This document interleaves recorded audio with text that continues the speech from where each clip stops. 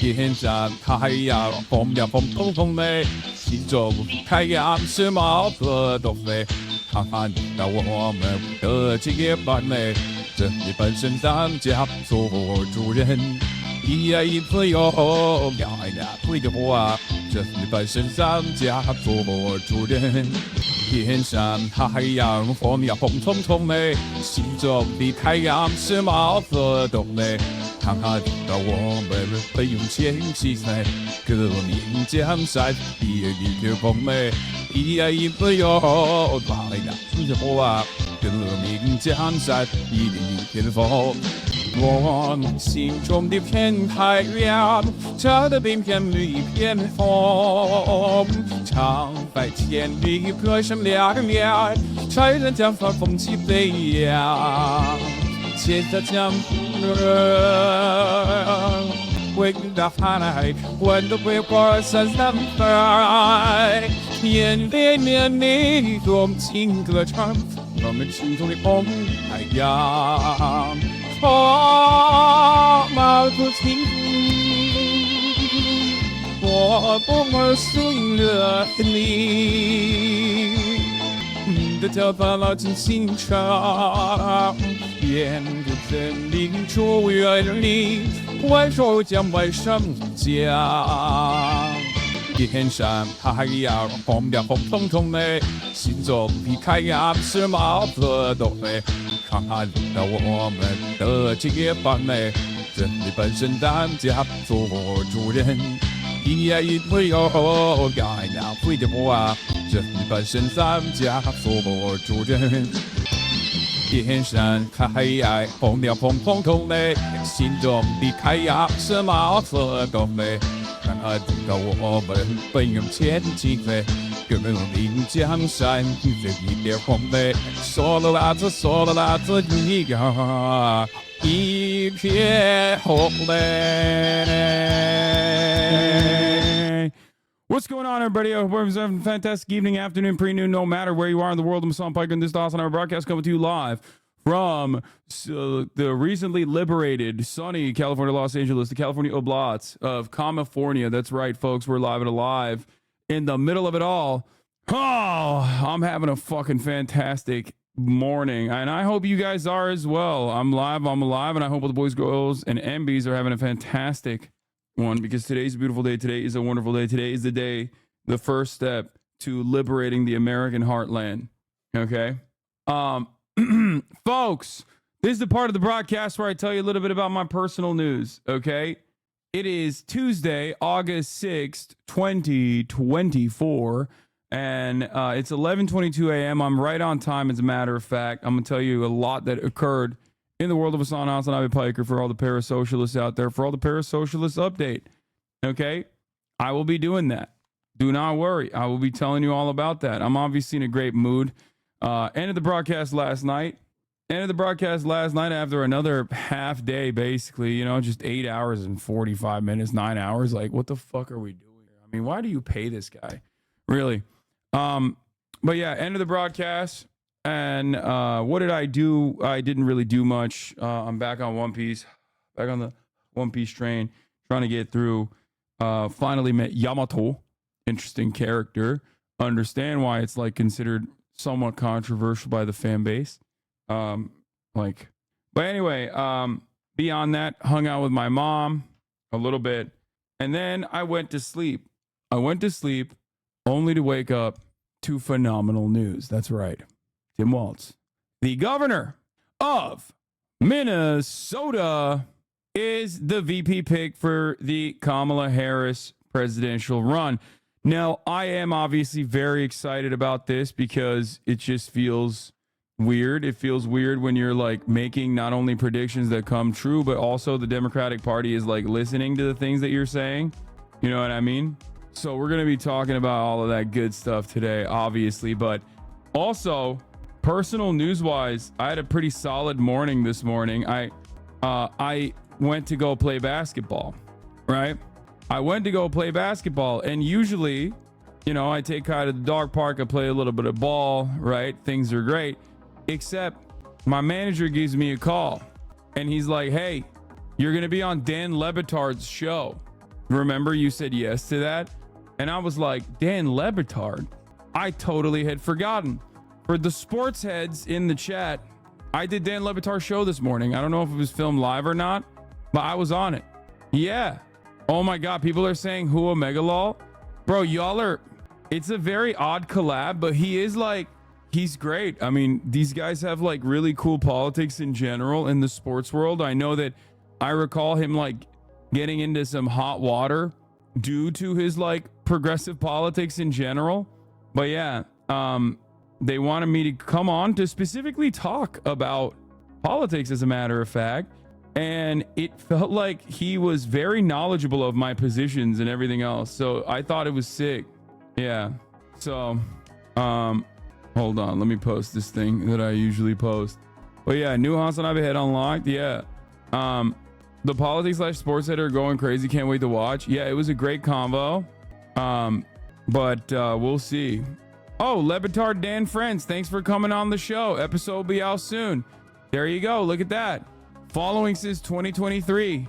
0116. There it is. But yeah, it was dope. It was a great combo. They let me yap nonstop. I mean, I did not stop yapping, and that was pretty cool.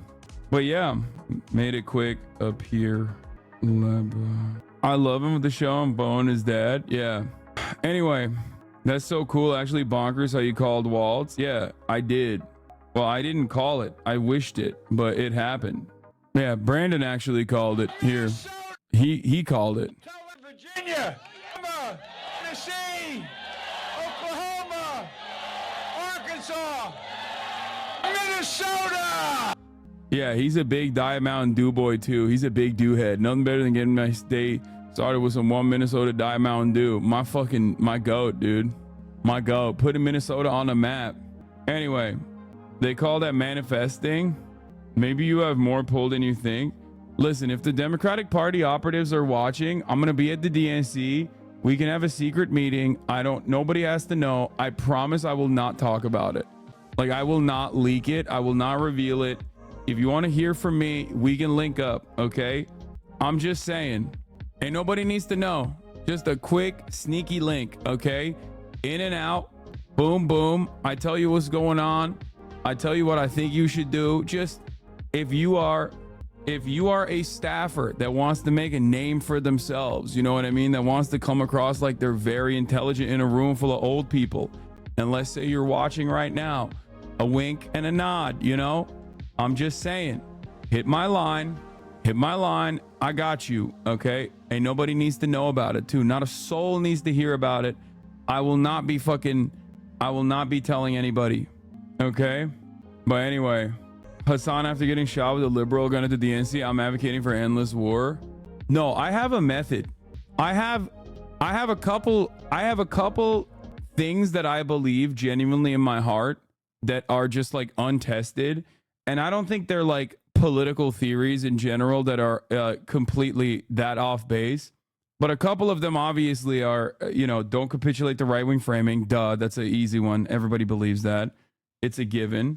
But beyond that, one theory that I have is that Americans don't give a shit about foreign policy, but they also are on board with like pro-peace messaging. And when you pair both of those concepts up, I think that like the Democrats should not be afraid of putting forward a pro-peace message. Okay? So yeah. There's a march outside the DNC for Palestine. You will have to cross their picket line to get in. Hell yeah, baby. I'm gonna be like, fuck you guys. I love the Democrats. I love the Democratic Party. Like, why do you think I'm going, chat? The fuck? You do know that there are like pro-Palestine, literal Palestinians like that also are in the Democratic Party. Anyway, I know. It's because you want to kiss Nancy Pelosi's ring, to be honest. Yes, I do. Okay? Hasan's true colors coming out. All I'm saying is I got some little theories, okay? I got some little theories that, if you guys want to hear about, we can have a quick link, a sneaky link, okay? Ain't nobody needs to know about it. Hold on, I gotta post this thing. God damn it! You trying to fuck WALZ? Yeah, I'm trying to fuck him. Live stream the DNC secret meeting? No. Going liberal, I see. Yeah, dude. Yeah, definitely. Trump just posted about Aiden Ross, 100 million views. You're fucking such a goon, dude. This is awesome. Okay, folks, we got a lot to talk about. Okay, but yeah, I played a quick game of ball, like a couple games of ball. I'm trying to post it on my Instagram real quick because like I am literally still a lethal shooter though. Okay, I'm so fucking lived up right now. Yeah, my anti-Semitism is showing. So Kamala Harris didn't pick Josh Shapiro only because he's Jewish and because he helped the nephew of one of his political donors get away with stabbing his fiance 20 times. The anti-Semitism is sickening. Yeah. Fascists are planning more demo in the UK, including immigration officers in Bristol tomorrow. It's time to fucking jail their asses. Put them in jail. Put them under the jail. Put them in a jail that is like spelled weirdly, like with a G, G-A-O-L. You know what I mean? That type of shit. Like that's how you know that's like American style prison. You know what I mean? Like old school. Yeah. Put him in the type of jail that isn't even spelled normally, so that you know that shit is like really fucked up. Like he's gonna be sitting in a fucking Iron Maiden, you know, that type of situation. Yeah, put him in those like fucking pots. Put him in those perma pots. Elon Trump interview on Monday, content secured for next week. Oh, that's so sick. Oh, thank you guys. Oh, thank you to the Republicans. Thank you to the Democrats. Things are just like, things are looking up, okay? Things are looking up. They're lining up. But yeah, we're gonna, no Jews allowed at the top of the Democratic Party, says Eric Erickson. Chuck Schumer quote tweeted, Eric Erickson said, news to me. That's crazy. Okay. Let's just fucking get popping. I mean, I no introductions, no nothing necessary. I will show you my sweet ass fucking 3-point floater. It's bag work. It's in my bag. Okay. This is very much a part of the bag. I will show you that, and then I will blast off after. Also, this is pretty funny. Big year for Midwest princesses. True. Here, I'm gonna show you the bag work real quick. But yeah, I woke up, actual banger pick, good news. I glazed up Tim Walz a little bit on my Instagram. Posted one of my older videos on him and the Democratic Farmer Labor whatever the fuck party in Minnesota, which I think is a sick ass name for a party. They're not just like the Democratic Party. They're the, you know, they got labor in the name. They got farmer in the name. You already know what it is. Okay. Posted another sick ass photo with this man. I'm glazing him a little bit too hard. I know I'm glazing him a little bit too hard. I know. It's just like, if your boss looks like this, you don't need to worry about AI taking your job. And then here's my ball. Here's my ball bag. Watch this shit. Watch this shit. Bro, this kid's a lethal shooter. He's unstoppable. This kid's a shooter. Like everyone's saying like, what's up with this guy? What's up with this guy? Why is he such a good shooter? He's 6'4". He's brolic as hell. Like he shouldn't be that good at shooting. And it's like, no, I have it all. Okay. He's a football coach who ice fishes and protects women's rights to choose and trans people too. Like he's solid as hell. He's so solid, it freaks me out. Like it just like freaks me out that the Democrats actually went with the smart choice and not like the scared pick. Okay. Liberals are not happy about this VP pick. Shapiro actually failed the vibes test.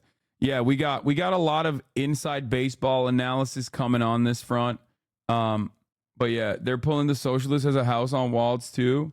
Oh hell yeah, dude. Oh hell yeah. They got nothing. They got fucking nothing. First of all, he's not a socialist, bro. Shut the fuck up. He's the governor of Minnesota. Like you can't say stuff like that. These guys are so fucking brain broken. Oh my God, everything is falling in line, dude. All the cards are in place. Virtually every single thing. That's how you know they're failing big time. Okay. If you want to know, the Democrats are doing so well because the Republican messaging on this front have been so fucking bad. Okay. They're so bad. It's so bad. They're talking about how he like taught in China for a year and knows how to speak Mandarin. It's like they're gonna be calling him a fucking Chinese spy. They're gonna say he's the Manchurian candidate and shit. And you know, they're really just gonna push away what remains of like the rest of the normal people living in the fucking Rust Belt. Okay, it's crazy. It's crazy. It's actually so crazy. They're awesome. It's great. Everything so far has been going according to plan. You know what I mean? It's just Patriots rise up. You know who you're voting for? Harris Walz, Sharia law, Trump Vance, Cum Tavern. That's right. Like that's correct. We're voting for Sharia law. That's what we're voting for. We're big time. Like there's so many massive flubs on the timeline. Oh my God, I can't wait to go over this. Oh my God. Balls to the walls, baby. It's Minnesota time. All right, that's it. That's what I'm blasting off with. I'm not even doing anything else. I'm not even doing anything crazy with it. Okay, Minnesota. Best part about that clip, he literally says the conservatives call basic kindness and legislature socialism, and conservatives get dunked on when they post it. Yeah. Democrats should get excited at the fact that you know, they've accidentally lucked into like a good situation. They've also been making a lot of comparisons to Bernie Sanders, a notoriously unpopular figure. Yeah, it's so funny. It's so awesome. And like the media instincts are also bad on this. Like they just don't fucking understand, you know? They're just they fuck man, what a turnaround. I know. Like in what appears to be just a month-long sequence of W's from the Democratic Party, just doing basic competence. Okay, like doing basic decency and competence and not like objectively trying to fucking gaslight the entirety of the country on shit that they can literally, physically, visibly see. Okay, instead of fucking doing that, they were like, hey, how about we act like a party that wants to win a fucking election? Like, what if we were to say, hey, this guy that was at the top of the ticket, the current Democratic leader is too old. Everyone can kind of see it. Maybe we should swap him out for a younger, more vibrant, more dynamic, more dynamic candidate that isn't like dying. And there was resistance to it. There was resistance to that. And yet Nancy Pelosi fucking pulled through. Nancy Pelosi this month, in the entire month. 100%. Nancy Pelosi, you have officially reached GOAT status in my eyes. Like, actually.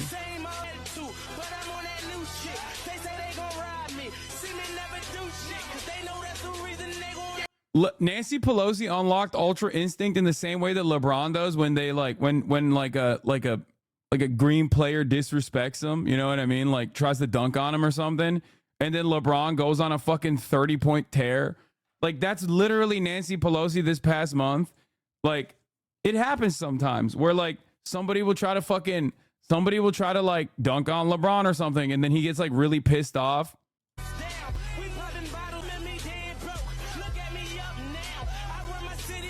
She did that shit. La Nancy. No La Mickey Mouse rings here.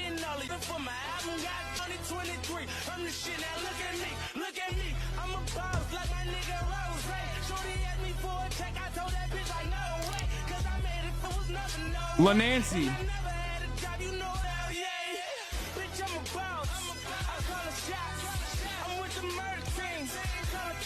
She was like, what are we doing here? Not even average Argentinians glaze Messi as much as you glaze LeBron. Okay, baby boy, calm down. Okay, this is the GOAT. We're watching the fucking best player of all time. Shut the fuck up. You know what I'm saying? Like, look, soccer, football has a lot of legends. Okay, and so does basketball. But the difference between LeBron James and like the average fucking basketball legend is significant. Okay, when you got like Pele, you got Maradona, you got so many motherfuckers out there. You got Ronaldo, not even Cristiano Ronaldo. You know what I mean? Maradona. Ronaldinho. Anyway, she saw her husband get hammered and it changed her life. She became a communist after that, relinquished her position, started advocating for good shit. Yeah. All I'm saying is, you know, sit back and enjoy the fucking show, you know? Like, look at that.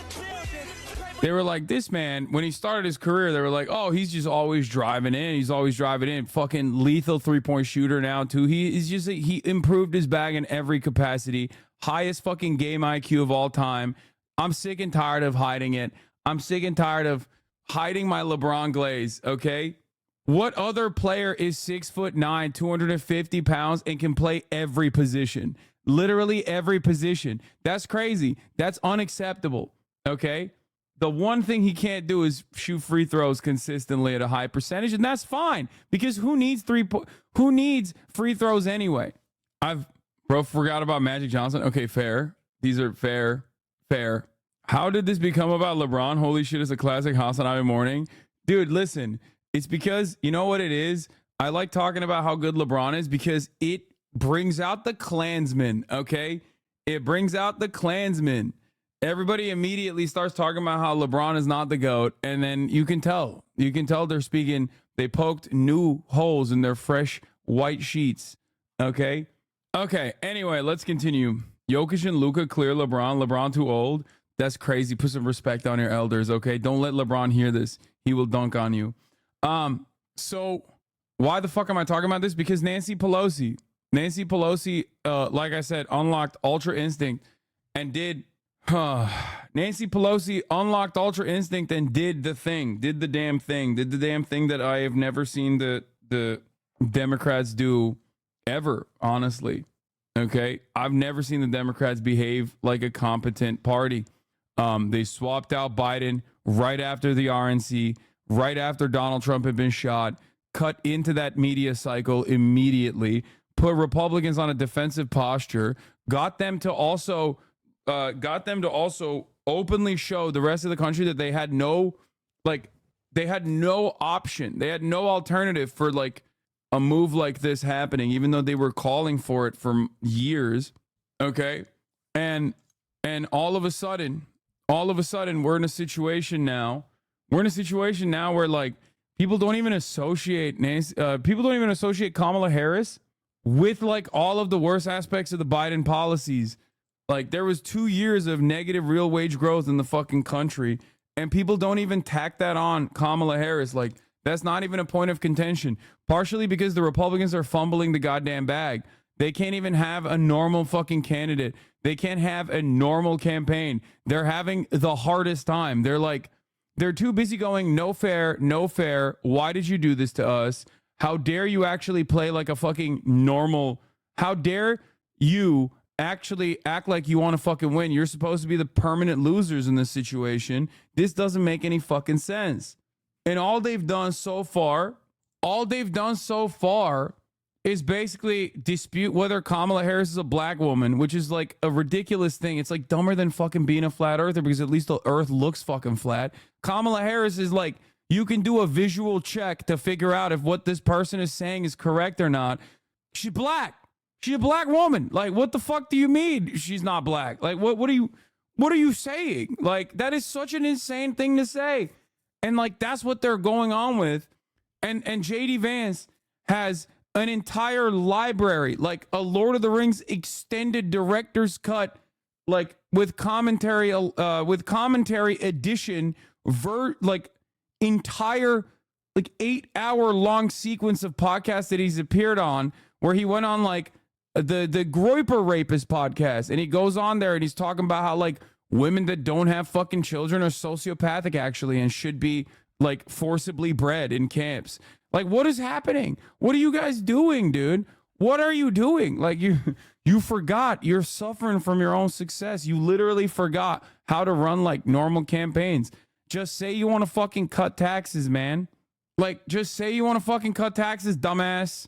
The fuck is wrong with you? Anyway, yeah, this is the moment. This is something that it's so funny that WALZ is the pick because progressives, even fucking leftists, have been writing for the Minnesota Democrats for quite some time. Like I myself have offered some coverage on that like way back in the day. As soon as there was a one-person majority, like one-seat majority in Minnesota, they went to town. They went nutty with it. They were like, oh yeah, no more hungry children actually. Sorry, sucks to suck. Yeah, we're going to do paid family leave. We're gonna do all these things like no more captive meetings that are obviously anti-labor. Like all this stuff, they just went boom, boom, boom, boom, boom. They fucking put those numbers on the board. They went crazy with it. And honestly, it was great. This is why, like, WALZ, for a lot of people, WALZ might be out of nowhere. You know, they're like, who the fuck is this guy? He just seems like an old man. Ironically enough, he's like around the same age as Kamala Harris, even though he looks much, much older. Who's this like folksy guy? No, he's been doing the damn thing. I've said it before. Obviously, yeah, Midwestern Dems with a 1-seat majority are Leninist vanguardists. Like we've made all these jokes years ago. I have talked about how like this is exactly like the Minnesota Democratic Party is like exactly what the Democratic Party is supposed to be like, is exactly supposed to operate like this. Okay. And you know, they're doing it. They did it. And yeah, we're going to talk about Hamas as well, by the way, but and the Republicans literally don't know. They don't know what to do. They have no way of dealing with this shit. Okay? They have no way of dealing with this shit. They just have no way of dealing with it. They don't know. The Republicans are in panic mode. Okay? Yeah. Also, before the fucking Maoist third worlders get mad, WALZ literally fucking taught high school in China. He lived in China. Okay? He literally has openly stated he doesn't want an adversarial relationship with China. Been focusing on, and I lived in China, and as I said, I've been there about 30 times, but if someone tells you they're an expert on China, they're probably not telling you the truth, because it's a complex country. But it's critically important for us. I don't fall into the category that China necessarily needs to be an adversarial relationship. Like Van Jones says, Dems appeasing anti-Jewish bigots. I think Van Jones needs to shut the fuck up. He needs to shut his bitch ass up, okay? Go fucking cry about Joseph Robinette Biden dropping out of the race more, bitch. Suck my fucking dick, Van Jones, you fucking bitch. You used to be a goddamn Maoist in San Francisco talking about America, KKK. Now, you big fucking phony, you're running your mouth like this on CNN. Suck my fucking dick, dude. Fuck you, Van Jones. Fuck you, dude. Bitch ass. Stupid bitch. Fuck him. I mean, seriously, fuck him, dude. It was a little risky, though, Van, that she didn't go with Shapiro to kind of lock down Pennsylvania. I mean, yes, David Challing was saying earlier. God, he's such a bitch, dude. Yeah, all these guys can fucking cope and seethe, okay? All these guys can cope and fucking seethe. And by the way, all the Republicans are coping and seething. Like, shut the fuck up. You called that anti-Jewish false sentiment? Yeah, I did. I did call that. But I don't expect the fucking CNN liberal to say it. You're a fucking libtard. What's wrong with you? Why are you doing this? Yeah, this is my video on Minnesota. This is how you get shit done. Which you can watch on YouTube if you're wondering what these legislative victories look like. Back when Will Stansel was like, I mean, Will Stansel, I guess, is still a big time advocate for fucking WALZ. So he's right on that one at least. AOC live on Instagram. What's she talking about? Yeah. They're going to get real fucking racist with it, by the way. The Dem ticket is reportedly swapping out Josh Shapiro with a government who's beholden to CARE, the infamous U.S.-based Hamas front group. Last week, a top CARE official publicly mourned Hamas leader Ismail Hania's death, declaring that his martyrdom is not in vain. Yeah, so Minnesota has a lot of Somalis, okay? Minnesota is a state with a big chunk of Muslim refugees, a big chunk of Muslim population. It's not as big as, like, obviously the Michigan Dearborn population, but Minnesota's got a lot of Somalis, all right? And like the thing is, this, in my opinion, also plays a big role potentially for, you know, I don't know, maybe for the future of America's like foreign policy. Who knows? Who knows what kind of interest he's going to have? But he's just not. He doesn't strike me as the type of dude, especially listening to what he said about the Somali population that he has defended, consistently. Honestly, it makes me feel hopeful that he won't be like a fucking psychopath. He's also a vet. He's a veteran who he's a football coach. He was a teacher. He was a veteran. He literally fucking sat on a bunch of committees, including I think like the Veteran Affairs Committee. Like he is And also on top of that, even in all the way back in like 2007, I believe, like he literally was like way back in the day, he was already like anti Iraq war as well. So like he's got interesting takes. Progressive favor with mainstream views on Israel, Iran. Yeah. Like he's definitely gonna be a hawk. He's definitely gonna be a hawk on like Iran and Israel and shit like that, which is obvious. Like, you know, don't be crazy. But he's had like some unique ass takes in terms of he's had some unique and very interesting takes in terms of like escalating against Syria and shit like that. He's an interesting guy. Like I think that overall he is a really, really solid pick. I already see Dem operatives running the anti-Semitism line and hyper online leftists talking about him making an official fallen Dafa day. Can't have anything even slightly good. Anyway, we'll see. Here, I'll watch the dude, there's so much going on and I'm like a little bit heated. I'll watch AOC's live stream. She's talking about WALZ, and then we'll move on. And what our values actually are. And Trump and JD Vance are like the creepiest people you've ever met in your life. Like truly. Like I think I mean, where do we even start with JD Vance? Like he's weirdly obsessed with women's bodies and reproductive systems.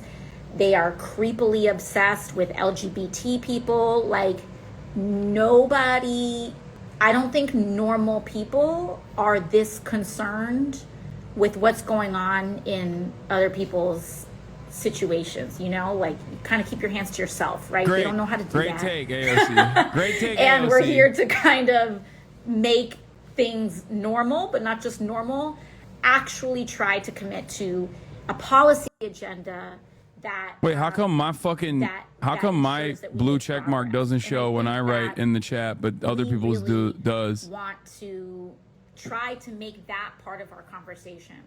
And I think one of the things that's really interesting about this moment is that I didn't see a blast off. Did you publish it? Oh my god, did I forget to blast off?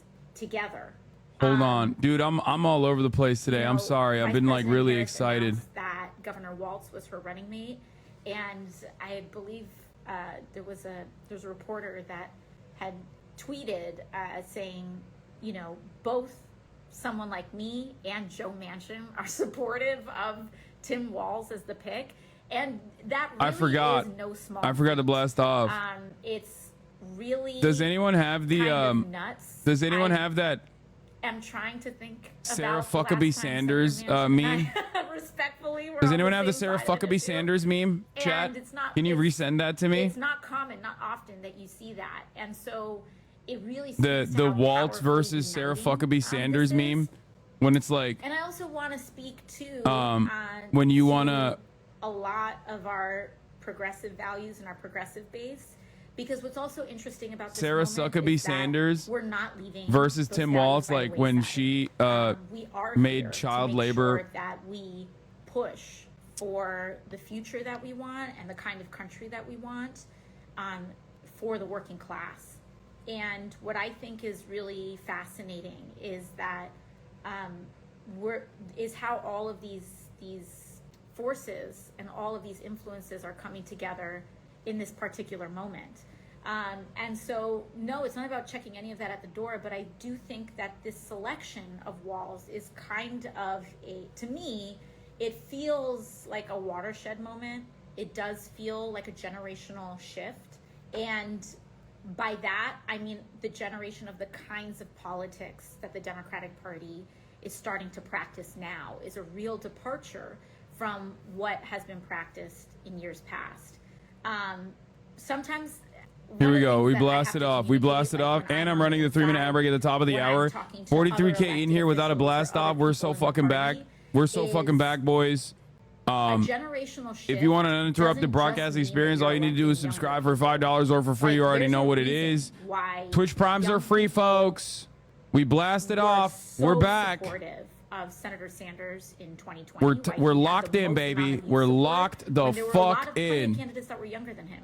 There's a reason why young people elected and here's the 3-minute ad break now. Senator Ed Markey in Massachusetts over younger candidates and options, because I think, and something that I've heard from a lot of other elected officials before, is that young people and young voters are far more substantive than I think elected officials are used to us being in the past. Like, it's, I think a lot of elected officials had dealt with this, I don't know if it was a stereotype or their experience of young people as being apathetic or uninvolved.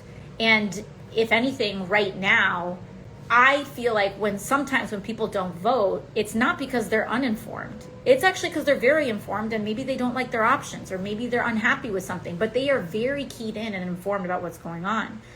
And now what I'm also sensing is like there is an enormous substance to the youth vote.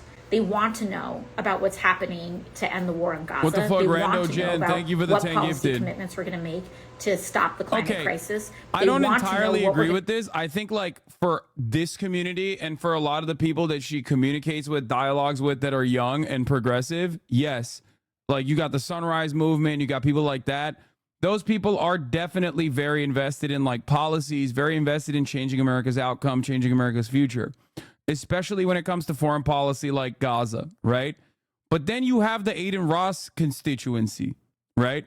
Like there are a shit ton of people. Those are non-voters for the most part, but there are a shit ton of people in that Aiden Ross part of the equation that absolutely are just like completely oblivious and say things like, yeah, literal iPad kids, and fans of Aiden Ross that are like voter eligible. Not all, obviously, a lot of his fan base is like 12, but still, there are a lot of people who like don't understand politics at all.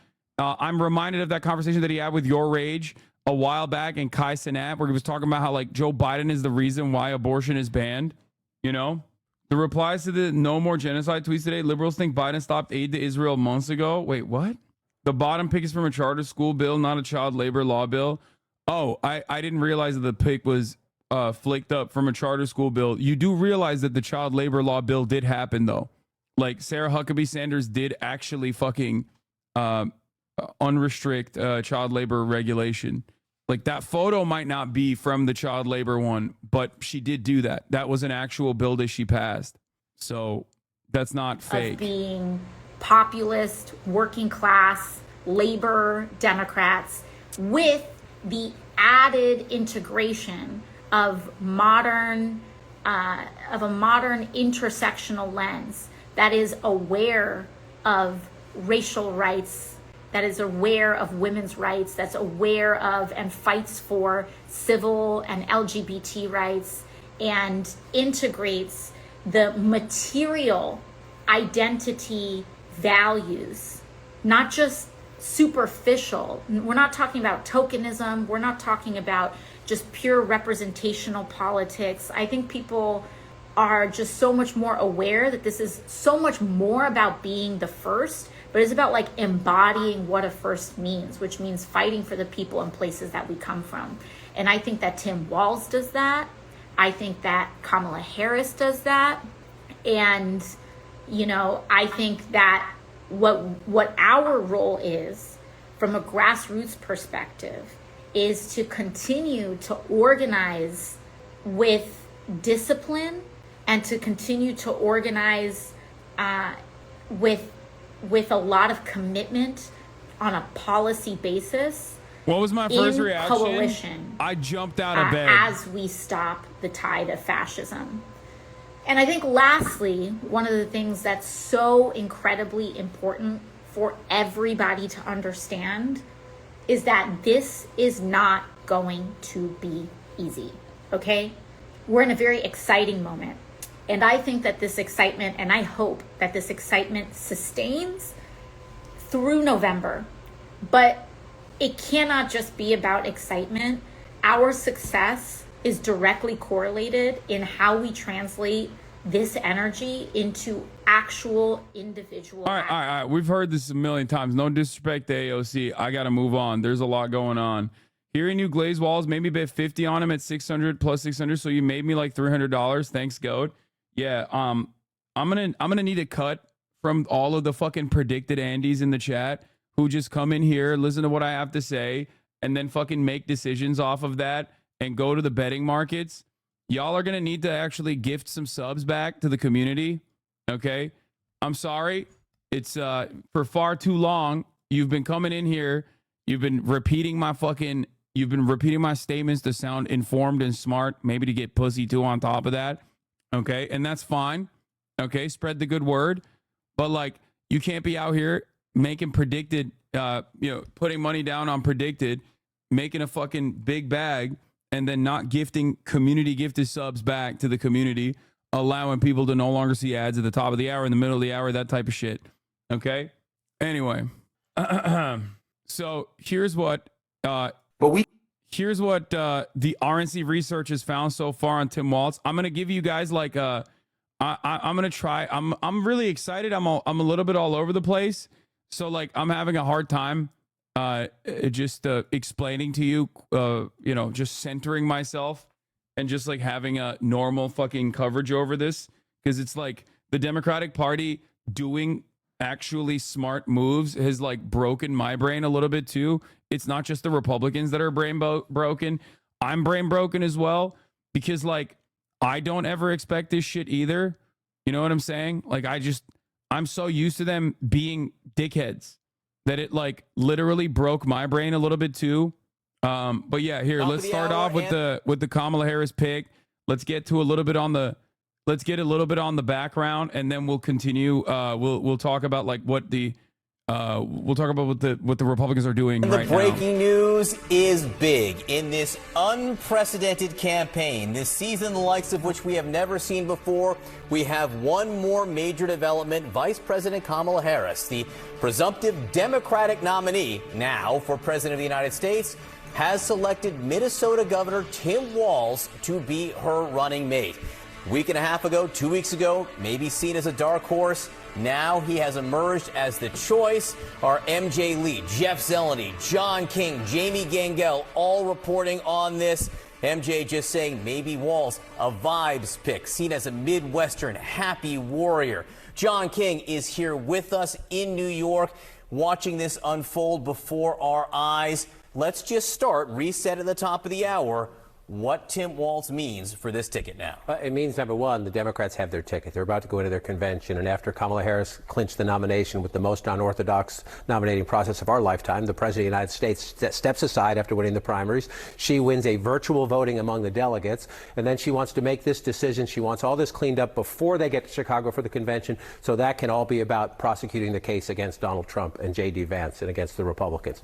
So a very truncated process, a lot of pressure on the vice president. So as the voters out there get to judge, how she's handling this first big executive decision. So why Tim Walz? We're showing pictures of him right there in a jacket and a shirt with no tie on. Earlier we had pictures of him in a T-shirt. I do think the contrast here is going to be striking. This is a small town Midwesterner. This is a man who won a Republican House seat and held it in very difficult years for Democrats.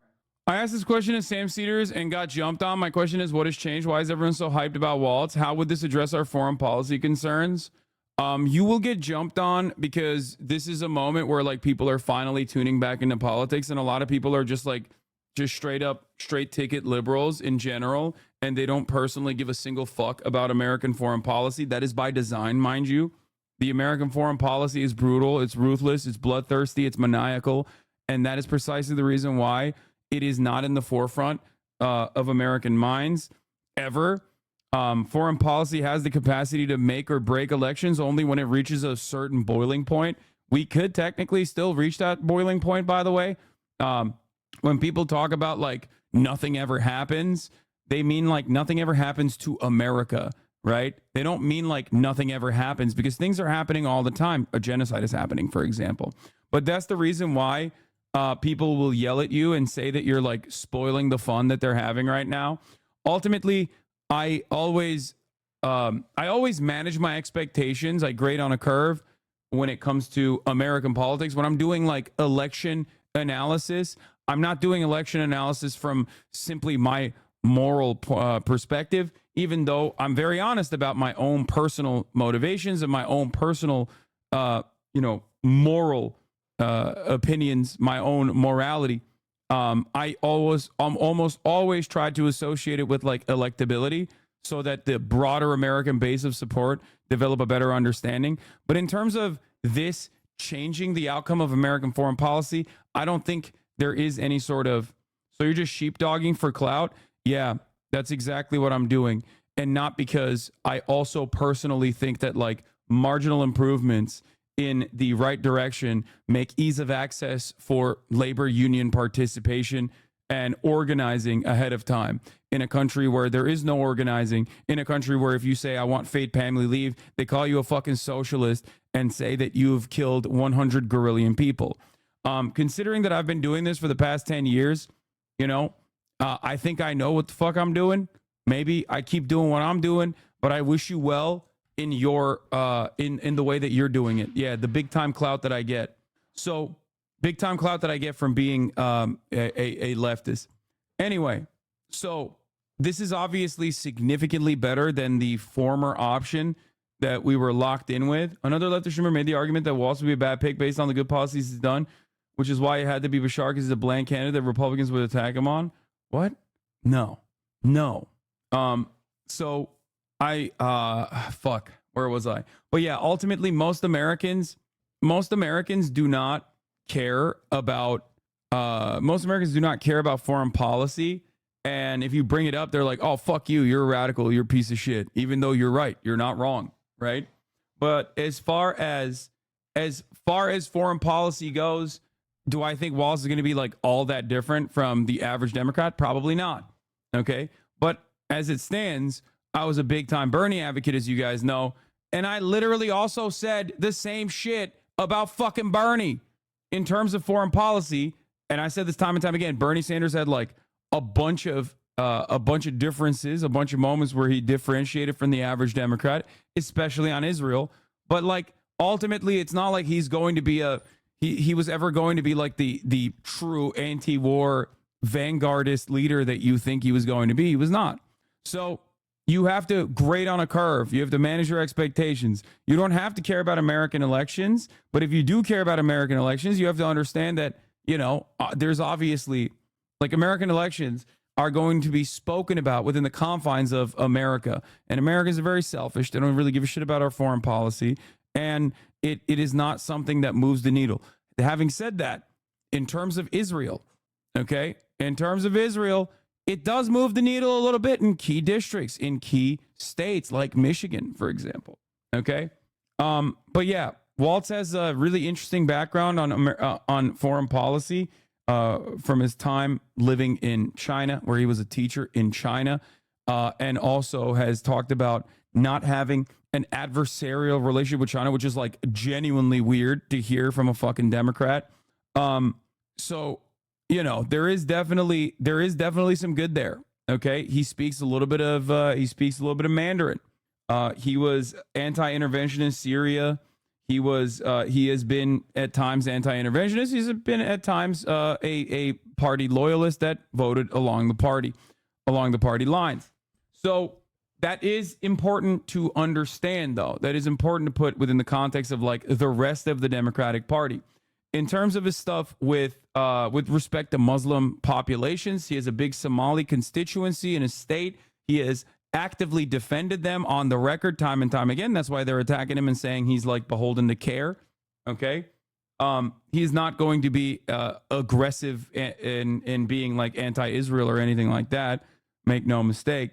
But having said that, we'll see. Okay. I am not going to make any predictions on that front. I suspect him of being like super. Do I suspect him of being like above and beyond on the issue of Israel? Who knows? Probably not.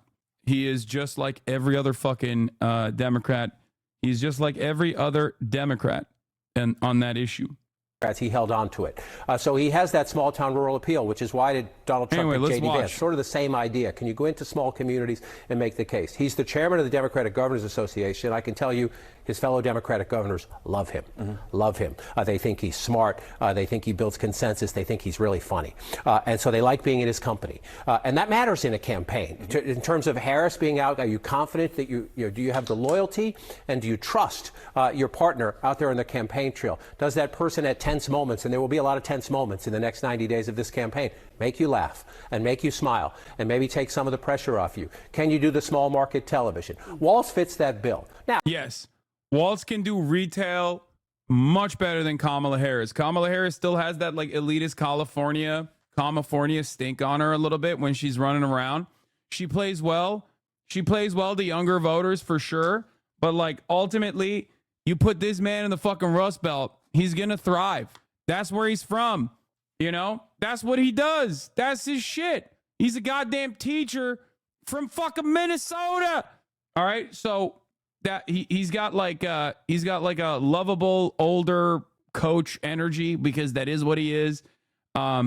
He's got a decent amount of time in the legislative body. He has performed and outperformed the Democratic Party routinely as the governor. He's a popular governor. He's done a lot. His legislative accomplishments in 2023 onward is pretty solid as well. Like he is 100p a phenomenal pick, a great pick. Okay, top of the leaderboard pick. Absolutely stoked for this. Absolutely stoked for this. He also has a DUI on his record. That, yeah, say no more. That makes it even better. So the Democrats have obviously set us up for low expectations time and time again. Up until the last moment, I straight up thought that they would still go with Shapiro because Shapiro was the scared pick. Okay. Josh Shapiro, governor of Pennsylvania, was the scared pick. Okay. That was the pick you do when you're not confident in your abilities of running and winning PA on your own. Okay. And honestly, I genuinely thought like it's still gonna be a bad pick. It's still gonna be a bad pick. It's not gonna be a good pick. And ultimately they went with the good pick. I do think that they are responding positively to what they are hearing and what they are seeing from the progressive wing of the base of support in the Democratic Party. I do think that. Now, obviously, this presents an opportunity. Keep pushing on this front, specifically on Israel. Okay? Every unlikable leftist I've ever seen is really out here like he's not leftist Jesus, therefore I will be not voting. Yeah. Don't listen to these people. Okay? Don't. It's fine. Those people probably do a phenomenal amount of activism.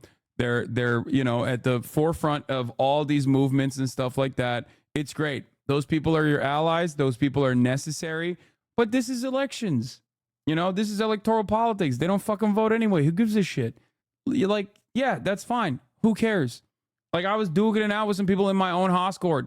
There was a Nigerian Hoscorder who was like yelling about the VP pick not being like a revolutionary pick. And I was like, listen, brother, I love you. But like, it's like saying the global South is upset about, the fucking Minnesota State comptroller. Like, yeah, of course, this does not, this is not like a global South pick. There is no global South pick. We're talking about American empire, right? The most that America could do is step aside and allow the revolutionary potential of the third world to continue. Okay. That's the most you can expect from the imperial core, which is not going to happen anyway. I'm over here looking at a hemorrhaging country, a country that's bleeding, and a country that is on its last leg, basically fucking being actively more violent year over year and trying to create a system, or at least like envisioning a system where it's like at least a little bit better in terms of organizing so that there can be actual progressive momentum in this country, labor momentum in this country. That's it. That's what I care about. I thought crime was down. What? Crime is down. The fuck are you talking about? When I say hemorrhaging, when I talk about America dying, I'm talking about like American empire. I'm talking about income inequality. I'm talking about the very obvious instability that we are staring down currently. Anyway, how is a guy that created free breakfast and lunch not a radical pig in a good way? It's insane to me. What do they expect? America's getting more violent every year. Yes, I meant on its foreign policy. I don't mean that like America internally is getting more violent. America's always been pretty fucking violent in general. Crime is down, but that's besides the point. I'm talking specifically about America's active participation in global violence. Okay? Anyway, let's continue. We're going to see how he plays out. And again, I'll be a broken record on this. There is no data in the 37 years I've been doing this that says your vice presidential pick makes the difference in the end. However, it can hurt you. We could have a conversation about has Vance hurt Trump or at least stalled Trump's momentum a little bit. Walz is the one that sent the National Guard in during the George Floyd protests and has been making it harder to persecute cops and implements reforms in Minneapolis. Yeah, that's actually a really interesting take, because there's a big column A, column B on that front as well, because he does have some weaknesses. You just mentioned two solid ones, but he's also the same guy that, if I'm not mistaken, allowed the Keith Harrison prosecution to occur, right? Or hold on, no, not Keith Harrison. What's fucking Keith Ellison, not Harrison. Sorry. He's the one. Wait, hold on. He's the one who pushed, like he's the one who at least didn't get in the way of Keith Ellison, not Harrison. I apologize. And I think that that in and of itself is like pretty solid. Yeah, he also lamented on his abject failure of riot response. Somber Minnesota Governor Tim Walz confronted criticism after a third night of destructive protests in response to George Floyd's death in police custody. National Guard officers said the mission lacked clarity. So he is, like I said, he is an interesting guy even on this front as well. But of course, no politician is perfect, and Walz is not perfect either. No leftist who votes thinks that we're going to vote ourselves into a socialist utopia with one election. Ultimately, meaningful change will come from some amount of violence here at home, and news like Walz being picked for VP speaks to a future where that great change comes with potentially less violence here at home. But maybe I'm speaking out of my ass. I think it's a good idea. This is a good thing for normal leftists who vote. Yeah. I think ultimately, look, man, ultimately, I want nice things. Okay. I just want what? Oh no. TikTok and Instagram, HasanAbi Pike. They got my username wrong. Twitter leftists are going to hate on any option unless it's a Che reincarnate. It doesn't matter. It doesn't matter. It doesn't matter. There's no such thing as Twitter leftists. Okay. We're having a conversation about electoral politics. It doesn't mean anything. Okay. Twitter leftists are completely meaningless in this conversation. Okay. You want to know who actually played a big role here? Motherfucking Nancy Pelosi. That's who played a big role here. Okay. She played a much larger role than like any number of hammer and sickle accounts. So it's fine. Power doesn't come from above. It comes from below. Walz and Harris will be easier to organize under than Trump, but of course they're still going to send in cops to beat the shit out of us anyway. Yes, exactly. Fun fact, Tim Walz is the only person on either ticket that doesn't wear makeup. He's also the only person, aside from Donald Trump, since the Carter administration, that doesn't have a law degree, I'm pretty sure, of some sort. Right? Like, or is it like a VP that hasn't had that? Which is pretty wild. I mean, the motherfucker's a teacher, bro. He's a teacher. What are we talking about? That's it. He's a teacher. He's a football coach. He was in the army. Like, he's pretty fucking solid. I don't really give a shit about like him being a veteran. I do care a lot more about him being a teacher. Just like with Ketanji Brown Jackson, I cared that she was a public defender. Okay? Like, these are very important things. This is life experience, especially in more formative years, that truly changes the way you view the world. Okay? If you're not a fucking like out of touch rich weirdo like half of the fucking Republican Party, for example, like, that's cool. That's a good thing. That means that you are going to be the kind of guy that legitimately would advocate for certain positions because you have lived experience on those positions. Okay? Sometimes life is as much about the lessons you learn as the lessons you teach. When I grew up, community was a way of life. My high school class was 24 people. I was related to half of them. I learned to be generous towards my neighbors, compromise without compromising my values, and work for the common good. My dad was in the Army, and with his encouragement, I joined the Army National Guard when I was 17. I served for 24 years. I used my GI benefits to go to college and become a public school teacher. I coached football and taught social studies for 20 years. And I tried to teach my students what small-town Nebraska taught me: respect, compromise, service to country. And so when I went into government, that's what I carried with me. I worked with Republicans. That's the thing, like, he also is like pretty popular in Congress too. Like people love him. Like amongst like listen, the VP can play a big role in obviously, dominating Congress. I hate you leftists so much. Brother, you can hate me all day, every day. I still want you to get fucking, I still want an easier future for your children. I still want you to be able to get fucking healthcare. I still want you to be able to get educated for free. I still want all the government handouts that are given to fucking massive multinational corporations that rake in billions of dollars of profit by abusing people like yourself to actually not get those handouts and for you to get those handouts instead. Okay. It doesn't matter. You can hate me all day, every day. Okay.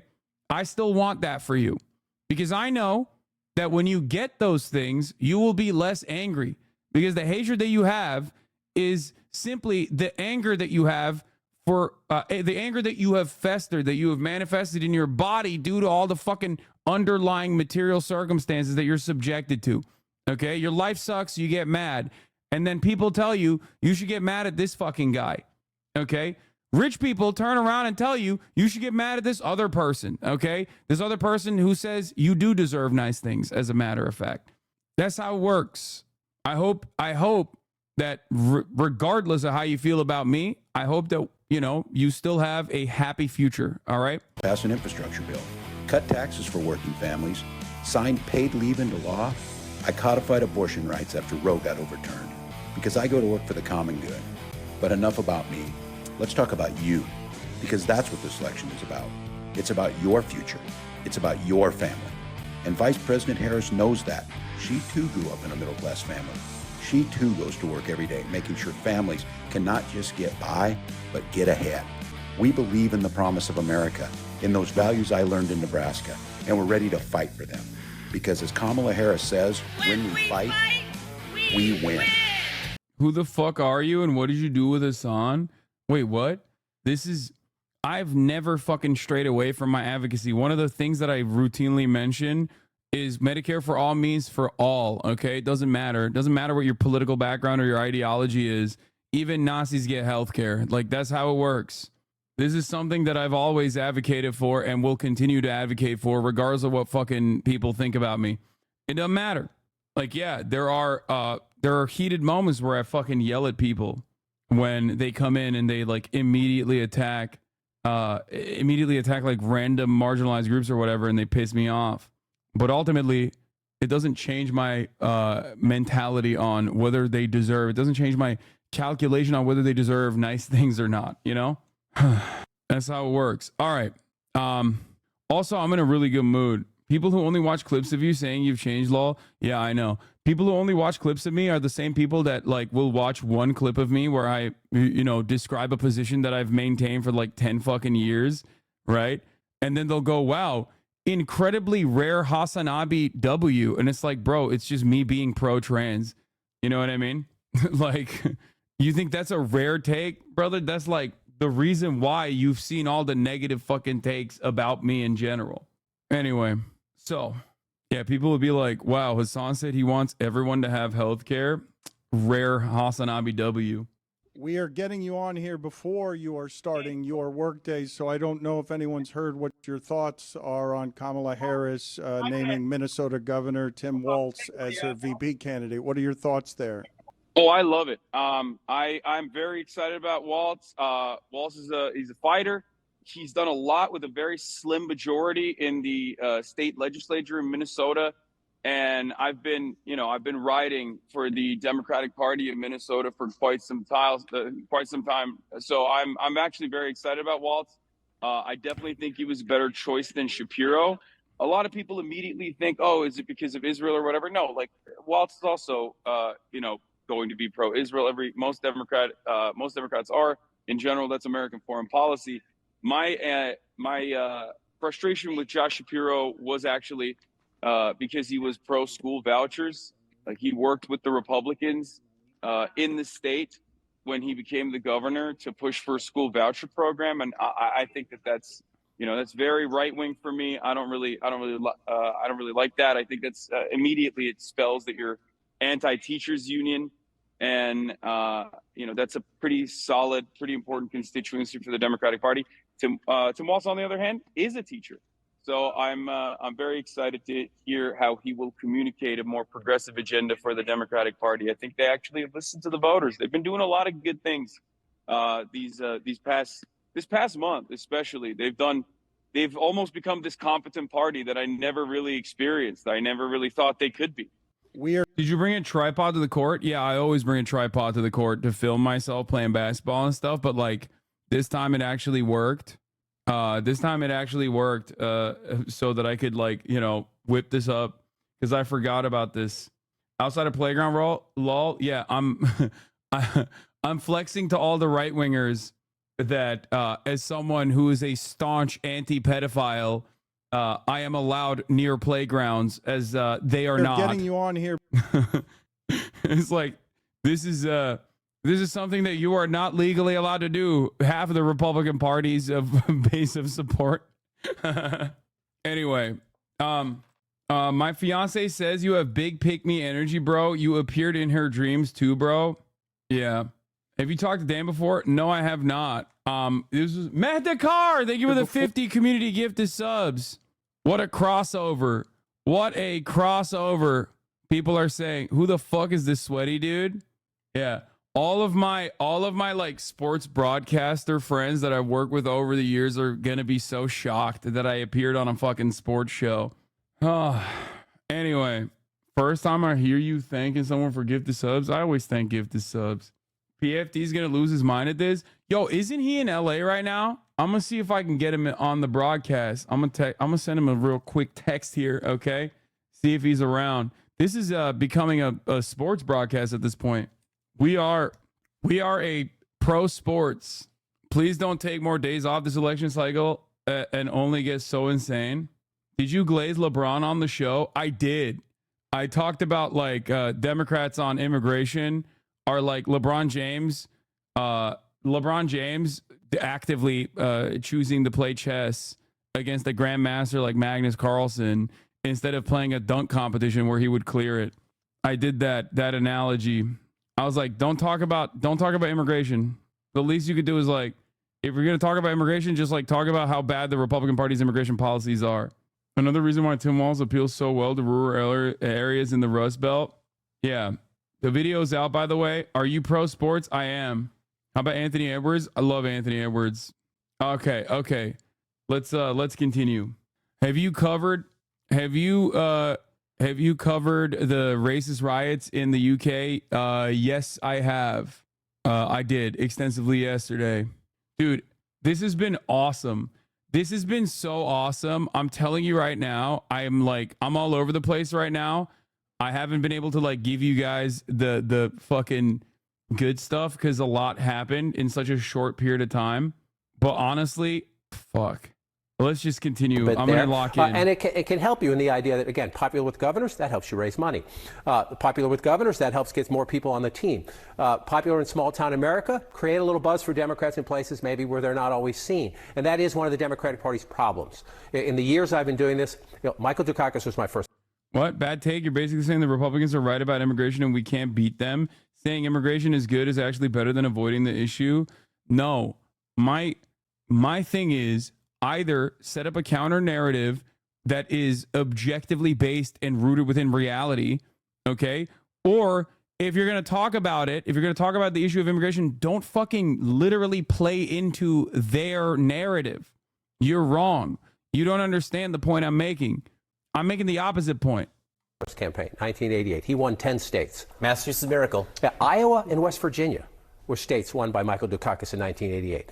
Those who are blue-collar Democrats who worked with their hands on farms or in coal mines or in factories. The Democrats have lost those votes. Tim Walz knows how to win those votes. Again, the presidential candidate decides who wins the election. But a vice presidential candidate can help a little bit, and she's made a governing choice here, too. A progressive governor who was in the military, in the House, then elected statewide and re-elected statewide. So you have governing experience here, again, in a different mix, a Midwestern mix. She's a West Coast politician. So it's an interesting combination. Politics, I always call it a casserole. Right? You're bringing all these ingredients together and trying to make them work.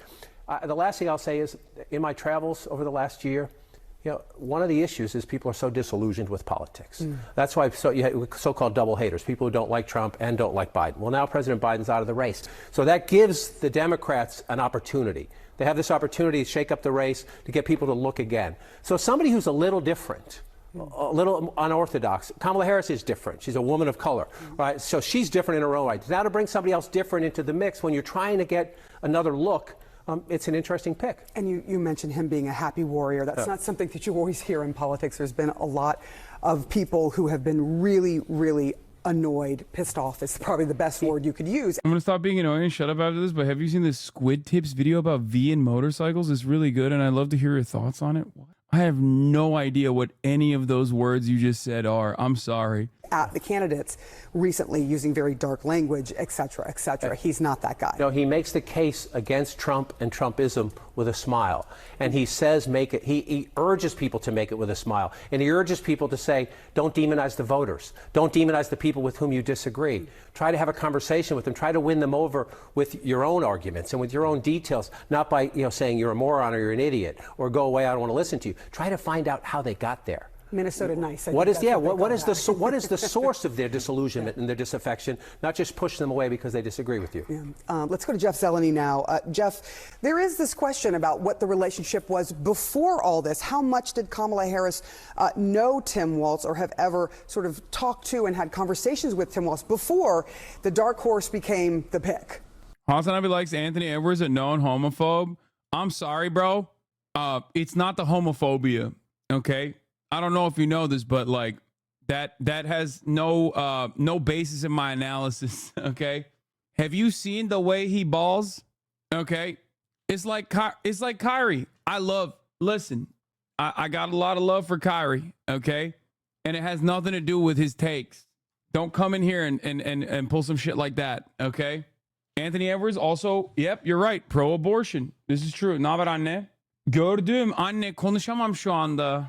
I said, let me see. Sir, I'm told not much. They did not have much of a relationship. But another source just a moment ago pointed me back to a visit that Vice President Harris took to the Twin Cities in Minnesota in March. And she visited a Planned Parenthood clinic. Of course, she has been the leading champion on the, at the time, Biden-Harris campaign for abortion rights. And that has been one of the really anthems of her candidacy. And Governor Walz was at this Planned Parenthood clinic. It's the first time a sitting vice president has visited such a clinic. And I'm told that she walked away impressed by his demeanor, how he carried himself, and she liked him, but did not know much about him. And of course, at the time, this would have been unthinkable.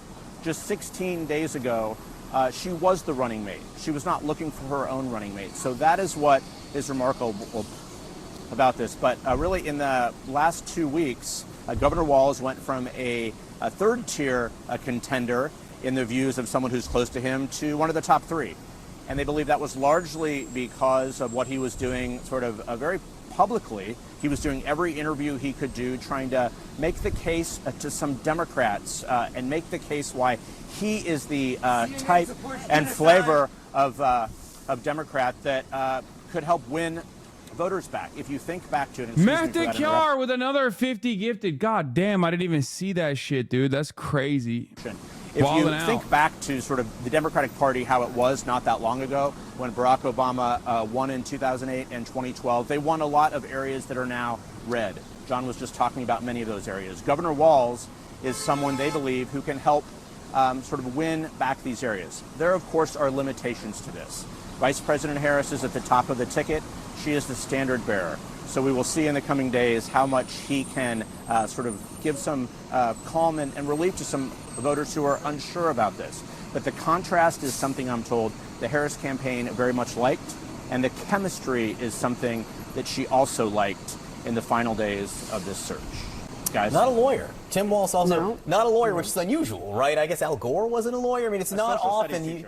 Yeah, social studies here. You don't often you see, politicians at this point who haven't had experience in the law, especially on the Democratic side. Let's go to MJ Lee for more reports. Tim Walz literally met with Netanyahu. Oh my God. What's next? Are you going to tell me that he delivered a speech at AIPAC where he talked about how he is committed to the security of Israel? Wow. Look at how shocked I am. This is my shocked face. Oh my God. I can't believe it. That's so strange. That's such a strange thing that you're telling me about any American politician. I love people that literally will openly recognize that, like, AIPAC dominates Congress, okay? Dominates Congress. Like, you regularly talk about this. And then you turn around and you're like, look, another Democrat went to AIPAC and another Democrat met with Benjamin Netanyahu. It's like, yeah, no shit, dog. How is this shocking to you? How is this shocking to you? You're bringing up shit we know already. I know this already. I know. This is not like even remotely surprising to me. I don't know why it's surprising to you. What the fuck? Like, you should know this. If you are someone who is already, like, very invested in Palestinian emancipation, you should be aware of this already. What the fuck? Reporting on how we got to this point. MJ, what are you hearing now? Yeah, John, I do think So why the fuck are you supporting him? Brother, there is virtually no other fucking candidate. Like, there's like 3 that haven't touched AIPAC. Okay? What are you on right now? I'm saying that is the bipartisan position. Okay? What do you mean? You have to personally look at the rest of Congress. This is why I have also, time and time again, defended AOC on the issue of Israel too. People will be like, AOC is a fucking controlled opposition, blah, blah, blah, blah, blah. It's like, bro, you guys are so nutty because you have no understanding of how American Congress fucking works in terms of, like, being pro-Israel. It's a non-starter, okay? Like, it is a fucking non-starter. What are we talking about? we should just take an extra beat to take stock. It's always the same. Every election season is the same. I know. I love it because it's always like younger people that are just like first invested in politics. And you can tell like there's two different types of like young voters who are just getting into politics. Like one, the disillusioned voter that like is completely outside of the electoral politics scheme in general, recognizes a bourgeois democracy. It's fucking bullshit. It's a bullshit duopoly, but still chirps that there isn't like a Maoist candidate out there. Okay. And then the other type of voter who's like is like diehard invested in the Democratic Party and still thinks that the Democratic Party has their best interest in mind. Now, obviously, this is a unique moment in American politics. It's very different than the way I talk about how the Democratic Party operates in general. If you've been watching me for a long enough time, you probably know what I'm going to say for the most part on the Democratic Party's future prospects and how they operate normally. This is unique. This is a unique instance. But even before this instance, even before the last month of the Democratic Party demonstrating that they can be competent, there was still hella fucking chatters in here being like, oh, but like you got to still vote, right? Like you got to do lesser evil voting, blah, blah, blah, blah, blah. Like all this shit. And that is because they're not disillusioned and haven't been fucked over time and time again after going out and door knocking, after going out and like being invested in a candidate or whatever. So it's like their maybe second election. So they don't know yet. They don't know how bad it is. They don't know how bad it gets. You're already being called a liberal. This is just an impossible conversation to have with anyone who's remotely online. I don't care. I am. Yeah, sure. Whatever. This is no different than when people go, oh, dude, you're a capitalist. I'm like, yeah, okay, sure. Yeah, I love capitalism. I love the Democratic Party. I'm a liberal. I'm a reactionary conservative. I'm everything at all times. Okay. And yet, for some weird reason, my position has not changed for the past 10 fucking years. And every single thing that I've said should happen is literally happening. So who gives a fuck? Stop trying to fucking fit me into the to like this neat little confine that you've created, neat little box that you've created in your mind. Just listen to what the fuck I'm saying, okay? I don't give a shit. I don't care. Yeah, okay. Label me whatever the fuck you want. Oh yeah, I'm 100% disillusioned because I actually have door knocked thousands of doors, but I understand that it's just me. To be fair, I don't think you're doing liberalism. I think the actual liberals in chat might be mishearing your take though. Anyway, let's continue. of really the really remarkable and extraordinary series of events that led us to this moment. It was 16 days ago that President Joe Biden dropped out of the 2024 race. And as you've been talking about, Vice President Harris was able to lock up this nomination so quickly, but so much so that there was not even at any point even a blip of a real conversation within the Democratic Party about whether they should consider anybody else other than Kamala Harris. And now we have not only Kamala Harris at the top of the ticket, but within a matter of days, she has deliberated on and chosen the running mate of her choice. And it is now going to be the Harris-Walz ticket running against the Trump-Vance ticket. So we have seen such a remarkable and unprecedented transformation of the Democratic ticket in just, again, a matter of days. And I do think we should note that this moment really marks, in some ways, Kamala Harris defying President Biden. As we have talked about so much for years and years, President Biden and the advisors that are closest to him have made the argument repeatedly that the person at the top of the ticket had to be Joe Biden, that only he was capable of defeating Donald Trump, that with anybody else, the country really risked a second-term Trump presidency. And in that, they were at least implicitly suggesting that the Democratic bench of talent was inadequate. But now here we have Kamala Harris at the top of the ticket, now Tim Walz right there below her, and the two of them certainly do now represent sort of the future of the Democratic Party in a way that we would not have seen had Joe Biden remained at the top of the ticket. Now, one thing I will say, as we are now talking about this ticket facing up against President Trump and J.D. Vance on the other side of the aisle, I do think there's something to be said for the way that Walz has conducted himself. How much of this was Kamala making the decision? How much was the DNC? I think Nancy Pelosi actively was petitioning for Walz, so I will give her the credit for that as well. I'll give Nancy the credit for replacing Biden. And I give Nancy the credit for fucking pushing for Walz. That's my GOAT, okay?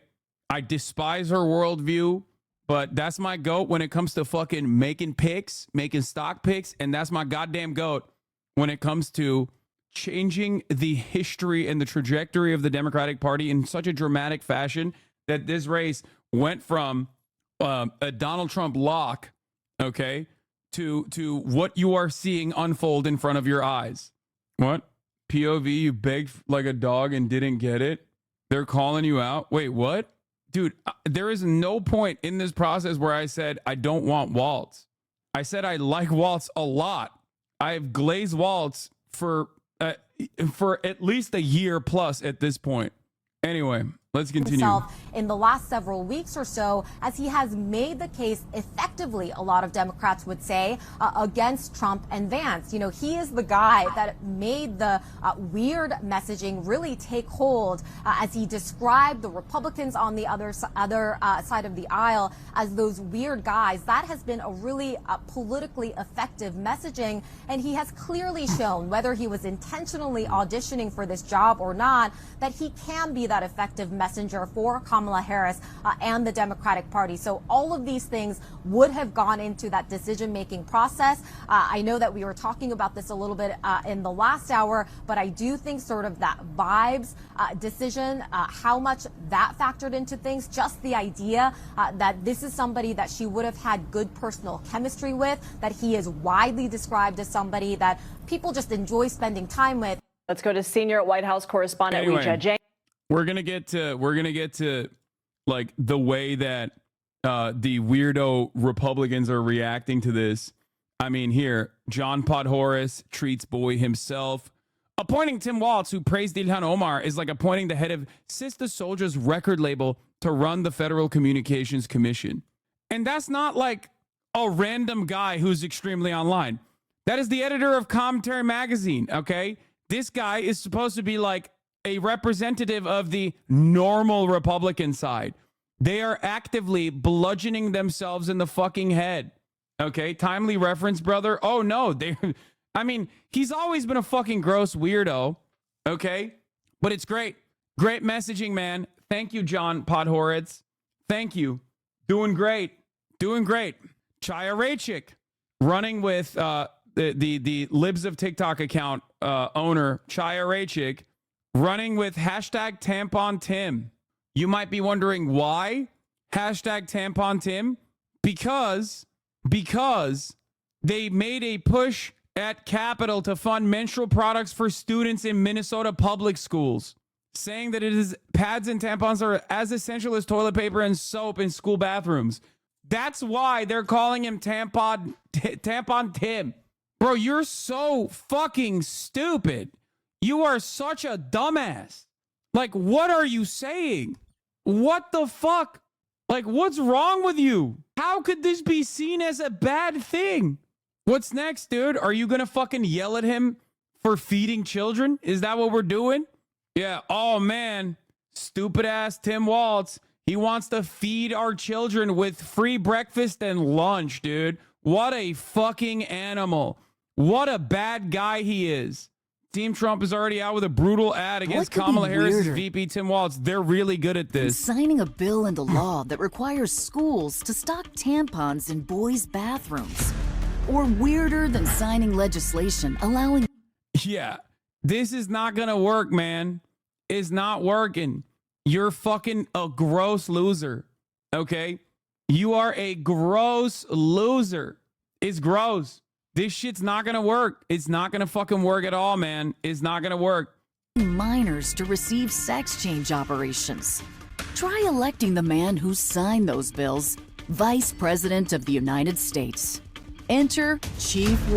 Conservative attacks get too overeager and try to cram so much rage bait in to the point that you don't even understand what they're talking about anymore. It just comes off as conservative drivel, which I guess works well if you're already a GOP voter, but not much else. Exactly.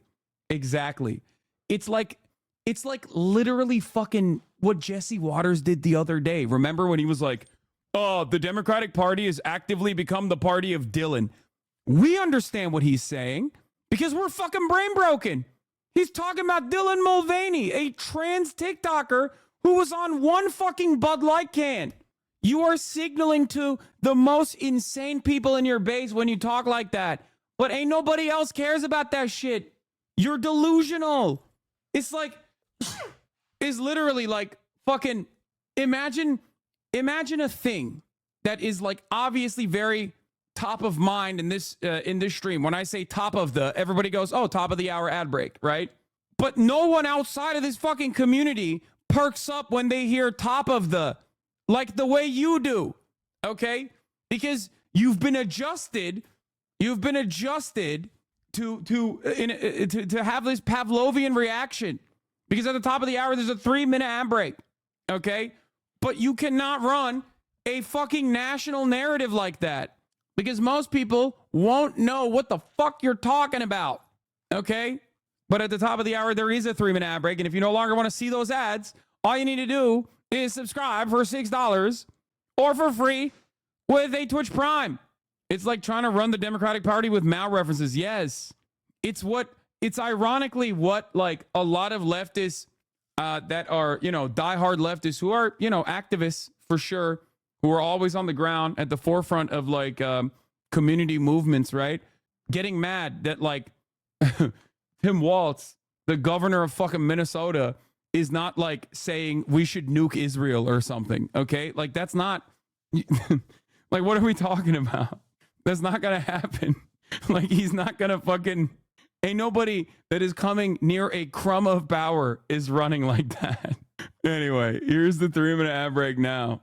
Ay. Anyway, let's continue. Weirdo Tim Walz.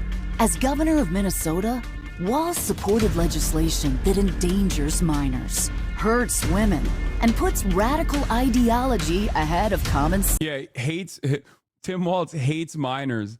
That's why he wanted to feed them with food. And everybody knows what a good governor, like the governor of Arkansas, is supposed to do is teach minors a lesson about the value of $1 and what it takes to earn $1. That's why Sarah Fuckabee Sanders deregulated child labor laws deregulated child labor laws, He wants to hurt women by allowing them to get medical procedures and defending them getting medical procedures such as abortions. Sense. Now Kamala wants Walz to enforce those laws on a national scale. Tim Walz, too weird, too radical. Too weird, too radical. Yeah, he's so weird, dog. Definitely.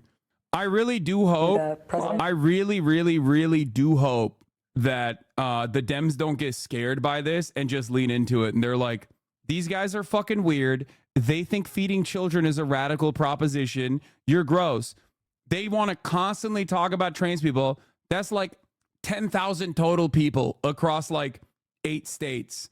And they're always trying to dunk on them. They're weird and they're bullies and they're scared. They're powerless and they're fucking scared. And they constantly want to get you to be invested in this narrative because they don't want to feed children. We are the party of feeding children. Say that, run that every day. Walz has done a phenomenal job running that narrative over and over again. Okay? I'm pretty sure Ben cut a video praising Sarah Huckabee and Walz feeding kids ruins their work ethic.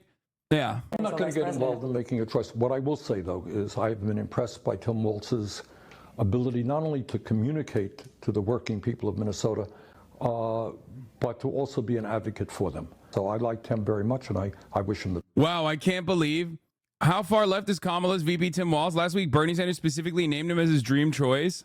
I can't believe one of the most consistently popular congresspersons in the United States likes Kamala's VP pick. Surely this is a good angle of attack. It's like, that's amazing. That's amazing. That's amazing. They are so online, dude. He's a senator, congressperson. What do you mean? What do you think Senate is a part of? Do you think Congress is just the House of Representatives? Honestly, this election cycle is so weird for me because my mom is so deep in Q. I genuinely think she might just die if Trump loses. But like, we as a country need this. That's insane. You think he'd fit the bill? I think he could be a great vice president, yes. Yeah, Bernie likes him. That's real bad. Urinals and women's restrooms for women who have penises and they just want to stand and pee. I think people are just making too big of a deal about it. I don't really care. Naughty words. Okay, so we should or shouldn't? I mean, I don't really care. Okay, what about tampons and pads in men's restroom for men who have periods? If you're really getting that worked up about it, why does it matter? Like, I don't care. It's just sitting there. I'm not going to take it. Okay, so we should provide men with tampons. I mean, if a dude wants a tampon for some reason, he can have a tampon. That's not my business. What would he use it for? I don't know. That's his problem. What would he use a pad for? His problem. Do you think they should seek medical advice if they're having bleeding? I mean, if they want to, I don't really. Dude, this was one of my fucking #1 locks in perpetuity.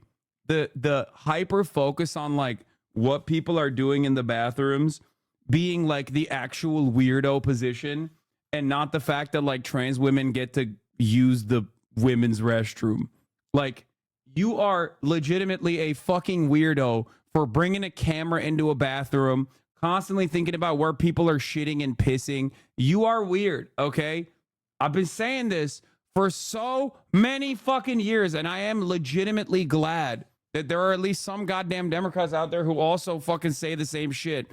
And now it's becoming a part of like national discourse. And it is such a successful narrative, okay? It is such a successful narrative that like the Republicans have nothing to counter it with, okay? They have nothing to counter it with. They're like, I'm not weird. Shut the fuck up. You're weird. You're also a childless cat lady and not black. And you wanted people to have tampons in the restrooms. And I don't want that. I don't want that at all. I'm going to put a camera in every bathroom to show you how not weird I am. It's like, dude, it's great. It's great. It's awesome. Keep doing it. Really care? Why should I care? I don't know. I care about people. If they're bleeding out of their penis, I would want to. I care about people's personal rights. They can do whatever they want. It's none of my business. Yeah. Transphobes get so worked up about period product in men's bathrooms, but you could so easily point out that it could just be so they can give products to the people they know who need it. Yeah, exactly. Fox News has nothing on Waltz. That Yeah. still matter. So let's look back at his record. Waltz's first executive order as governor was to create a diversity, equity, and inclusion council. He also supported. No, I can't believe he did that. Oh my God, I hate him. Open borders. You know, he talks about this wall. I always say, let me know how high it is. If it's 25 feet, then I'll invest in the 30-foot ladder factory. And he pushed socialism. He's saying that walls don't do anything to fucking curb immigration. He's right. Don't ever shy away from our progressive values. One person's socialism is another person's neighborliness. Just do the damn work. Oh, wait, and there's more. They're posting his dubs. They're clip chimping him to shit. You can hear the audio cutting mid-word. It doesn't matter. This is weak shit. You got nothing. You got no smoke. Signed an executive order protecting gender-affirming care or surgeries for minors in his state. And in 2020, he was the governor of Minnesota during the George Floyd. Oh, they just skipped through that. Okay, got it. All right, great. Riots that burned part of Minneapolis to the ground. Yeah, it's crazy that they were like, hey, medical decisions should be kept between a doctor and the patient. Okay? Wow. Hey, guys, I'm so angry. Aren't you angry? No, medical decisions should famously not be kept between a patient and a medical professional who literally has all of the data and knowledge. It should be between a doctor, a patient, and me, random guy on Twitter. I should be making these decisions. Not a doctor and a patient. Why am I not in the center of these fucking conversations? It's not between a doctor and a patient. It's me, random guy living in Staten Island. I get to make these decisions. Small government, by the way. I love small government, except for when I make the decisions about medicine. It was so bad that Walz himself called out his own response. Please stop shitting on Staten Island. Excuse me. I will never stop shitting on Staten Island, okay? What the fuck? That is one place I will never stop shitting on. You're out of your dang mind, okay? Holy shit. Hell no, dude. I got a call from a friend and a dedicated public servant. Senator Torres Ray called in her district, and it was on fire. And there weren't any police there. There weren't any firefighters. There was no social control, and her constituents were locked in their house wondering what they were going to do. That is an abject failure that cannot happen. If the issue is that the state should have moved faster, yeah, that is on me. I like that he's like openly taking ownership of his failures as what like a good, like taking accountability. Like that's insane. They're making fun of him for taking accountability. That is insanity, dude. Like that doesn't make him look bad, dumbass. Folks, accountability has got, it's woke. This man is taking accountability. What a woke fucking loser. Back with us. Reja, it is official. Kamala Harris has posted on X and Instagram. That's right, Lindsley. She just posted on social media to sort of lay out her case for choosing Governor Tim Walz, to really introduce the American public to this governor who, unlike many of the other top contenders who were vying for this spot, doesn't really have a household name. And she writes about, you know, one of the things that stood out to her was his conviction on fighting for the middle class. You can see here, she points out that he was, is a governor, a coach, a teacher, a veteran, and he has delivered for working families before, as we've been talking about. He served Congress. By the way, another massive lock that I had was if Shapiro was picked, everyone in the Democratic Party, in the elite side of the Democratic Party, would regularly fucking left bait and regularly shit on the progressive wing of the party that will now actively push for the Democratic ticket, but they would have actively fought against the Democratic ticket, and the Democratic Party's establishment leaders would constantly have this narrative at top of mind. They would constantly be talking about how, like, oh, the left is anti-Semitic, that's why they don't like Josh Shapiro. I knew that was going to happen if Josh Shapiro was the VP. And I said this yesterday when I was talking to Michael from Pennsylvania, okay? And the Dersh now, because they didn't go with Josh Shapiro, it's now up to the Republicans to keep crying about how the Democrats are actually anti-Semitic. That's why they didn't go with Josh Shapiro. Okay? Great. Wonderful. Let him fucking cry like this. Let him chirp like this. Everybody knows this is bullshit. Okay? That's it. If the pick were Shapiro, these ghouls would have had the raise of the keyboard to type George Soros. No, it's great. Did Harris reject Shapiro just because progressives don't like that he was Jewish? You know? Oh, this is another phenomenal take. Dude, Republicans objectively not being normal. All right, ready. Waltz is dangerous. Reminder, he just changed the Minnesota state flag to replica Muslim Somali flag. Tim Waltz is effing dangerous as it gets. Wait a minute. He got so horny, he couldn't even write Somali. Muslim soulmate, he wrote. There, that's better. All right. It's great. America hating traitor. I mean, the new flag is ass, though. Yeah, but I don't give a shit, dude. How do you not see that this is just like, this is what a psychotic person thinks? Okay? He's a secret Somali? Like, that's what the argument is? That's the best argument you got against this motherfucker? For 6 terms, and now he's in his second term as governor. And then if you read all the way, this is quite a lengthy statement from her. She said, "What impressed me most about Tim is his deep commitment to his family." It's actually fucking insane. Both my dad and my sister have been paired and they didn't pick him because he's Jewish, lying to me. Meanwhile, I haven't seen anyone on the left discussing his religion whatsoever except the people from the right trying to make it seem like it's about his religion. Yeah, but isn't your dad a hog anyway? Like, that's the other thing I don't understand. That stuff is just for, the base. I thought your dad was a hog. Is he not a hog? Yes, but my sister is ostensibly a liberal Zionist. It's crazy the amount of people on Twitter trying to flame Walz for retiring the year his unit deployed. Like the dude didn't do 24 years, shaking my head. Dude, this, by the way, is... You remember what I talked about with respect to transphobia? About how, like, transphobic people genuinely exhibit patterns of, like, mental illness. And the more transphobic they become, the more they start suspecting, like, random cis women of being trans. And we saw that happening with the Iman Khalif situation. Okay?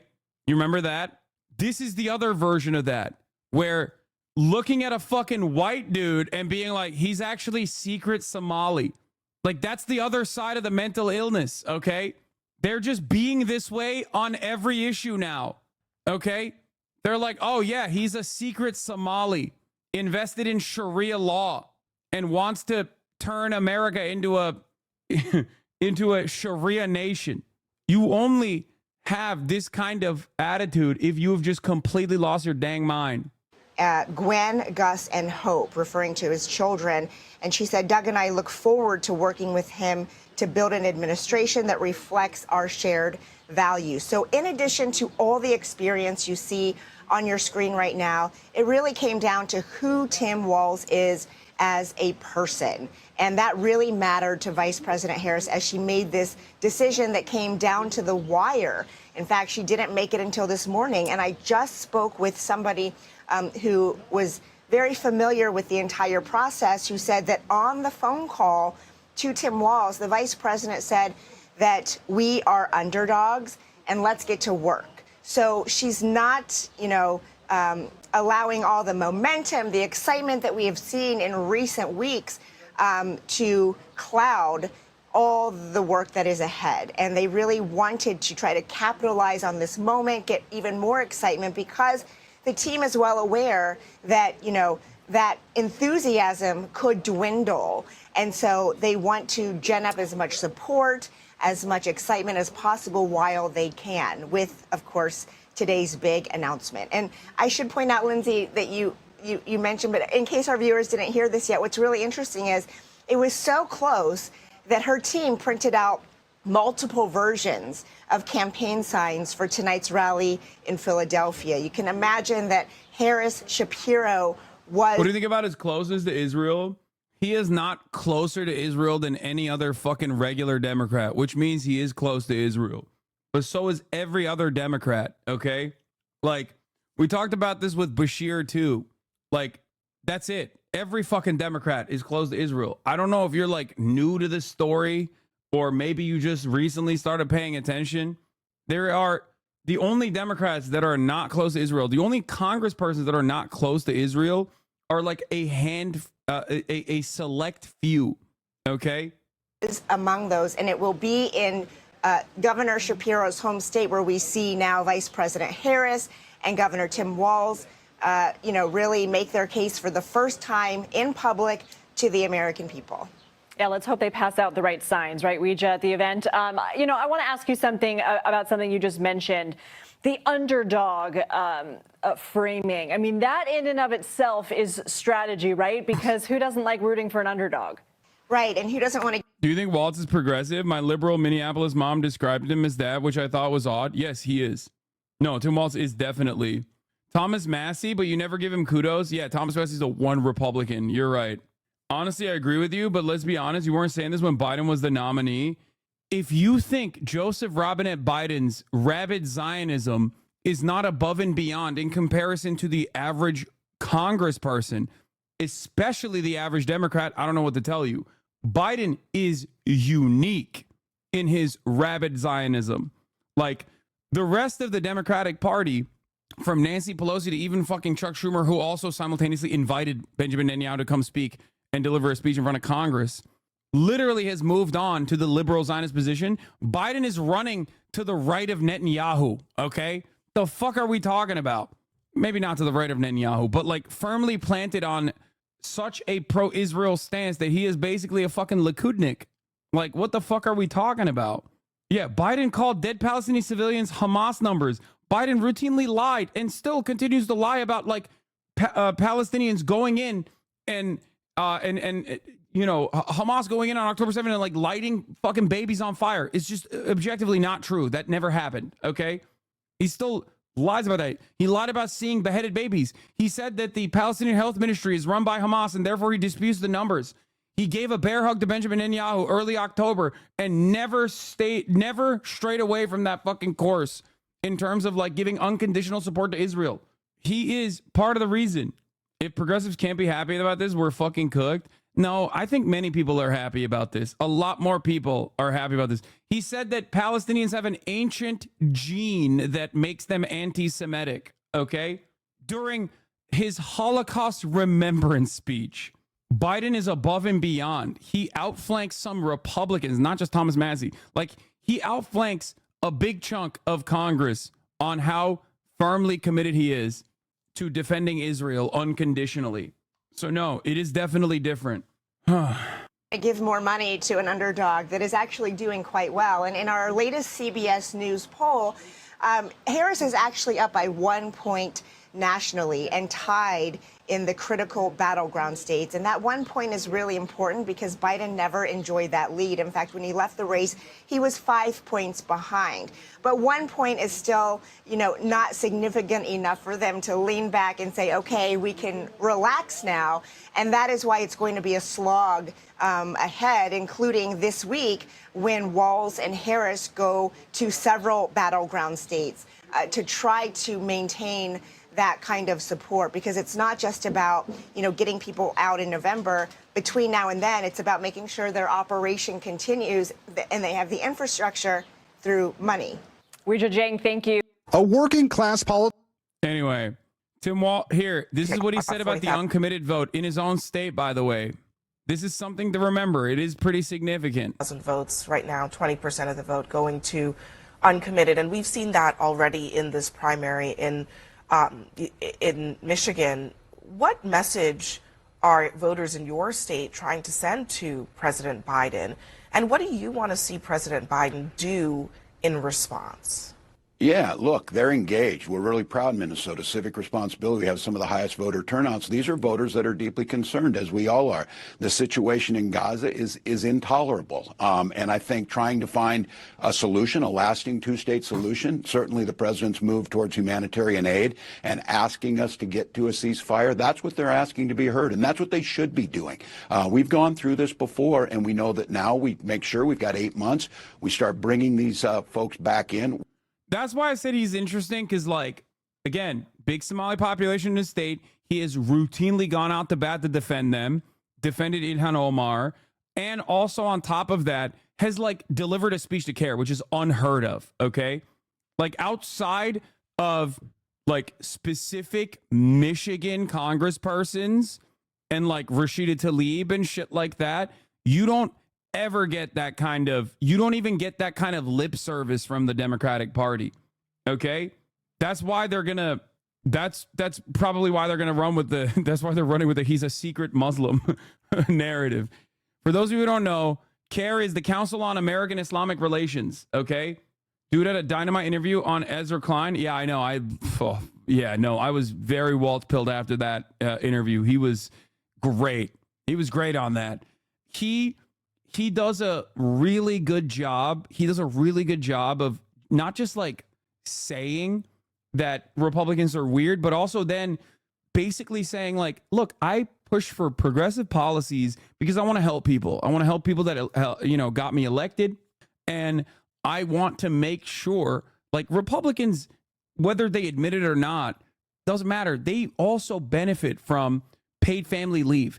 Republicans also benefit from feeding children at schools, right? Like school lunch programs, like free breakfast and lunch programs. That's popular. It doesn't matter. It doesn't matter if you're a Republican or not, okay? Republicans don't want that to happen, so they just hyper-focus on weird stuff, okay? And he's right. He's right. He's 100% correct on this. Yeah, this is a great take. Exactly. Thank you for doing the obvious correct thing instead of letting a bunch of consultant freaks trick you into map math. But Pennsylvania is a critical state. Yeah, but what if you just try to win all the other ones by choosing the best possible campaigner? Yes, it's 100% true. Also, I just found out that Jim Acosta follows me, which is weird. Like, this is the moment that I found out that Jim fucking Acosta follows me. What the fuck? What do I DM him? A topless pig? Should I send him a pic of me, shirtless?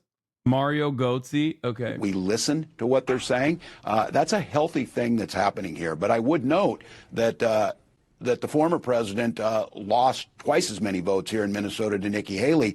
And I've seen some of these exit polls out of North Carolina and others. 80% of folks said they're not voting for him who voted for Nikki Haley. We'll get these folks back. I think it's take them seriously. Their message is clear that they think this is an intolerable situation and that we can do more. And I think the president's hearing that. About 40,000. Yeah, but Hillary won the popular vote, but still lost because of the Electoral College. It says, I think this was the best choice, but concerns. Bro, I don't think you understand, okay? I don't think you understand something very important, which is that Democrats can win Pennsylvania without Josh Shapiro, okay? He is objectively a solid, if not one of the best choices for vice president. Like, what is this? 5 minutes and 26 seconds of Tim Walz being awesome.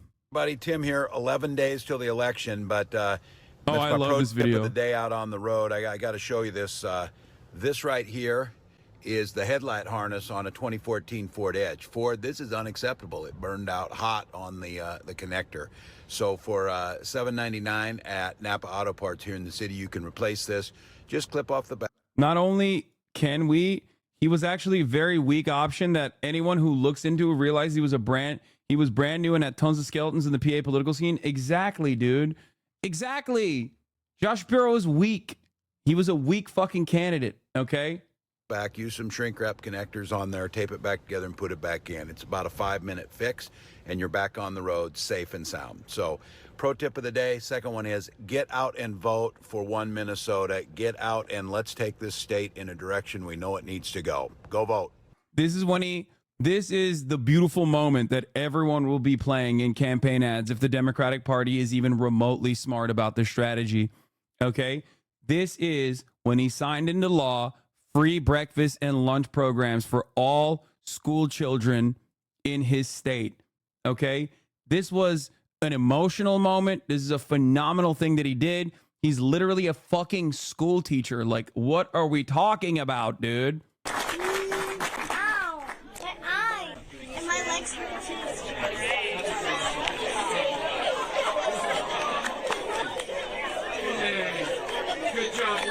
Hey, Minnesota, Governor Walz here. Come on, man. Come on, man. Come on, man. Come the fuck on, man. That's crazy. That's beautiful. That's wholesome. Here out at the state fair with my daughter. Hope. Every year we as a family. She's named Hope because she's an IVF baby, by the way. Do something. Another fucking solid part of the story is like the IVF part, which is what some Republicans want to fucking ban. Oh my God. Something new. I get to pick something, a classic, the old mill ride, to do that. And then Hope gets to pick something new. I think we're gonna go do the slingshot. Which I don't know what it is, and they're keeping it from me. But then we're gonna go get some food, corn dog. I'm vegetarian. Turkey then. And Turkey's then, meat. Not in Minnesota, turkey's special. And we will go do some of those things and report back. Oh my!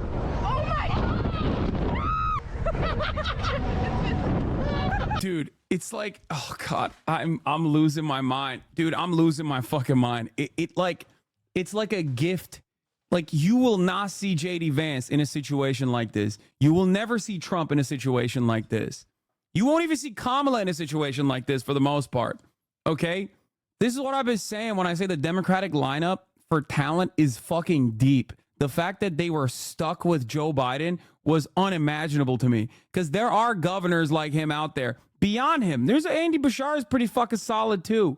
Like, come on, dude. Come on. There were motherfuckers talking about Pete Buttigieg. There were motherfuckers talking about Pete Buttigieg, bro. There were people talking about Pete Buttigieg as a good candidate for the VP. Y'all don't even know about the Gretsch momentum yet, okay? You don't even... J.B. Pritzker, another big boy, another fucking solid pick. Oh, my God. Yes! Oh my God! Keep going. Yes! That was good. Good job, Dad. Oh, thanks, Hope. All right, Minnesota, it's worth it. Woo. Wow, that is wild. No, that was pretty cool, actually. That is wild. No, that'll be good. It was okay. It was so worth it. Yeah, JD Vance's fucking interaction with his children, where he told his son to shut the hell up about Pokemon for 30 seconds when he was on the phone with Donald Trump. That is not even Oppo. That's information that he voluntarily revealed to the world. Put his whole fucking pussy out there. He said it with his entire chest. He was like, that's the kind of fucking shitty ass dad I am. Give me a goddamn break, dude. It was good. Thanks for talking me into it. You're welcome. Why is it so hard to understand? When somebody else gets them right, it's not like a damn pie. Oh, somebody got a bigger piece of pie. I don't get it. Rights aren't that way. There's enough for everybody. There's enough for everybody to be included. Same thing with jobs. Same thing with housing. Same thing with healthcare. Dude, imagine a Whitmer-Walz ticket. Yeah, Whitmer-Walz ticket would be Reagan numbers for the Dems. You saw it. We are not going to allow them to make the case. Yes, they're a threat, but we're not going to stay in their frame. We're not going to stay where they're at. We're not going to play their game. We called them out for the weird nonsense that they believe, and we presented a different argument to the American public. Dude, the thing was, I heard that story from you and thought it was hilarious the way you said it. Then I heard the actual clip and it was so cringe. Yes, JD Vance reads like a fucking alien, okay? He's not even as good as Pete Buttigieg is in terms of being like a TED Talk style liberal, in terms of like communicating. He has all of the worst aesthetic. He has all the worst aesthetics of like the elitist, bi-coastal, out-of-touch fucking libs. One where everybody matters. One where we can achieve. One where we solve problems. The crazy thing about it is my son, who's 7, is in the hotel room with me, and he's really into Pokemon cards right now. He's going through. That's why I said he had his whole pussy out too. Look at this. Look at this fucking harlot, dude. Pussy out for the whole world to see. You goddamn harlot. Fuck you doing here? Look at it. Look at his pussy directly with your eyes, okay? Pokemon phase. Are you guys into Pokemon? I am. Back in the day, Okay, yeah, that's a okay. big phase right now, I think, in general. Yeah. So, I mean, he's really into it. So he's trying to talk to me about Pikachu.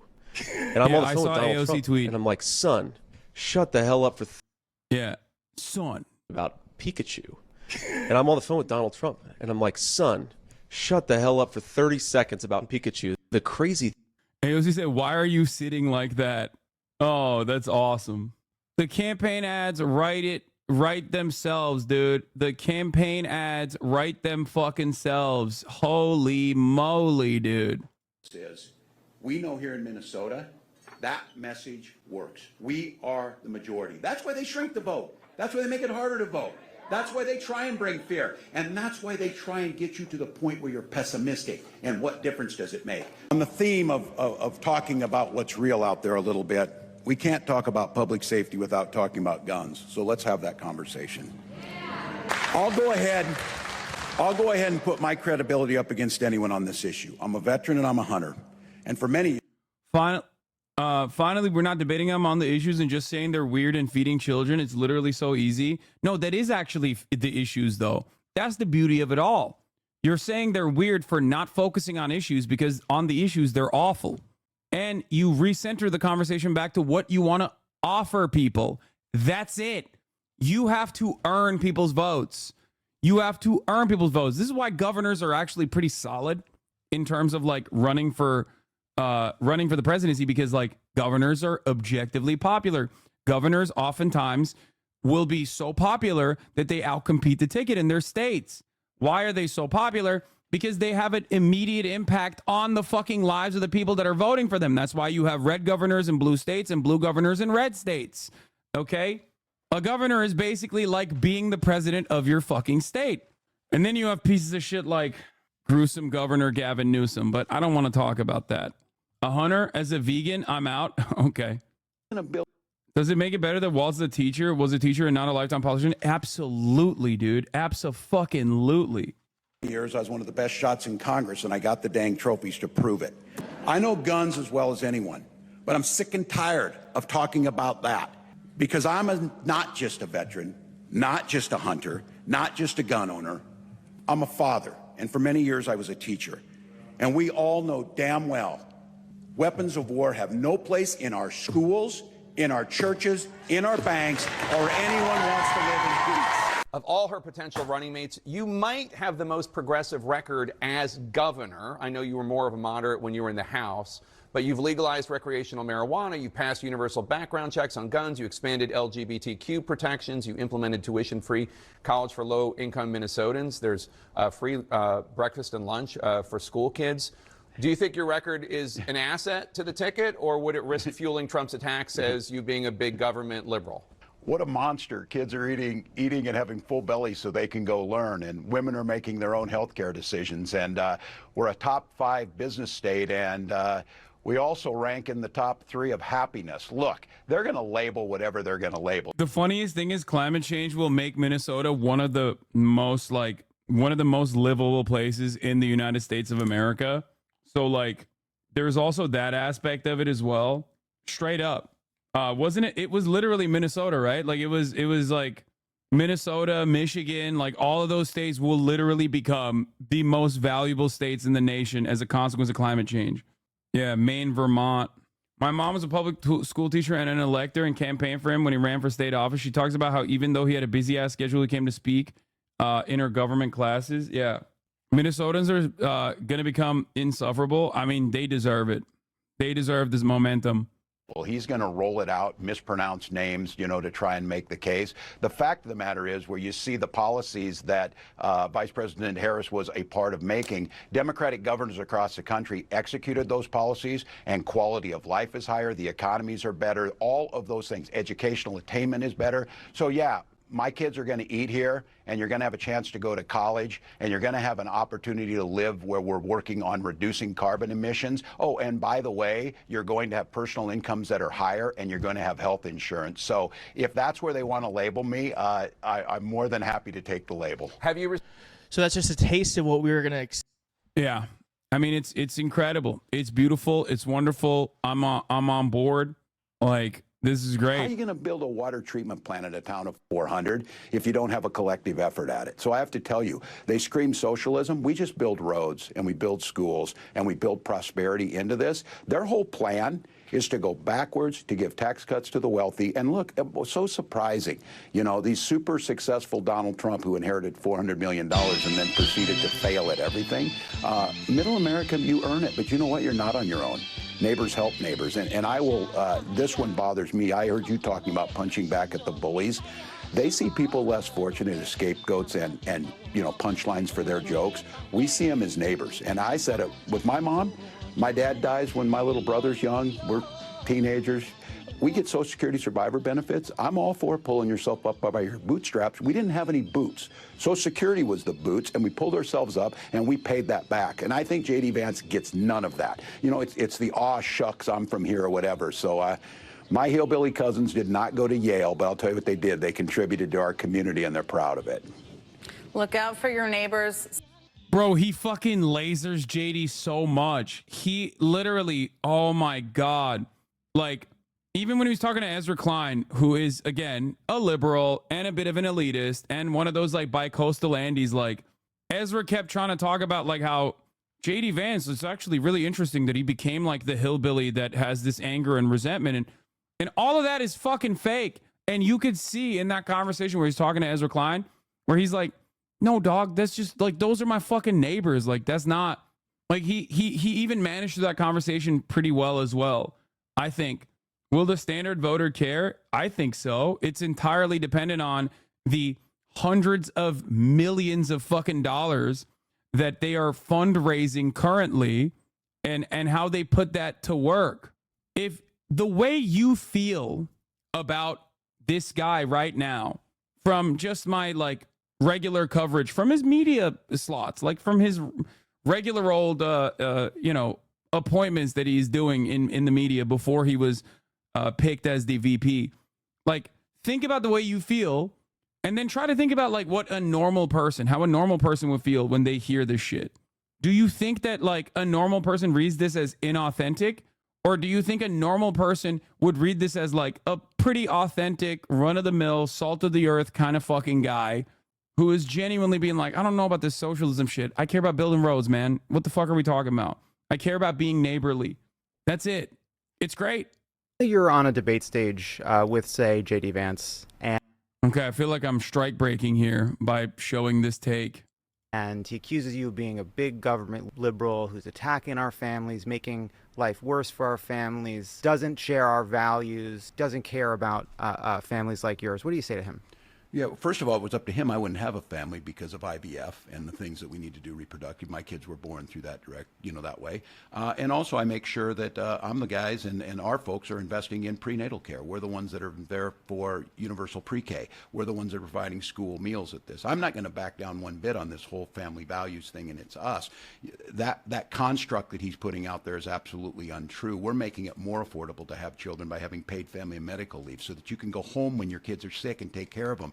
Or if you're a dad, I don't have to go right back to work 5 days later after my wife had a C-section because our insurance wouldn't pay for it. We're boosting those things up. There's nothing pro-family other than having women be incubators for their vision of this. Once again, it's weird. I don't want J.D. Vance talking about my family. I certainly don't want him talking about my daughter or my wife. It's none of his damn business. But I said the one thing is we need to talk about how we've invested in families. We have the most generous child tax credit, and it's what Vice President Harris is proposing for the country. People are poor because they don't have money. And when kids don't have the money on the front end, all of the things that a chain reaction of can't learn, can't go on. So I'll challenge him on that. Where is J.D. Vance's pro-family? He's forcing people to have... He's so good. What the fuck? I didn't know Minnesota went this hard. Bro, watch my old video that I did in 2023, specifically about the memes at the time were Democrats with a super majority in a blue state become Clintonites and like annoying establishment Democrats. Democrats in the Midwest with like the slimmest one seat majority are like Leninist vanguardists in the way that they fucking legislate. They went so nutty with it. Yeah, here, this is the tweet. New York Dems with a super majority versus Midwest Dems with a 1 vote margin. Watch Hawks try to dunk on people who are poor because they don't have money as like he says the most obvious stuff kind of deal, but they're literally the ones that are like people are poor because they deserve it. Yeah. Is it controversial to say he seems like a better ticket leader than Harris? It obviously won't change, but he seems much better. Yeah, no, that's not controversial. What? Harris was chosen as the VP specifically because she was inoffensive. Minnesota. I was told not to tweet this until the House is adjourned for fear of jinxing it, but the Minnesota legislature just completed what is not controversial, but Harris is a transition candidate to WALZ in 2032, in my opinion. No, he'll be too old by then, probably. But him being in this election wouldn't work as well because he has looked ancient for a decade. Yeah. He'll be 68. That's not too old. Yeah, but I'm in the pocket for Big Gretch. Also, he reads old. Remember, he's 60. Kamala Harris and Tim Walz are the same age. Look at one, look at the other. And I'm also a big Gretsch. I'm a big Gretsch defender. Damn. The Democratic Party's future in a matter of 30 fucking days actively changed from dire prospects. Don't make me destroy her like I did Bashir. You didn't destroy Bashir, okay? Like you did not destroy Andy Bashir. The very same angles of attack against Bashir exist for Walz as well. He is like also in the same AIPAC constituency. It doesn't matter ultimately. That's not a part of the calculation in this situation. He's a better communicator than Bashir is. Is good since Kamala isn't black, so she chose a Somalian VP. Yeah, exactly. Knock on wood, but the Dems are looking competent right now. I think one of the best aspects of this is that they have to basically defend Kamala Harris. Making this choice means that she has to lean on the more progressive parts of her campaigning. Like whether she wants to or not, she basically said, this is our ticket. This is what we're running with. What? You should read up. About to learn everything. The Art of Power. My story as America's first woman speaker of the House. So long, suckers. Yeah. If Walz is the VP pick, they need to get an ad out ASAP with a bunch of former students saying stuff like this. Whatever happens today or tomorrow with the Veep stakes, I'm so dang proud of Tim Walz. I was a C-ish student in high school. Shocking, I know. Mr. Walz took the time to make sure that I was successful, not only in his class, but others. He made learning exciting. Honestly, I think you're framing it incorrectly. What? Boring? New poll dropped. NPR, head-to-head, 51-48. Multi-candidate field, 48-45, 5%. Stein getting 1% pickup. Look at that. Jill Steiner's on top. Also, Biden's job approval rating is the highest it's been in well over a year. 46% approve, 51% disapprove. Marist poll, Trump's +6 edge on immigration is much smaller than usual. This has been the GOP's strongest issue. Trump +3 on the economy is also lower than usual. Trump dominates among strong leader voters, but Harris crushes him among voters who want honest and trustworthy. Public school teach won't do well with private school preppy weirdos. Yeah, good thing that there are an infinitely larger number of people who are public school educated than the small number of private school educated people. And you're wrong on that too. Plenty of private school people still have like a conscience and a heart.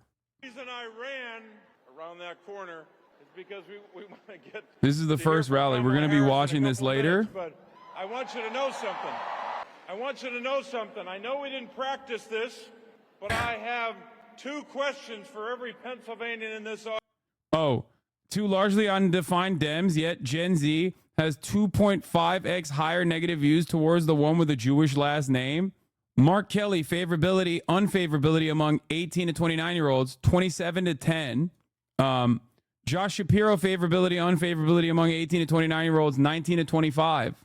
When Dems fret about elevated anti-Semitism among the youngest voters, this is a data point they're worried about. Yeah, no, that's what it is. Thank you, Fox News Radio political analyst. Yeah, they're like, oh, Shapiro, that's because he's Jewish. Oh my God, this would have been a disaster.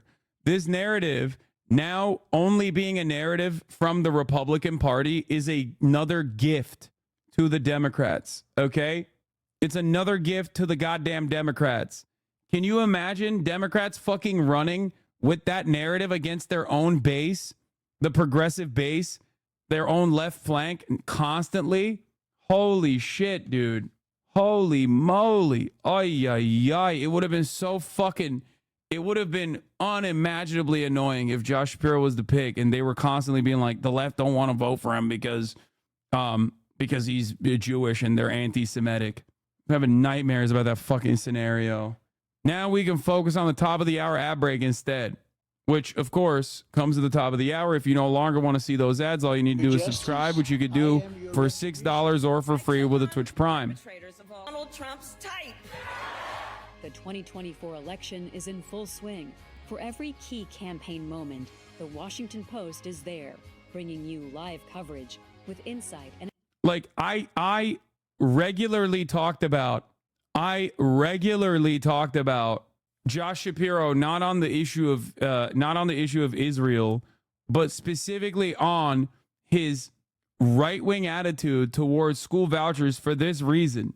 Okay, like Josh Shapiro is not exactly tested and true as a governor. It's not like he's been around for that long as a governor, right? Him calling his own students in his own state that were protesting against genocide, Klans members, was completely unacceptable. Okay, but beyond that, he's just like a regular ass fucking Dem on the issue of Israel. Okay. Sure, in his background, he's called Palestinians like subhuman and shit when he was in his 20s and volunteered for the IDF when he was in high school. But that stuff is like his current attitude towards Israel is basically the fucking same as the rest of the Democrats. Okay? That's not the major point of contention. The major point of contention with Josh Shapiro was, from my estimation, his right-wing attitude towards school voucher programs, and beyond that, his own skeletons in his closet as a person who's like a major careerist within Pennsylvania politics. Anyway, here's the 3-minute ad break, by the way, before I forget. Let's hear what Fox is doing. They're coping right now. Their liberal utopia is every American's worst nightmare. This is a ticket that really represents the spirit of those 2020 BLM riots. They're riots that Tim Walz, as governor, sat back and let happen. She has picked a dyed-in-the-wool radical progressive to join on that ticket. Shows exactly what her priorities are. And they will have plenty to... Great. Talk about that. Talk about the policies. That's great. Oh, he's a radical progressive. Why? Because he wants to feed children. Because he's feeding school children. That's awesome. That's phenomenal. Please keep it going. Keep it coming. Stick to the issues. That is losing. You will lose. This is great. We're going to have massively trained troops. No, you're going to have 19-year-olds who are cooks. Trying to make sure we don't see our cities burn. This is that catch-22. The more police are there, the more tension it is. The more tension it is, the more chance you have to get things. Don't ever shy away from our progressive values. One person's socialism is another person's neighborliness. He talks about this wall. I always say, let me know how high it is. If it's 25 feet, then I'll invest in the 30-foot ladder factory. I'm nutting. Very interesting. All right, so as we await this first campaign rally, Jesse, will some of those words come back to haunt this ticket? Kamala Harris choked. She chose Bernie Sanders. This is Bernie Sanders right here. The squad loves this guy. Loves him. You see pictures, they're like almost undressing together.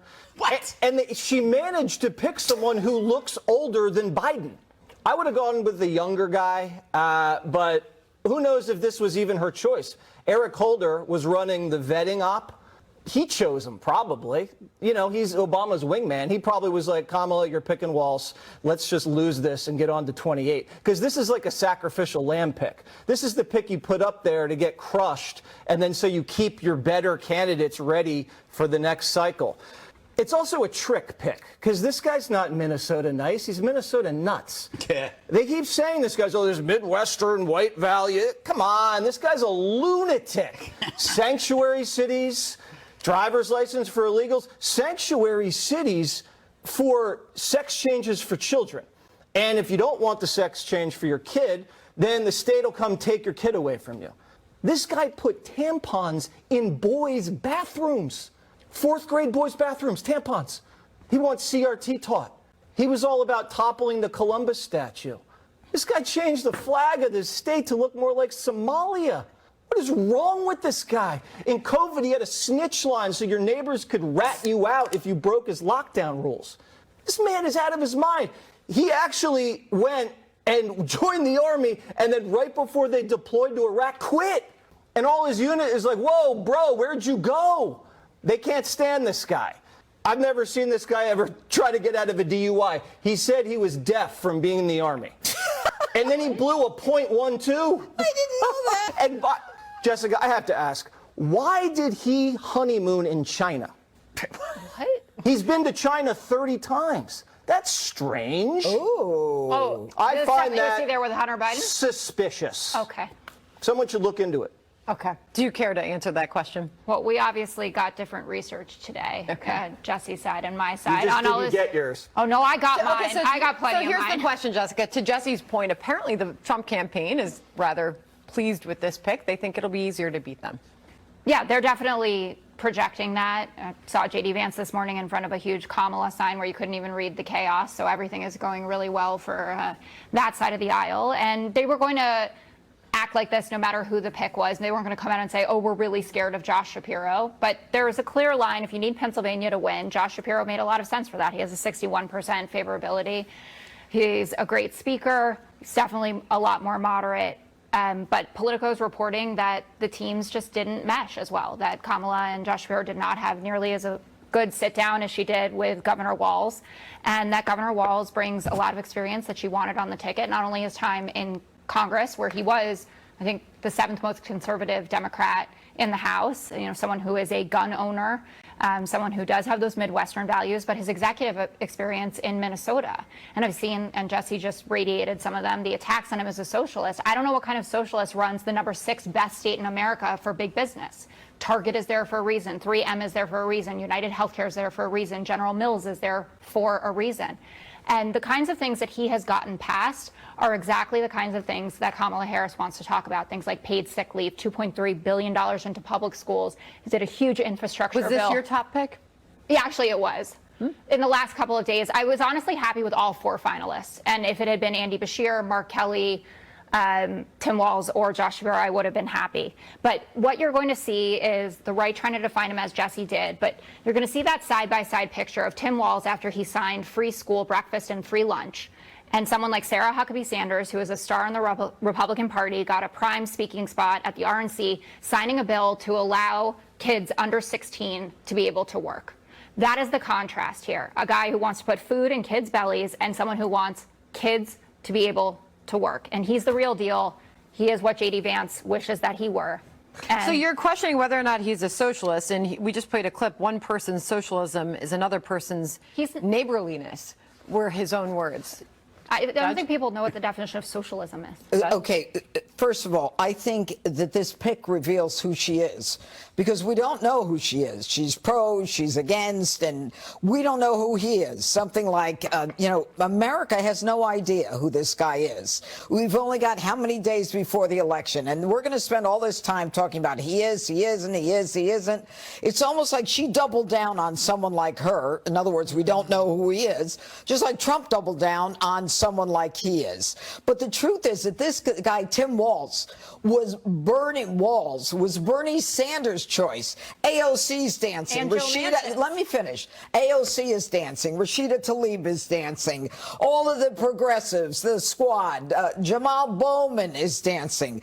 Look, this is a guy who wants illegals to get driver's license. This is a guy who allowed rioters in Minneapolis to destroy the city, to loot and to burn down, and literally said to constituents, well, you just stay in your house. No police, no nothing. And when that 3rd precinct was being burnt down, he basically said to the cops, you better get out of there. He didn't send anybody in to protect the people, the businesses, or the victims of those riots, those violent riots that were so peaceful.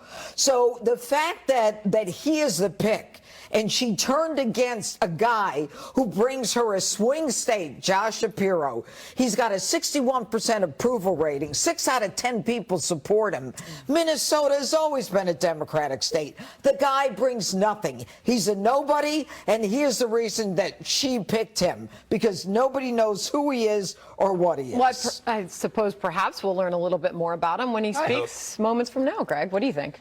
Well, I'm always interested in hearing the repeat phrases that come up when something happens, and you could see the coordination. For example, all of a sudden the word weird popped up last week over and over again. His idea. And what's the word now? And Jessica used it, Midwestern. So Ezra Klein says, Tim Walz is the Midwestern dad Dems need. And then Jessica mentions the Midwestern values. If you Google Midwestern, you're going to get Tim Walz. So what is Midwestern? Is Midwestern looking at riots and saying it was caused by the lack of equity and inclusion? Is that Midwestern? Is calling those events exciting And that reflects a sense of optimism. Is that Midwestern? He abandoned. I love how much the Republicans are like, why isn't Josh Shapiro the pick? It's like, bro, you're giving the fucking game away. Okay? Like, we know you have no investment in the Democratic Party's success. So maybe these dumbass liberals who were also in the pocket for fucking Shapiro should perhaps understand that that was a bad pick. As for the, the National Guardsmen, when he said to, they shouldn't come here because they're just 19-year-old cooks.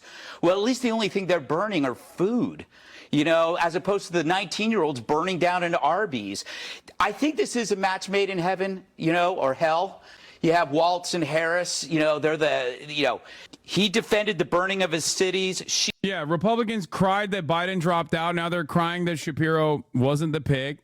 It's bullshit. Let him fucking cry and be like, oh, it's anti-Semitic. It's anti-Semitic. It's like, it's anti-Semitic. Suck my dick, dude.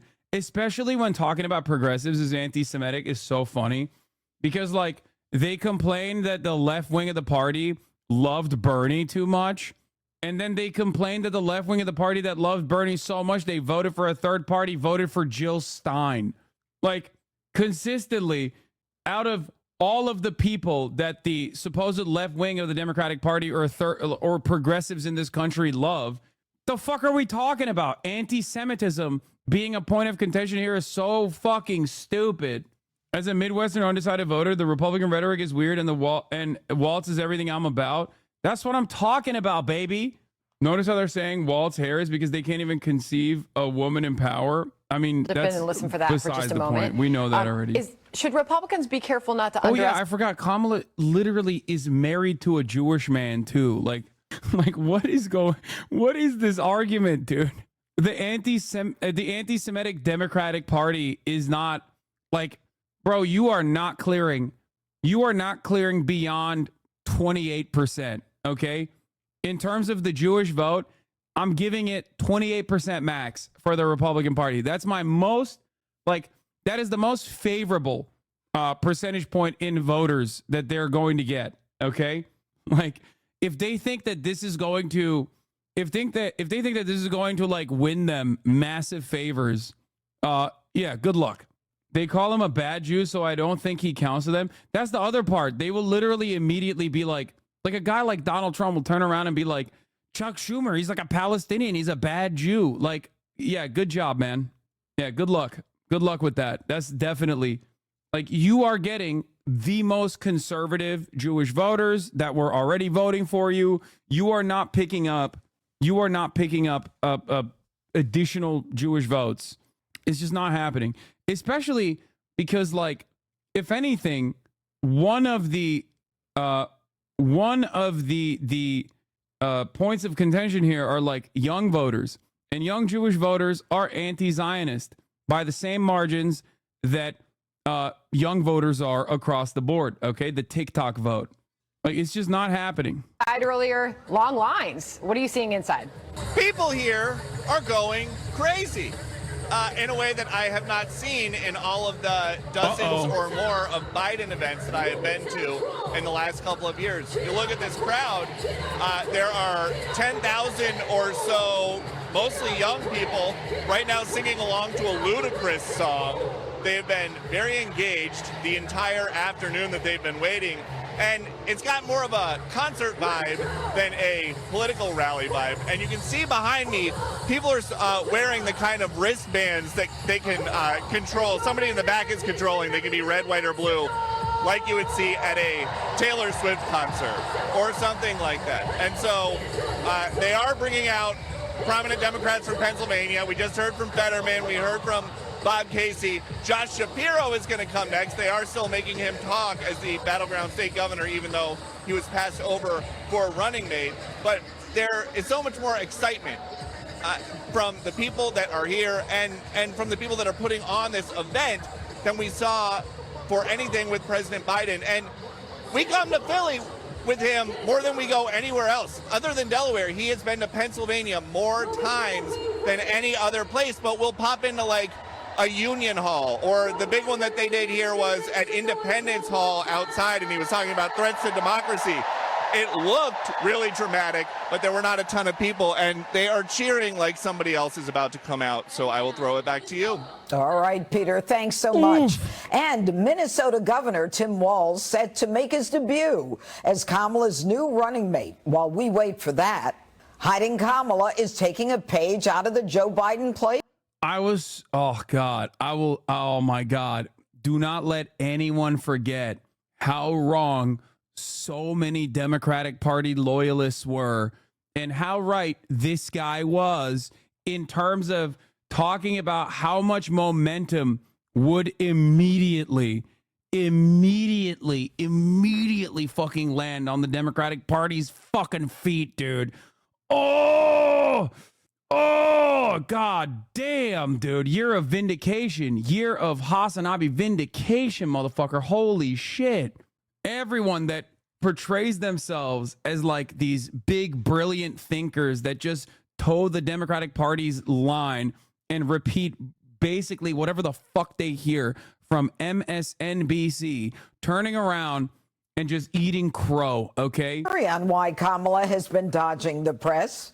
Well, she can't answer questions. She hasn't done one interview. You know, she's not doing any interviews. Yeah. Because if she did one interview where hard questions asked, she's incapable of answering it.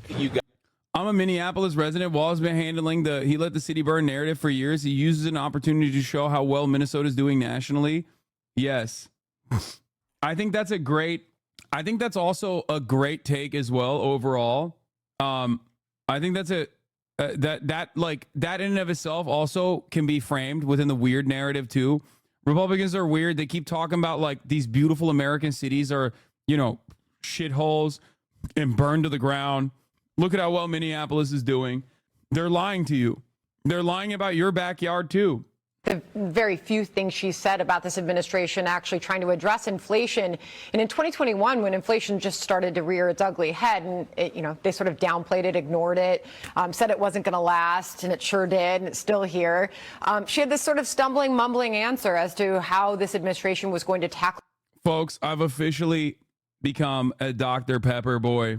The strawberries and cream zero sugar soda has converted me. This is like, I've upgraded on I've always been a soda boy, as you guys know, but this is unique. I am now officially a Dr. Pepper soda boy as well. I also have next to me a Dr. Pepper cream soda one as well, which I will be trying.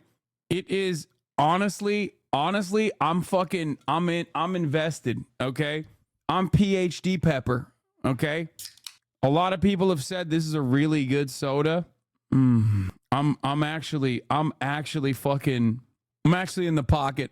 I've improved on my soda flavors. Of the American voters. We saw this across the aisle, and we did not just see this in border states. We saw this all over the country. Okay, so she seems to be running away from the fact that she was tasked with fixing the problems at the border. It was just the. I think after the strawberries and cream one, this one seems not as good, but it's still pretty good. Judge. Yeah, you know, Jesse, Pelosi calls Walz middle of the road. Is that middle of the road as per San Francisco guidelines? The middle of Haight-Ashbury. That's right. Kamala is so scared, Judge.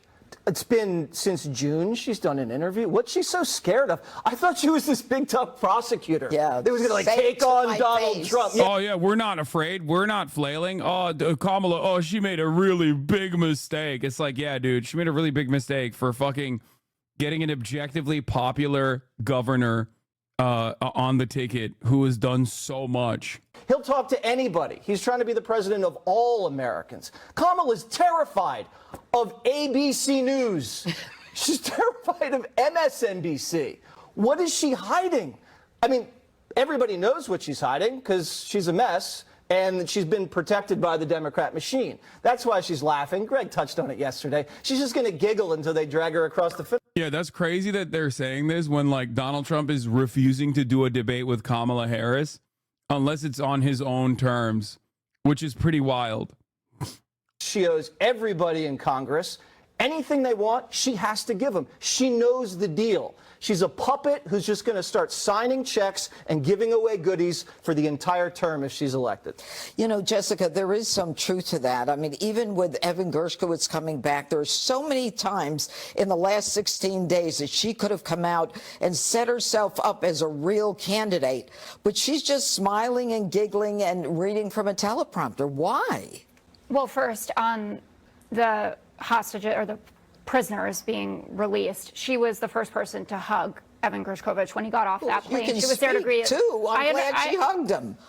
But you're making it seem as if she is not present for this, that she hasn't been. No, I'm saying she's not talking to the American people. And I've been supportive of her doing more interviews. She's not afraid of ABC. She has agreed to do the Stephanopoulos debate on September 10th. I hope she will also do a Fox debate and one in another venue as well.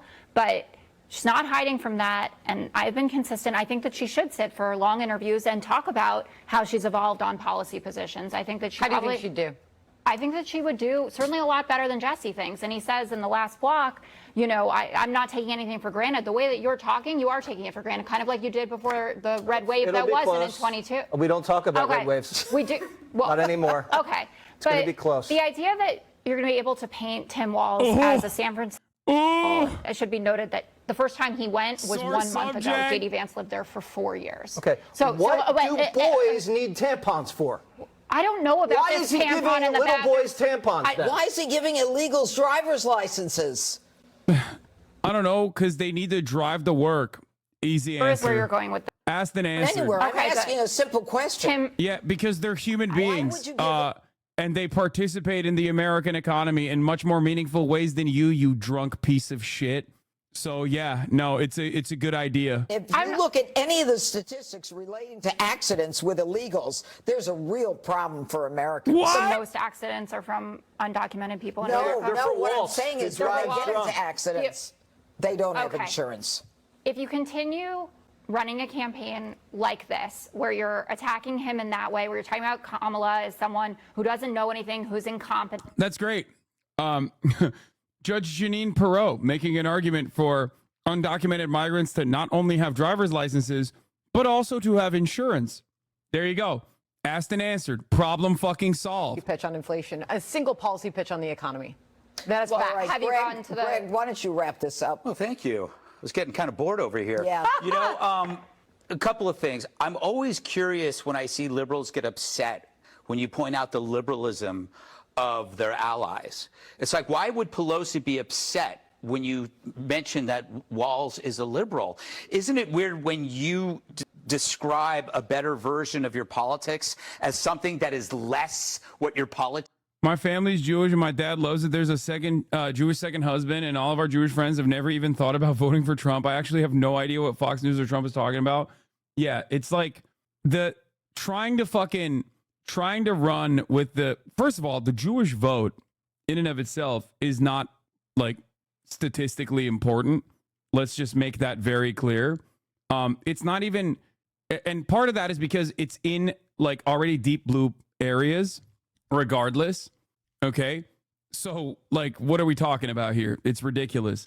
As far as like voting blocks goes, it is not a monolithic vote in general, but it's also literally like 75%, 76% Democratic leaning voters regardless, right? So they think that they can put a dent in this by being like, we're super pro-Israel, not realizing that like a lot of older Jewish voters already understand that the Democratic Party is also super pro-Israel, if that is a consideration for them. And on top of that, they are very socially progressive, much more socially progressive. The 23%, 24%, 25% are already very conservative Jewish voters that still live in these deep blue districts, and they're, you know, voting for Republicans anyway. You are not going to be able to move the needle on this issue in a significant manner. And even if you were able to, you're still talking about the margins here. You're still talking about deep blue areas where not only will you not be able to do this, but even if you were able to do this, it wouldn't matter. It wouldn't statistically matter in terms of like winning an election. I love you, Philly! Let's look at the most cucked man in America right now. You know what else I love? I love being your governor. Thank you very much. He's like, I'm going to keep being your governor. Y'all fill my heart. He sounds so much like Obama. It's crazy. And I want you to know, every single day I go to work for you. I put my shoulder to the wheel and I focus on 3 simple letters in our alphabet. G, S, D.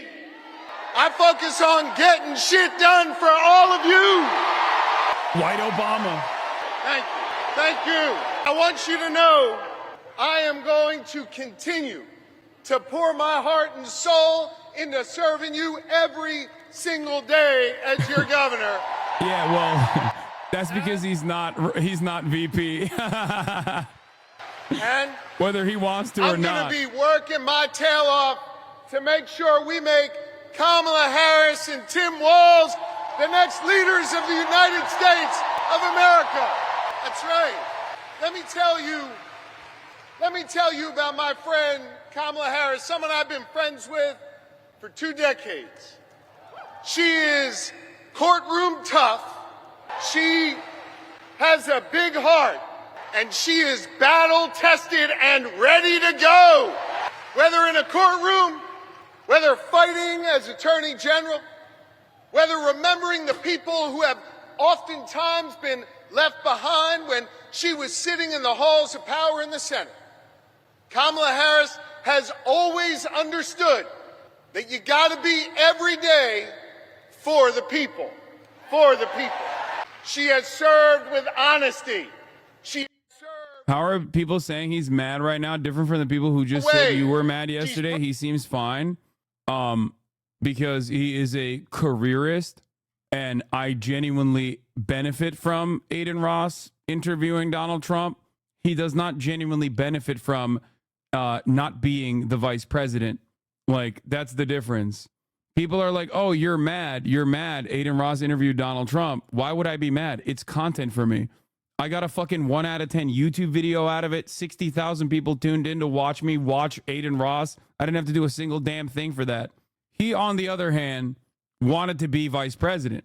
You see, he doesn't benefit from not being vice president. We walk around with a little bit of a chip on our shoulder because we remember, right? We remember Donald Trump that ripped away the freedom of millions of American women to make decisions over their own body.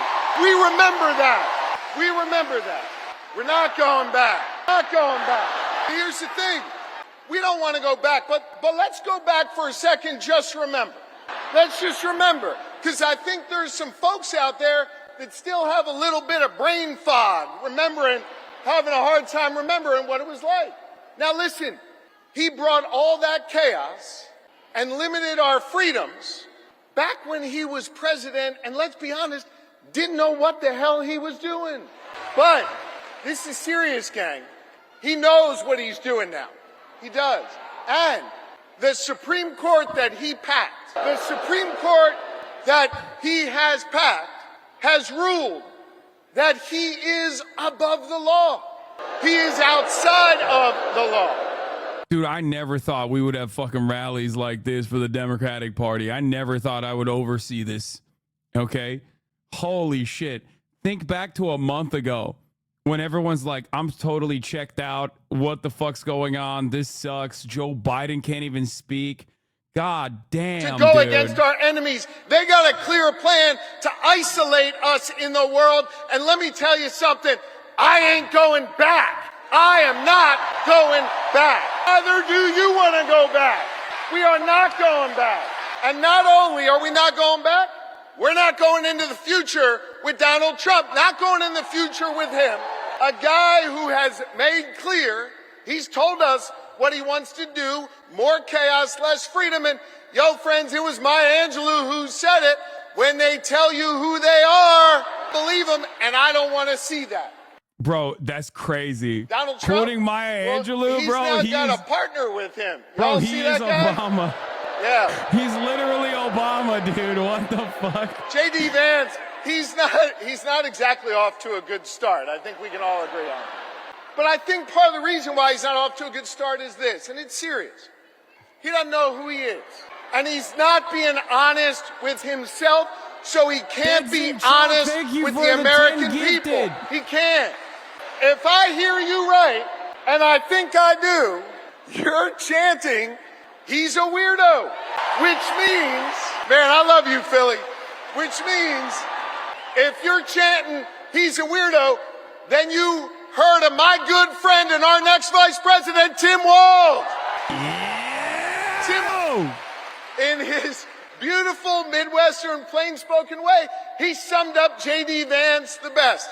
He's a weirdo. And I want to talk about Tim Walz, because Philly, in a minute, he's going to come out here, and I want you to give him a whole lot of love. Tim Walz is a great man. Tim Walz is an outstanding governor. Tim Walz is a teacher. Tim Walz is a guardsman. Tim Walz is a great patriot. He is. And I'll tell you what else. Tim Walz is a dear friend. And I want you to know, Lori and I feel blessed to have Tim and Gwen in our lives. They are outstanding public servants. And I can't wait for you, Philly, the rest of this Commonwealth, and our entire country to get the chance to know the Walzes, the next vice president and second lady of this nation.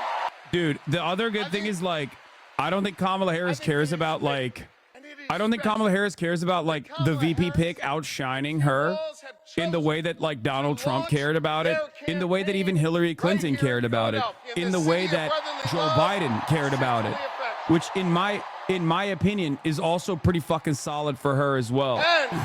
Like, I think they just want to win. They chose to launch their campaign right here in the birthplace of real freedom. The other side, Trump and his sycophants, let me tell you something. They love to talk a good game about freedom, right? They love to cloak themselves in the blanket of freedom all the time. They love to talk a good game. But hear me on this. It's not freedom to tell our children what books they're allowed to read. That's not freedom. It's not freedom to say. Dude, the other thing is, like, I think people forgot that Biden is the president. Like, this is literally the reason why his approval rating has gone up, because people forgot that Biden is still the president. Women what I'm not they're even joking allowed about to it. do with their bodies. That's not freedom. It's not. It is not. No, it's not. It's not. Don't be that way when Kamala Harris is our president. And it sure as hell isn't freedom to say you can go vote, but he's going to pick the winner. That is not freedom. That's not what patriots have fought for over the years. It is not. You know what we are for? You know what Kamala Harris and Tim Walz are for? They are for real freedom. They are the kind of real freedom that comes when we look that young girl in North Philly in the eye and we invest in her public school because we believe in her. It's all bad. Thank you for the 25 get the subs. We believe in real freedom, the kind of freedom that comes when we invest in our police and we invest in our communities because we believe that young girl should walk to and from school safely and back to her mama at the end of the night. What? We believe in real freedom where the young girl can grow up and be whatever she wants. What? She can be a welder. She can go to college. She can be who she is. That is real freedom, and that is what we are fighting for. We believe in the kind of real freedom where she grows up in a community where she can breathe clean air and drink clean water and know that she will leave an environment to the next generation that is great for her kids and her grandkids. And Kamala Harris and Tim Walz believe in a real freedom where you can marry who you love and be who you are. Now, freedom is on the ballot. And our fundamental freedoms are at risk. And I know when it's at risk, it's easy to feel uneasy. And it's easy to get down. But let me tell you something, Philly. Let me tell you something, Pennsylvania. Let me tell you something, America. I am more optimistic than ever before.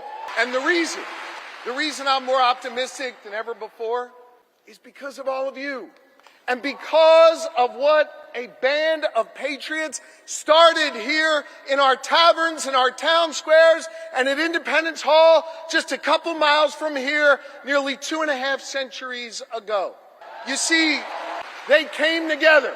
They came together to declare our independence from a king, and we're not going back to a king. And we're not going back. They declared that independence from a king. They came together and they said, we are going to form a union.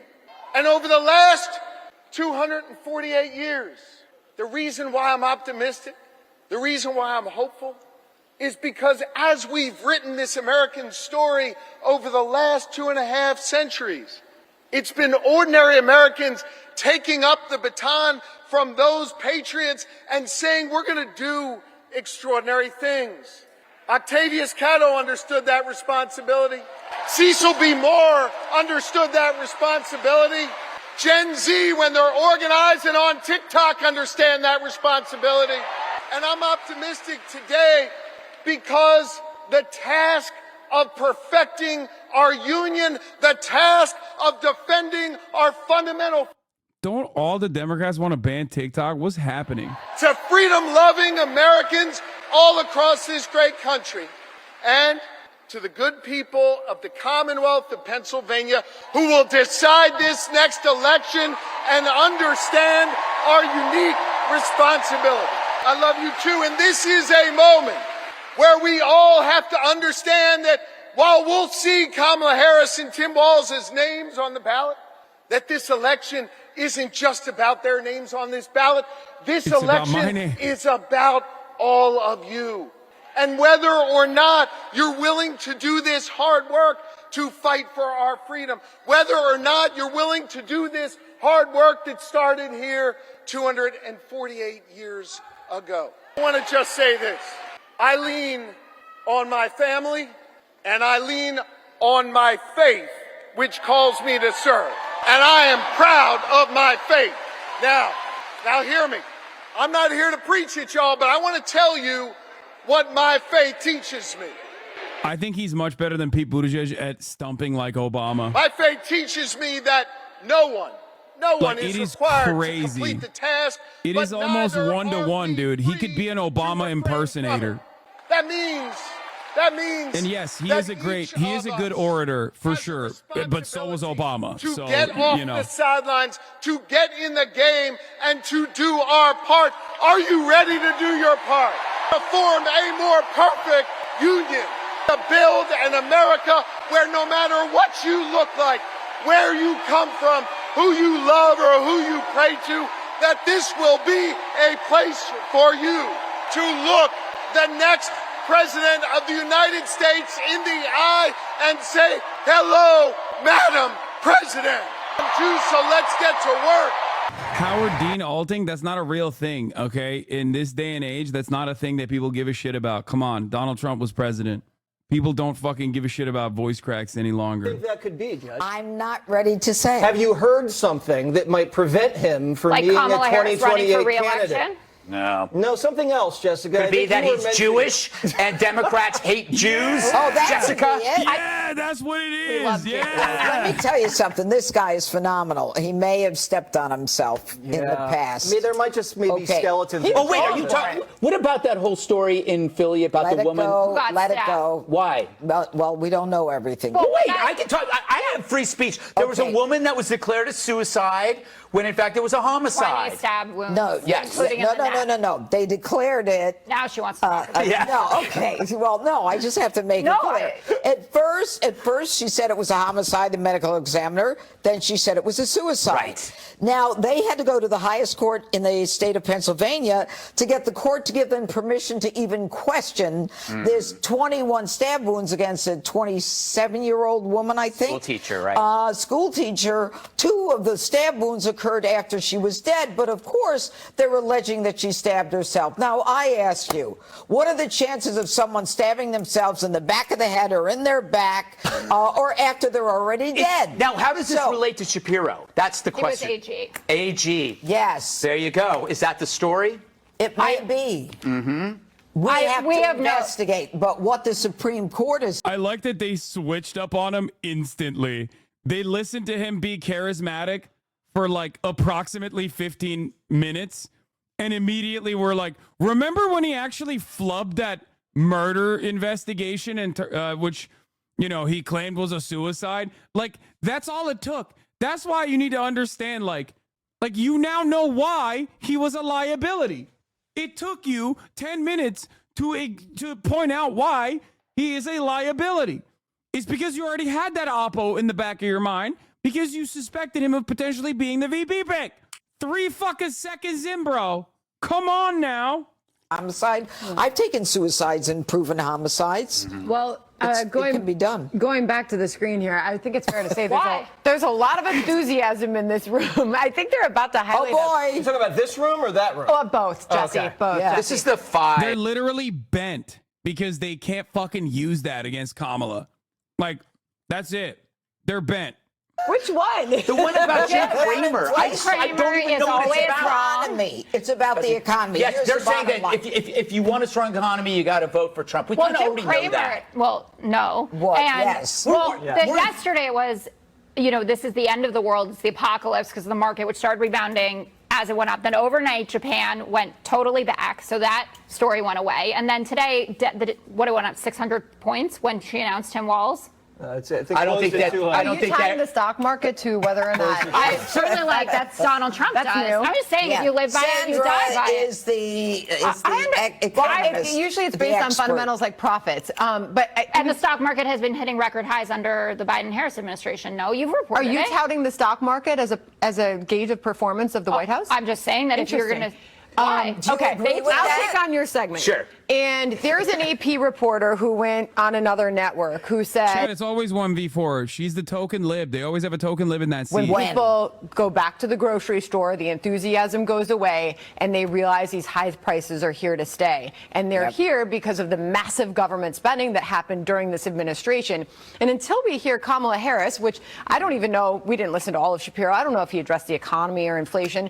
But if she steps up to the microphone and doesn't acknowledge the #1 problem for every American family right now, they're going to think she's ignoring it or doesn't know how we got here. And how can you fix a problem if you don't acknowledge what led to it? And so it's going to be really important that I was not kidding. If you go to KamalaHarris.com right now, there is nothing on there about the economy and how she plans to fix things for the American people. She says she's going to champion the middle class. This is what matters to them. Grocery prices, utility bills, gas prices. Right. Hello? I mean, Jesse, let's talk about prices. Hold on. Have you noticed a drastic leap in the prices for Cialis and Rogaine? Well, I know Rogaine's doubled. You'd have to ask Tyrus about the Cialis. What? Oh, you're a dead man. Yeah, you are dead. Shoot. You're dead to me anyway. I think I can hear his footsteps coming over from coming down Studio the hall. D. He was the first name that popped into my head. He was replacing you all last week. Take it back. I'm not Jesse. taking it back. Okay. I said it. I said it. He said know worse what? about me. He has? Probably. Everybody has. Here's the problem. Not a lot of people have the luxury of voting based on what social issues they think are important.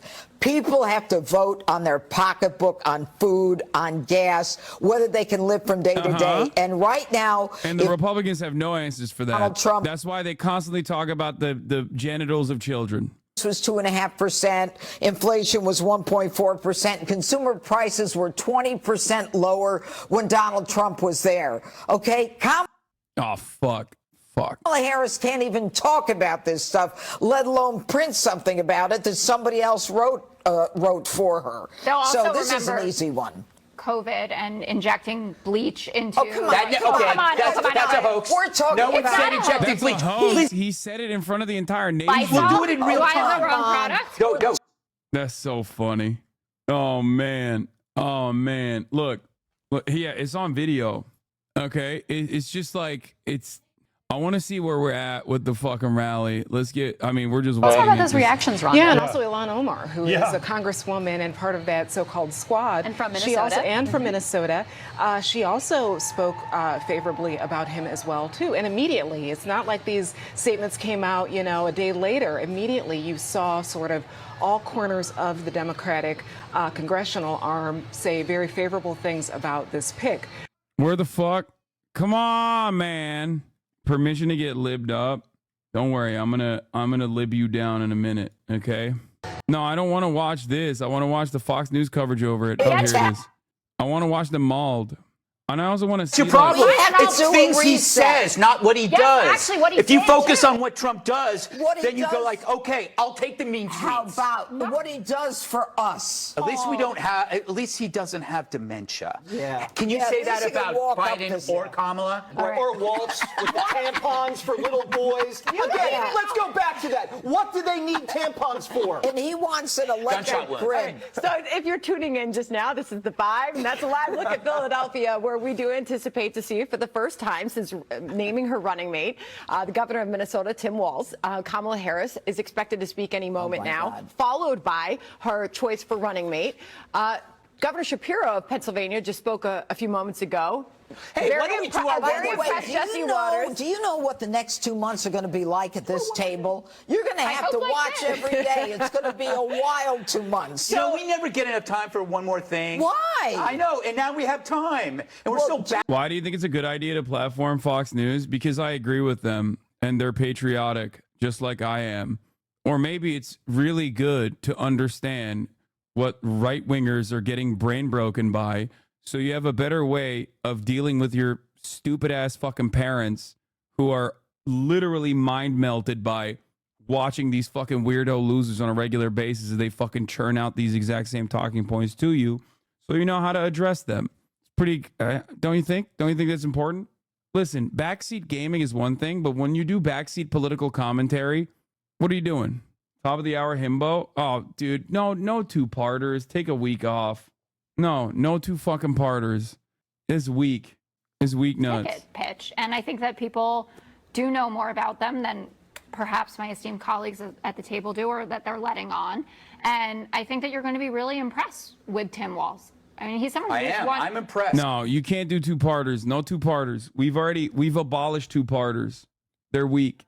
They're weak. Two-parters are weak. You know this. Get better baits. Okay? Two-parters are when a chatter says something specifically to annoy me and then turn around, specifically to annoy me, only to turn around and be like, oh, top of the hour. If you want to hit me with the ad break debate, you got to get better baits. I watched a bit of Ludwig yesterday and I noticed he says the same thing as you after the end of a talking point. You know what I mean? Yeah. Only malding I've seen and viewed in the shows that that chatter successfully debated you. That's true.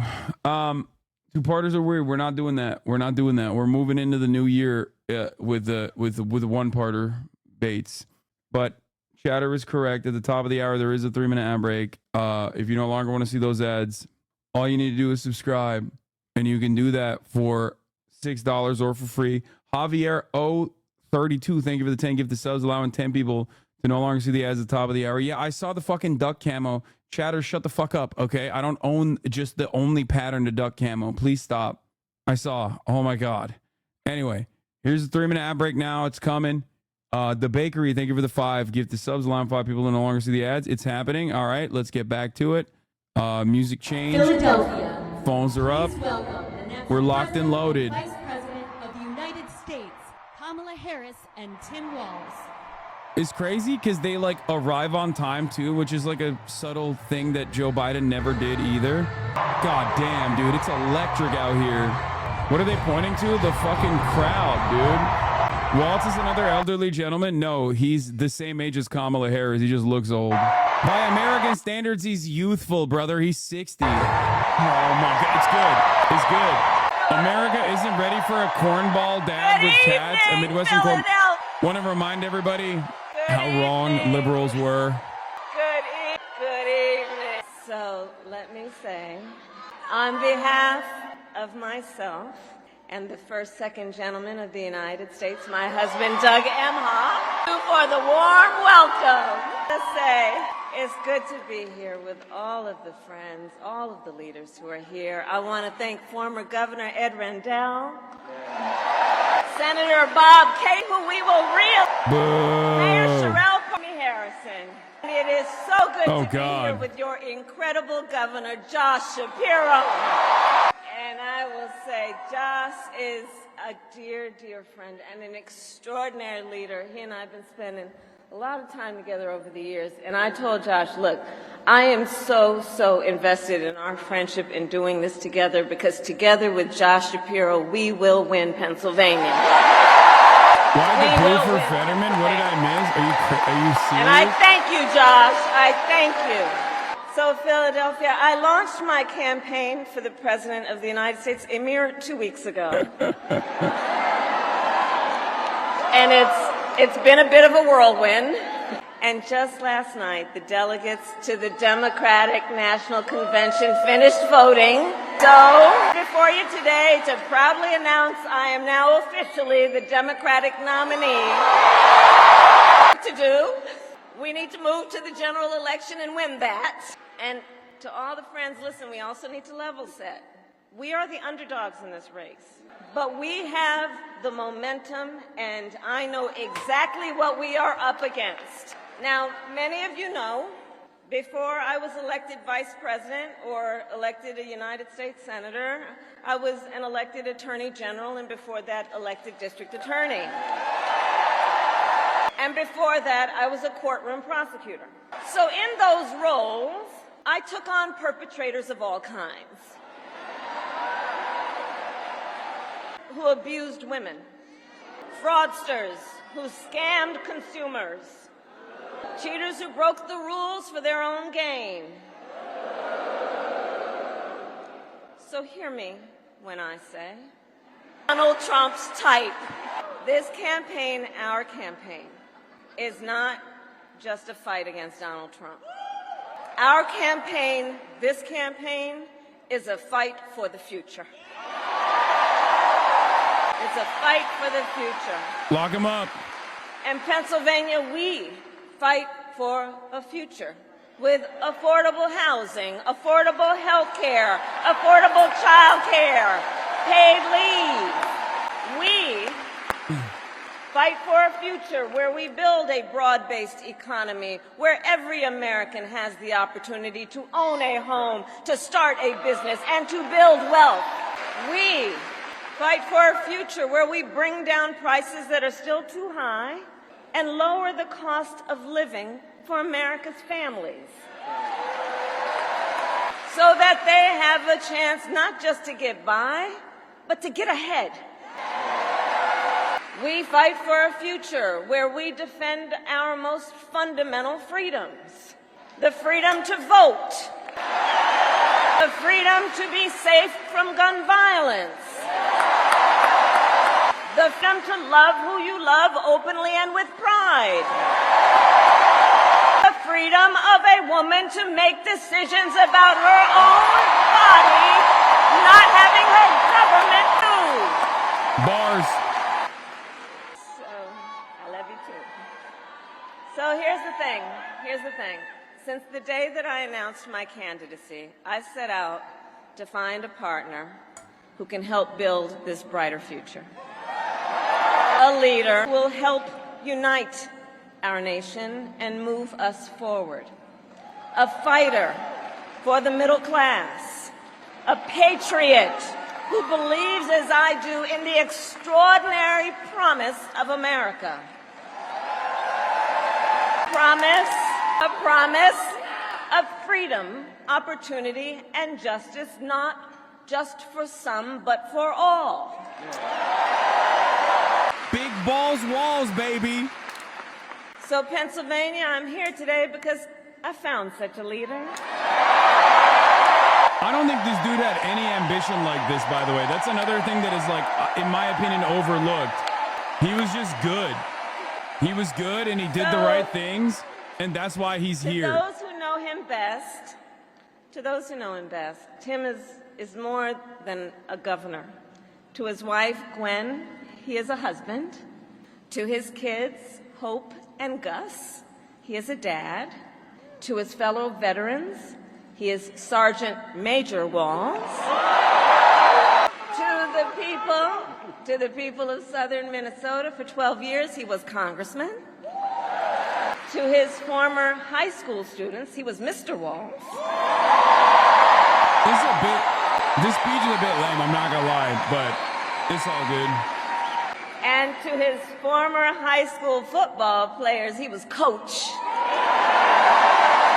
And in 91 days, not that it matters, the nation will know Coach WALZ by another name, President of the United States. So America, for some folks, they're just getting to know Coach WALZ's story. And I'll tell you, he is the proud product of a middle-class family in rural Nebraska. He is a veteran who served our nation in uniform for more than 2 decades 24 as a years member of of the Army National Guard, and he went to college on the GI Bill. He is someone who long before he entered politics worked as a teacher. From his native Nebraska to Minnesota nearly 30 years ago, they both took jobs at the local high school. Coach WALZ taught social studies, Gwen taught English. After school, Tim was the linebacker. Normal ass people, bro. Normal ass people. Undefeated. Where I've heard the stories about he had a knack for using the game of football to teach life lessons. He saw the potential in kids who sometimes didn't even see it in themselves. Under those Friday night lights, Coach WALZ motivated his players to believe they could achieve anything. And together, they defied the odds, hear this out, going from a winless record to the school's first ever state championship. Oh my God, it's so Jover. It's so good. I'll say and I'll add, Tim wasn't only a role model on the football field. Around that same time, Coach WALZ was approached by a student in his social studies class. The young man was one of the first openly gay students at the school and was hoping to start a gay-straight alliance. At a time when acceptance was difficult to find for LGBTQ students, Tim knew the signal that it would send to have a football coach get involved. I'm nutting. Oh, that's so good. To be the group's advisor. And as students have said, he made the school a safe place for everybody. What a gift. What a gift. In the high school yearbook, the students voted Coach WALZ the, quote, most inspiring faculty member. And as I think everyone here can see, Tim WALZ was the kind of teacher and mentor that every child in America dreams of having. If he cries, I will cry. If he cries real tears, I might actually cry too. He cried, we crowed. Because he's the kind of person who makes people feel like they belong and then inspires them to dream big. And that's the kind of vice president he will be. And that's the kind of vice president America deserves. Coach WALZ's students who actually helped him decide to run for office. And he served 12 years in Congress. He delivered a state championship? Are you fucking joking? Like, did they build him in a lab, dude? How did this guy... He was the highest ranking enlisted man to ever serve in the United States Congress. Yeah, I take back everything I said about her speech. She's killing it right now. Immaculate. And the top Democrat on the Veterans Committee. And he was known as one of Capitol Hill's best marksmen, winning a sharpshooting contest year after year. I think our brains are so warped by how unimaginably abnormal politicians are on both sides of the party that, like, when you have a normal dude like this, all of a sudden it just comes across as, like, insane. To protect the freedom of workers to join a union. One of the critical votes to pass the Affordable Care Act. which of course gave health insurance to tens of millions of Americans. I'm going to tell you, when we win, Tim and I will continue to make the Affordable Care Act even stronger. What does that mean? I mean, come on. We're dealing with on the other side. If Donald Trump gets the chance, he will end the Affordable Care Act and take us back to a time when insurance companies had the power to deny people with pre-existing conditions. You remember what that was like? No. Children with asthma, breast They're cancer too young. survivors, grandparents with diabetes. Well, Governor Walz and I will not let that happen. Go harder. Expand. Because we Say believe you're gonna health care lower should the- be a lower the right and not Medicare just a eligibility privilege age. for those who can afford it. Talk about more price caps on As pharmaceuticals. governor, Tim has continued to fight for working families. He secured paid leave for workers in Minnesota. And he refused as governor to allow any student in their public schools to go hungry. So he made school breakfast and lunch free for every child. And Tim Walz and I, we agree about many things, including when our middle class is strong, America is strong. And strengthening the middle class will be my defining goal as I am President of the United States. So Pennsylvania, ours is a fight for the future of the middle class, and it is a fight for freedom.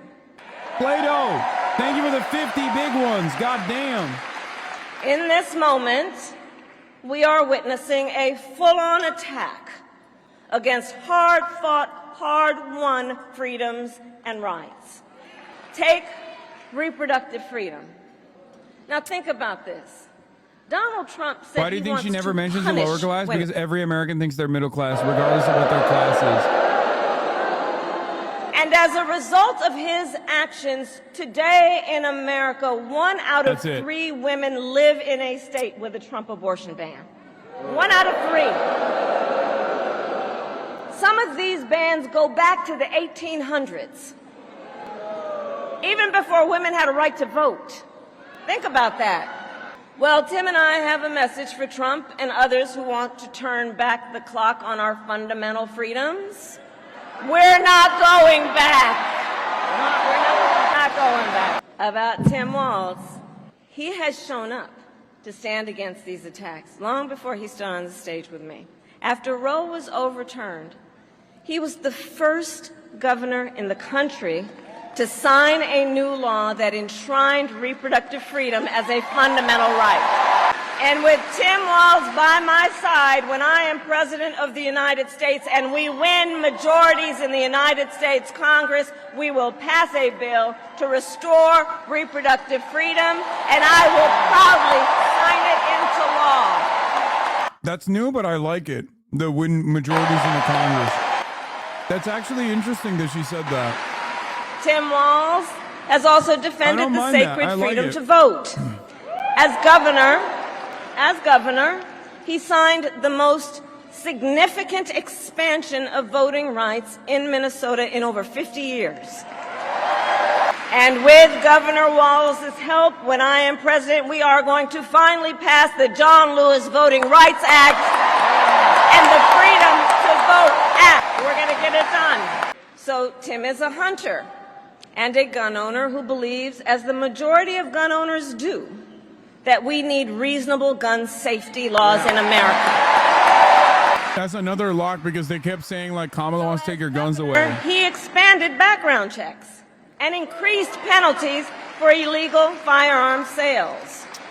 And together, when we win in November, we are finally going to pass universal background checks, red flag laws, and an assault weapons ban. Through his work, Tim, the way I think about it, he really does shine a light on a brighter future that we can build together.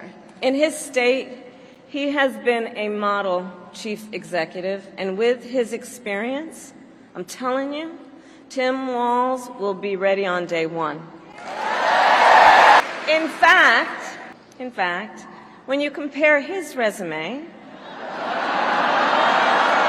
to Trump's running mate, well, some might say it's like a matchup between the varsity team and the JV squad. So, Pennsylvania, ultimately in this election, we each face a question. Leave it up to WALZ. Don't What do kind sports of references, country please. do we want to live in? A country of freedom, compassion, and rule of law, or a country of chaos, fear, and hate? And here's the beauty of our democracy. We each have the power to answer that question. We each have the power to answer that question. The power is with the people. We love country, and I believe it is the highest form of patriotism to fight for the ideals of our country. That is how we preserve the promise of America. And after all, you know, the promise of America is what makes it possible for two middle-class kids, one a daughter of Oakland, California, who was raised by a working mother, the other a son of the Nebraska plains who grew up working on a farm. It's the promise of America, because only in America is it possible for them together to make it all the way to the White House. That beautiful dynamic, beautiful juxtaposition. You got lockdown, urban vote, upper middle class professional, and you got like a straight farmhand coming from the Democratic Farmer and Labor Party of Minnesota. Like it's a great perfect representation of all the constituencies that you would want to fucking win over. That's right. And so Coach Walz and I may hail from different corners of our great country, but our values are the same. And we both believe in lifting people up, not knocking them down. He and I, we both know the vast majority of people in our country have so much more in common than what separates them. When we look at folks, we see in our fellow Americans neighbors, not enemies. She didn't mention her dad because her dad was not in her life when she was growing up. And so my promise to you is this. Our campaign will reach out to everyone, from red states to blue states, from the heartland to the coast. He also disowned her. In rural, urban, suburban, and tribal communities. We are running a campaign on behalf of all Americans. When elected, we will govern on behalf of all Americans. And so, with Tim Walz by my side, and with all of you at our side, let us fight for the promise of our future. And with that, I ask Pennsylvania, are you ready to make your voices heard? Do we believe in freedom? Of the United States. Wow. He's gonna cry, bro. Please don't cry. Wow. Thank you, Philadelphia. Thank you, Madam Vice President, for the trust you put in me, but maybe more so, thank you for bringing back the joy. I'm thrilled to be on this journey with you and Doug, this incredible journey. And Pennsylvania, I know you know this, but my God, what a treasure you have in Josh Shapiro. Holy hell, can this guy bring the fire? He can bring the fire. This is a visionary leader. Also, I have to tell you, everybody in America knows when you need a bridge fixed, call that guy. And I think sometimes we forget, and you see people a little one-dimensional, but seeing a guy who cares so deeply about his family, a man with compassion, vision, and I'll have to tell you this, I know this from experience, there is no one you would rather go to a Springsteen concert in Jersey with than him, than that guy. Bruce! And I can't wait for all of you and America to get to know my incredible wife, Gwen, a 29-year public school educator. My fucking goat! Don't ever underestimate teachers. 2 beautiful kids, Hope and Gus. I couldn't be prouder to be on this ticket and to help Vice President Harris become what we all know is very, very good for us to think about. Next President of the United States of America. Motherfucker, name one of his children Gus, bro, is such a lock. As a district attorney, you can't be whiter than Attorney that. General of the great state of California, a United States Senator, and Vice President of the United States. You love that he claps for his own speech? It's actually a socialist leader trait. I'm not even joking. Vice President Harris has fought on the side of the American people. It says that it shows in like predators, crowd psychology, it shows that you're a part of like the group that you're speaking to. You're speaking with, she not stood up to. against powerful corporate interests, and she never hesitated. Slavoj Žižek has talked extensively about how Stalin used to do this. People's lives. And I want all of you to hold this, and don't ever underestimate the power of this. She does it all with a sense of joy. I know a little something about that commitment to people. I was born in West Point, Nebraska. I lived in Butte, a small town of 400, where community was a way of life. Growing up, I spent the summers working on the family farm. My mom and dad taught us, show generosity towards your neighbors and work for a common good. My dad served in the Army during the Korean War, and with his encouragement, at 17, I joined the Army National Guard.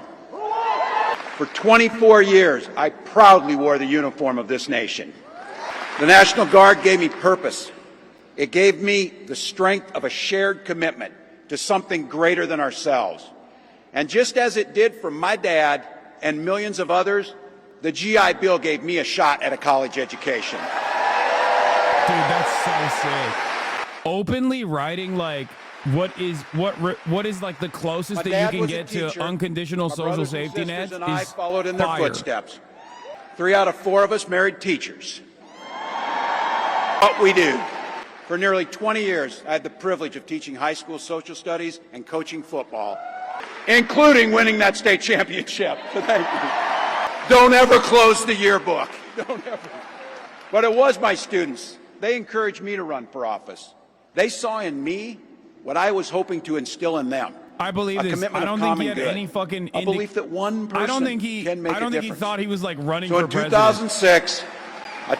2006, I took a leap and He's I the ran opposite. for Congress. He's literally the opposite of fucking Shapiro in that regard. And because high school teachers are super optimistic, I was running in a district that had 1 Democrat since 1892. Well, my neighbors graced me with an opportunity to represent them in the United States House of Representatives. I'm proud of the work we did there together. I worked across the aisle on veterans issues, on agriculture, and on ways to grow rural economies. I learned the art of compromise without compromising my values. And now, as governor of the great state of Minnesota, I bring those experiences to bear in tackling the challenges that are facing our great state. Minnesota's strength comes from our values, our commitment to working together, to seeing past our differences, to always being willing to lend a helping hand. Those are the same values I learned on the family farm and tried to instill in my students. I took it to Congress and to the state capitol, and now Vice President Harris and I are running to take those very values to the White House. Yeah, he's the complete opposite of Biden, who's a corrupt career politician. He's a normal Now, guy who rose to the merit from the Donald bottom. Trump sees the world a little differently than us. I think repackaging socialism or First of all, socialist he doesn't know the first policies thing or about social service. safety nets as neighborliness is so fire. I'm nutting, dude. He doesn't I'm have nutting. time for it because he's too busy serving himself. Again and again and again, Trump weakens our economy to strengthen his own hand. He mocks our laws, He sows chaos and division, and that's to say nothing of his record as president. He froze in the face of the COVID crisis. He drove our economy into the ground, and make no mistake, violent crime was up under Donald Trump. That's not even counting the crimes he committed. Okay, come on. You know, some of us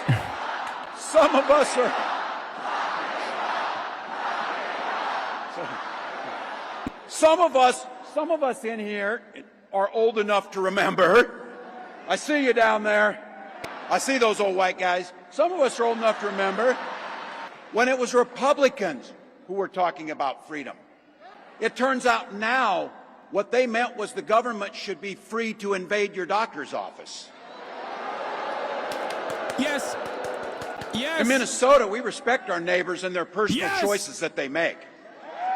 Patient doctor, no third party. Even if we wouldn't make the same choice for ourselves, there's a golden rule. Mind your own damn business. I'm nutting again. He's making me nut. Never has a 60-year-old bald man made me nut like this. These guys are after my heart chanting, mind your own damn business. That feels good, so thank you. Look, that includes IVF. And this gets personal for me and my family. Oh, God. Oh, who's doing it? When my wife and I decided to have children, we spent years going through infertility treatments. And I remember praying every night for a call for good news. The pit in my stomach when the phone rang, and the agony when we heard that the treatments hadn't Oh, my God, I can't wait for the Groypers to be like, his seed was weak. That when we welcomed our daughter into the world, they're going to be we even named her Hope. grosser and weirder, and then Americans are going to be even more negatively polarized. Train going! When Vice President and I talk about freedom, we mean the freedom to make your own health care decisions. And for our children to be free to go to school without worrying they'll be shot dead in their classrooms. By the way, as you heard, I was one of the best shots in Congress, but in Minnesota, we believe in the Second Amendment, but we also believe in common sense gun violence laws. Oh, my God! Vice President Harris' idea of freedom is a ticket for education to be that ticket to the middle class, not crippling debt. Air that's clean, water that's pure, communities that are safe, a place where we settle our political differences not through violence, but with our votes. And that's what this election's about. What direction will this country go in? Well, Donald Trump would damn sure take us backwards. Let's be clear about that. And don't believe him when he plays dumb. He knows exactly what Project 2025 will do to restrict our freedoms, to rig the economy to help the super rich. If Trump gets a chance to return, he's going to pick up exactly where he left off 4 years ago. Only this time, it will be much, much worse. Raising costs on middle-class family. He will repeal the Affordable Care Act, no doubt about it. He'll gut Social Security and Medicare, and when somebody tells you are, they believe him. He said he'd ban abortion across this country, and he'll do it, whether or not Congress is there or not. Donald Trump's not fighting for you or your family. He never sat at that kitchen table like the one I grew up at, wondering how we were going to pay the bills. He sat at his country club up in Mar-a-Lago wondering how he can cut taxes for his rich friends. And I got to tell you, his running mate shares his dangerous and backward agenda for this country.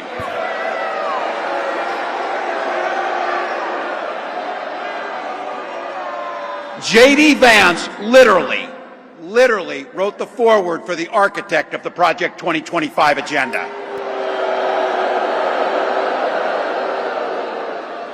Like all regular people I grew up with in the heartland, J.D. studied at Yale, had his career funded by Silicon Valley billionaires, and then wrote a bestseller trashing that community. Come on!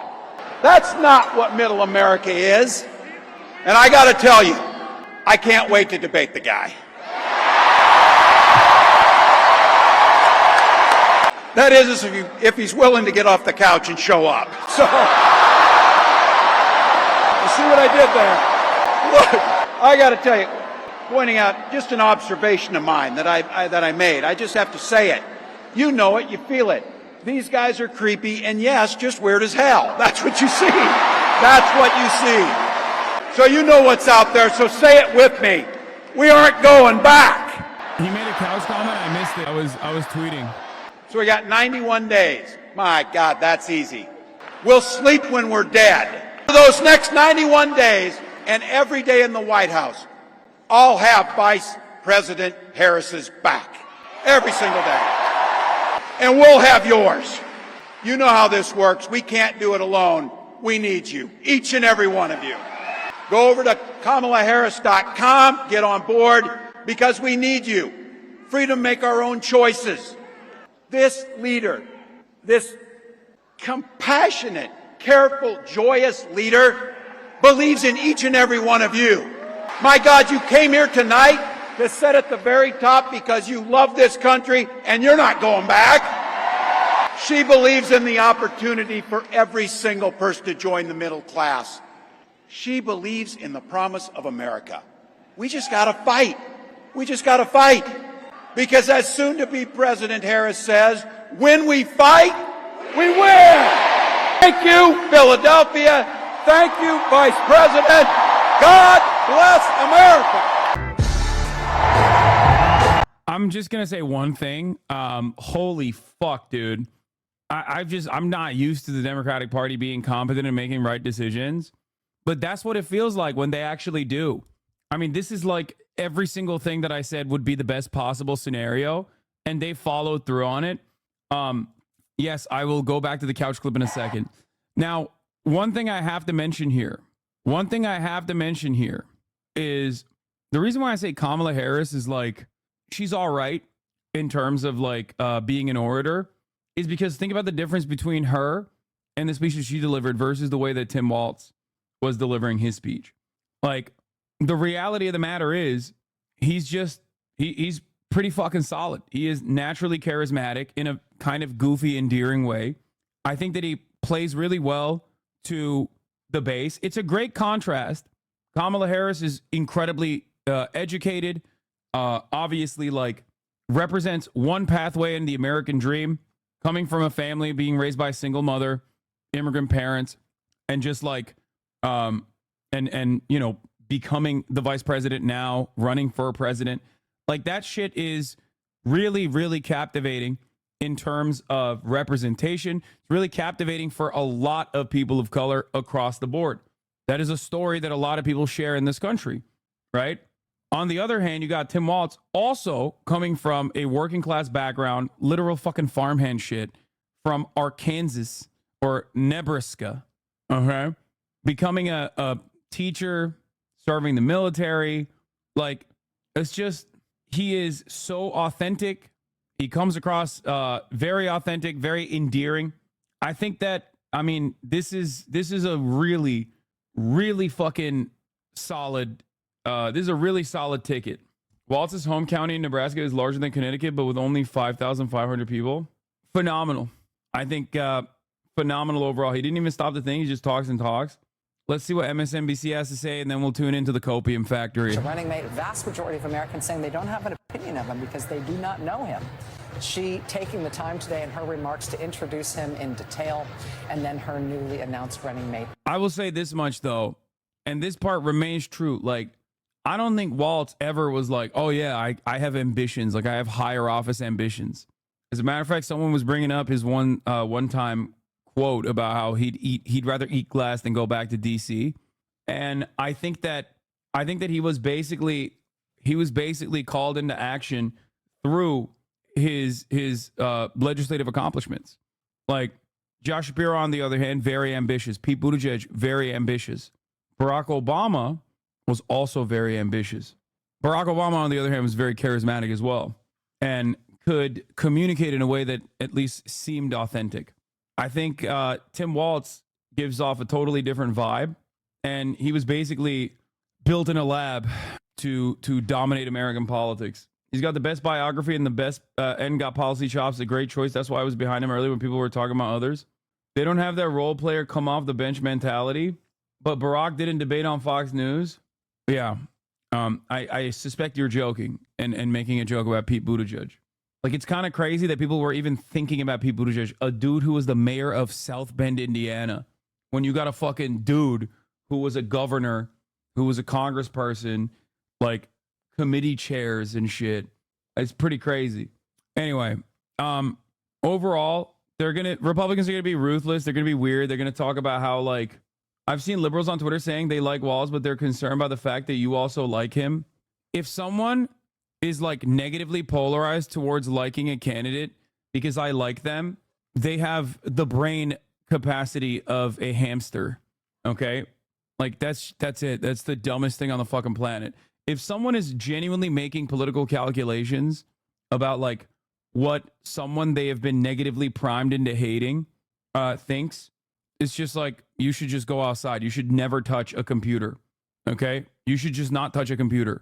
Also, my political instincts in terms of like putting together a winning fucking composition was so on the goddamn money. Those are the same exact fucking dumbass liberals who were like riding with Biden until the very last moment. Okay? So, you know, in terms of like putting together a successful electoral strategy, I think I'm pretty aware of what the American population is interested in. The crusties are already chirping about him meeting with Netanyahu. It's fine. Those people don't vote anyway. It doesn't matter. That's how great WALZ is. They have the link to haters for an attack.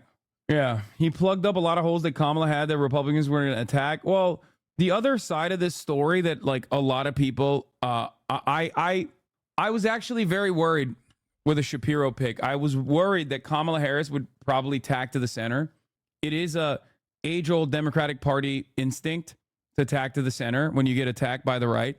When they call you a radical, instead of doubling down on your proposals and being like, what do you think? You think feeding children is radical? Well, fucking, you're the radical. You're the weirdo. You know what I mean? Instead of doing that, Democrats oftentimes turn around and they hit center. They go, no, I'm not a radical. Oh my God, God forbid, don't call me a socialist. Oh my God, I'm so scared. You don't have to be a socialist, okay? As long as you're improving the material conditions of the working class in this country, you don't have to call yourself a socialist. You don't have to say you're a socialist, okay? That's what matters. Stick to the fucking policies, not these like dumbass labels. That's why whenever someone says, Hasan, you're so liberal, you're so libbed up, I'm like, sure, okay, who gives a shit? Or when people say, Hasan, you're a capitalist, you have a house, I'm like, yeah, I am. I love capitalism. Who gives a shit? Listen to what I'm saying. Don't try to fucking package me into a neat little confine that your neat little ideological bubble that you want to cultivate so you can like present me as a straw man that you can easily dismantle. Okay? Overall, there's still work that needs to be done. This is not like a lock. This is not an easy lock. There's a lot of momentum. Kamala Harris just doubled down on that momentum. I give the Democratic Party its roses when they do stuff like this, because I think positive influence is a good thing as well. It can't always just be chirping. It can't always be just negative. It can't always be complaints. They're already seeing that in the form of massive donations coming down, right? Like more donations than a top of the hour ad break where people gift subs to ensure that others do not see the 3-minute ad break at the top of the hour, right? Because at the top of the hour, there is a 3-minute ad break.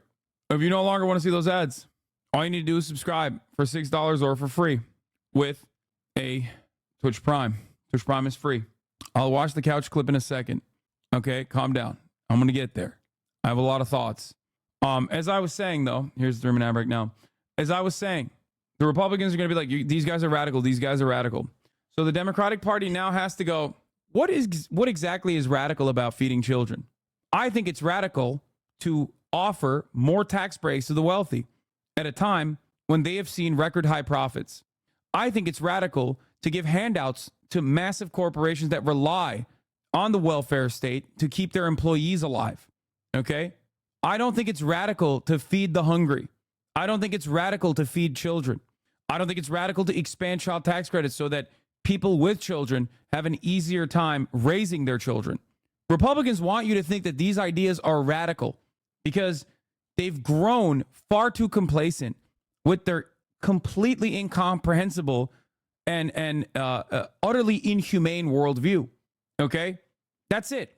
The average American, regardless of whatever kind of like weird political associations they have, the average American is totally perceptive or totally receptive to progressive economic policies. They recognize it. They're just not used to it, but they recognize that these things help them. Okay? That's why Republicans who vote against infrastructure spending will then go back to their own hometowns and at their town halls act like they brought that money home to build that bridge. Because they're real pieces of shit who recognize that the American population at the end of the day likes to fix the fucking potholes. You know what I mean? So ultimately, the idea that like these people are terrified of radical policies, Americans are terrified of radical policies. No, the fuck they're not. No, they're not. It's just that the Democrats are actually scared.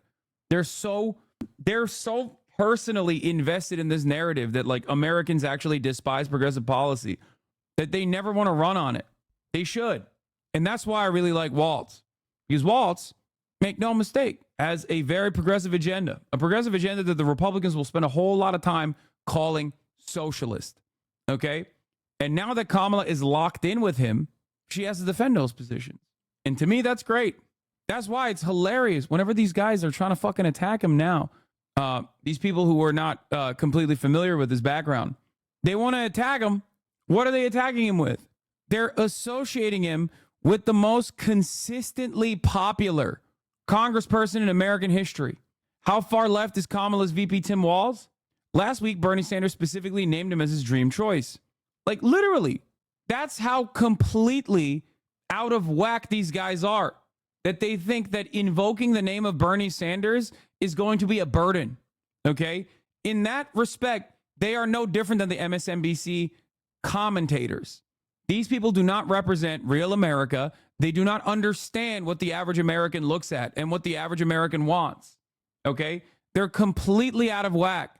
Like imagine thinking that a guy who has consistently held the highest approval ratings in Congress is a bad person to be associated with.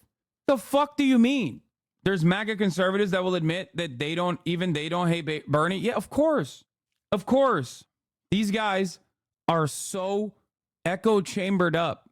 They're huffing their own farts and they don't realize that this kind of messaging is what delivered a bunch of L's in the 2022 midterms at a time when Americans were genuinely suffering. Okay? In the midst of negative real wage growth, can you imagine a world in which like you have a decrepit old president, okay? A decrepit old president who's basically a fucking carcass. And even back then, Americans recognized that by and large, not the media, but Americans did, right?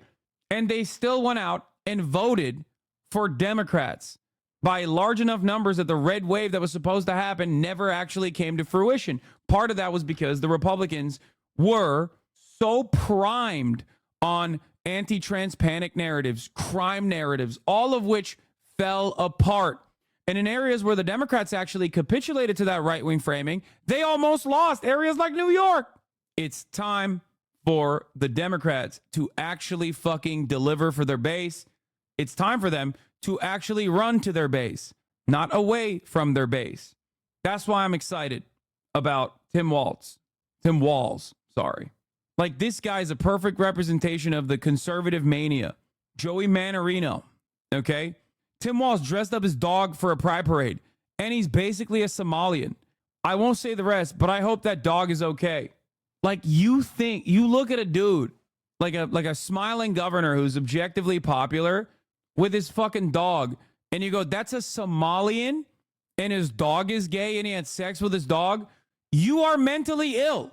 I'm sorry for the ableist rhetoric here, but you are so incredibly mentally ill. You need immediate medical attention, okay? You need immediate medical intervention. Like you've lost your dang mind. He posted this too earlier. This is Tim Walz's family. Mostly peaceful Latina says, looks normal. What's the problem here? Just sharing. We'll let others find problems if there are any. Like they don't understand. They are so far off the deep end that they genuinely don't recognize how freakish and how off-putting they are. Okay? So if they keep to the policies and say, these guys call us radicals for what? Because we want to feed children? All they do is talk about children's genitals on a regular basis. The fuck? Who do you want? A group of sweaty losers who are constantly advocating for genital inspection day? Or you want people who want to and have successfully fed your children at schools, who want to make it easier for you to raise children in this goddamn country. That's it. That's it. For years and years, part of the reason why I love Bernie as well, for years and years, I've been saying this. Don't be dissuaded by Republican lines of attack that signal that you're like a radical freak or whatever. Explain the policies. They rely too much on the fear mongering associated with socialism, associated with like certain aspects of democratic policies. Talk about it. The Green New Deal is a great example of this, where people will be like, well, it doesn't poll well. It's like, yeah, motherfucker, because no one talks about it like a jobs program, because that's what it is. Okay? It's jobs. It's money. It's money in your pocket. Who the fuck doesn't want a new factory to open up in a goddamn neighborhood? Ain't nobody out here is anti-factory opening up, okay? But Democrats are too weak and too cowardly and too feckless to actually openly communicate their desires for a better America. That's it. That's it. And Tim Walz is a good guy to do this with. He is. So I'm very excited. I'm excited to see what happens. Stop tacking to the center. For all of his failures, there was a guy who didn't do that. He was a genuine center-right figure his entire life. But you know who fucking didn't do that? Joe Biden. They would yell at Joe Biden every goddamn day. He'd go up on that stage and try to the best of his ability, turn around and be like, no, we're going to do rent caps. Like, he didn't give a shit. He literally was like, possibly because he was demented, but he didn't give a fuck. They put that shit on the teleprompter, and he tried to fucking read that to the best of his ability. You know what I mean? That's what you got to do. Look at these fucking idiots. Had she had to go through the primary system, she never would have won. This would not be the ticket. Yeah, well, I think again, this is kind of like a kind of a Maya Angelou approach to politics. Like, make us all feel like we'll light a candle, everyone will feel better, and you'll forget the fact that you're bleeding money every time you go to the grocery store, the gas pump, and that they want to control every move you make with what kind of car you buy, what kind of washing machine you have, what kind of toilet you can buy. Yeah, definitely. You guys are not the ones who are trying to advocate to control people's lives by fucking interfering in medical decisions, dude. All right. Bullshit. He's a riot. That's the focus of tonight's angle. God damn it. I can't even watch fucking Fox News up in here. I want to watch Copium, man. I want to watch Copium Brigade. But last year, as inflation was crushing Minnesota families, this was Tim's priority. We want every Minnesotan to grow up feeling safe, valued, protected, celebrated, and free to exist as their authentic versions of themselves. Protecting and supporting access to gender-affirming health, gender ideology extremists, to being a welcoming and supportive state to the community. This is another thing that I really, really like about Walz. Like, this kind of traps the Harris campaign into the position that it's like, why are you advocating against this? Are mature enough to have their genitals mutilated by a twisted surgeon. You're a freak. But you're a freak. You're a freak. You're a freak. Ain't nobody's doing that. You're a fucking freak. That banned the barbarism. Students who are understanding are trying to understand who they are as their gender identity is being developed. They are most at risk. We're there to protect children. We're there to help. Watch this space. I'm telling you right now. Watch this space here. Go ahead. The more you show how normal a progressive teacher is, the more we Republicans will talk about children's general to prove how not weird we are. I'm telling you right now, that shit is what they're going to run the table with. If the Democratic Party is not fucking cowardly and they actually actively go, why the fuck would we hurt these teenagers? Like, what the fuck's wrong with you, you freak? These are American citizens, goddammit. They were Minnesotans, and I will protect them every goddamn day of the week. Okay? I care about them a lot more than I care about your stupid ass. Every time you fucking say that, those guys are people. They are Minnesotans. They're Americans. They're neighbors. They have the same fucking dreams that you do. And running a campaign on like trying to fucking kill them when they're like a minuscule percentage of the fucking population is insane to me. And the only reason why you're hyper focusing on that shit is because you have no solution to the economic destitute conditions that Americans are subjected to. That's the narrative, okay? That's what he means when he's talking about how weird they are, okay? That's what I mean when I'm talking about how weird the Republican Party is. Down to the progressives. This is deeply disturbing, and we're going to dig into this more in a few moments. Remember, if the squad is happy and they are ecstatic that Walz is the choice, you should grab your children and watch your wallet. It's awesome. They literally are just like, look at all these black women. Look at all these black and brown women. They're fucking stoked about Walz, a white guy. A socialist just means being a good neighbor. Don't ever shy away from our progressive values. One person's socialism is another person's neighborliness. Just do the damn work.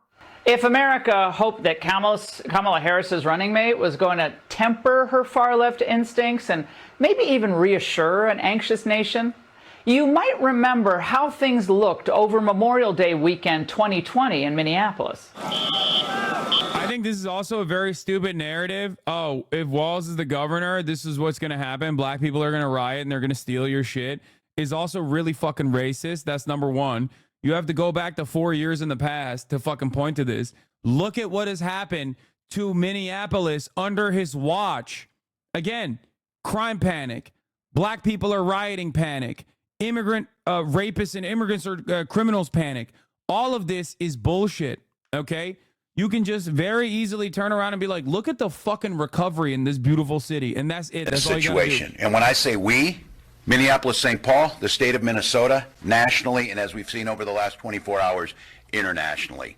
A society that does not put equity and inclusion at the center of it is certainly going to eventually come to the places where we're at.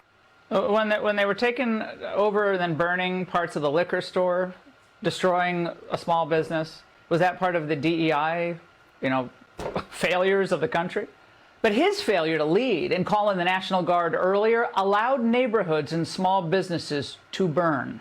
My husband was asleep, and I went and woke him up. I go, you need to wake up now. I go, Town Talk's going to burn down any minute. And we sat there and watched it just melt to the ground, all our hard work.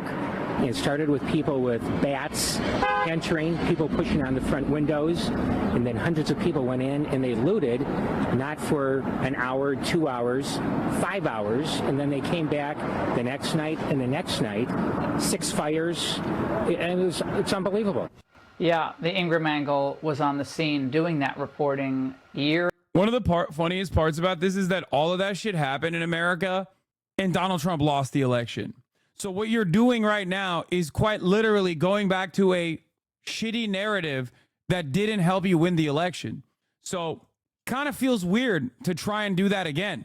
Like you're literally just playing Trump L's, okay? That's what you're doing right now. It's just sad to see here we are 3 years later and literally nothing has changed. The activists and some of the city council members who are also activists themselves considered a victory not to have police in the precinct because some of the city council don't want police to begin with.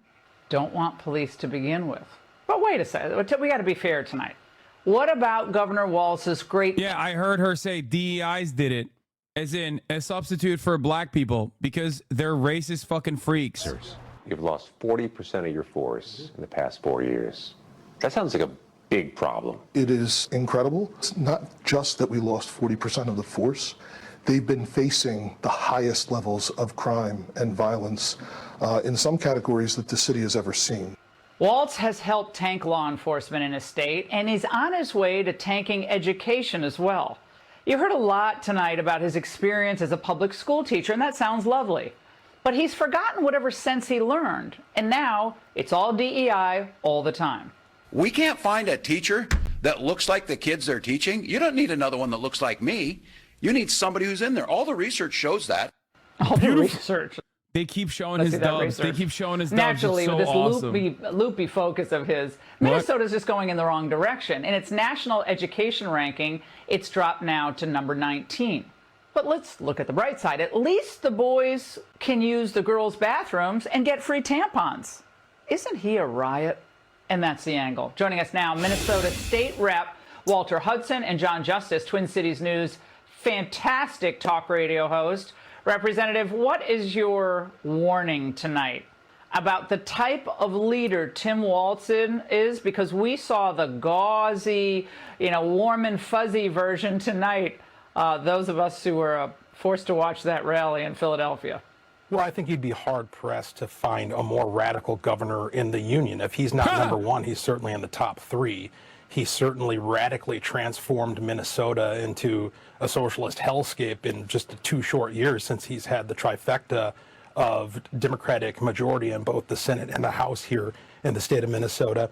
And you saw it there, looking back to 2020, as we watch Minneapolis burn, what does he do? Does he protect the innocent? Does he reward the productive and the virtuous? No, he lectures us about equity and inclusion and tells us that we ought to just roll over and allow these rioters to express themselves, mostly peacefully. Get ready for a whole lot of that if Tim Walz becomes the vice president of the United States. I think Kamala Harris and Tim Walz are kind of the before and after picture. She has all these ideas of what she would like to see the country look like. He's actually manifested here in the state of Minnesota. Oh, that's a great way of putting it. The Biden and Harris are just getting going. And John, you know, Minnesota is near and dear to my heart. I think this is the first summer, I don't know in how many, 10, 12 summers that I haven't yet gotten to Minnesota.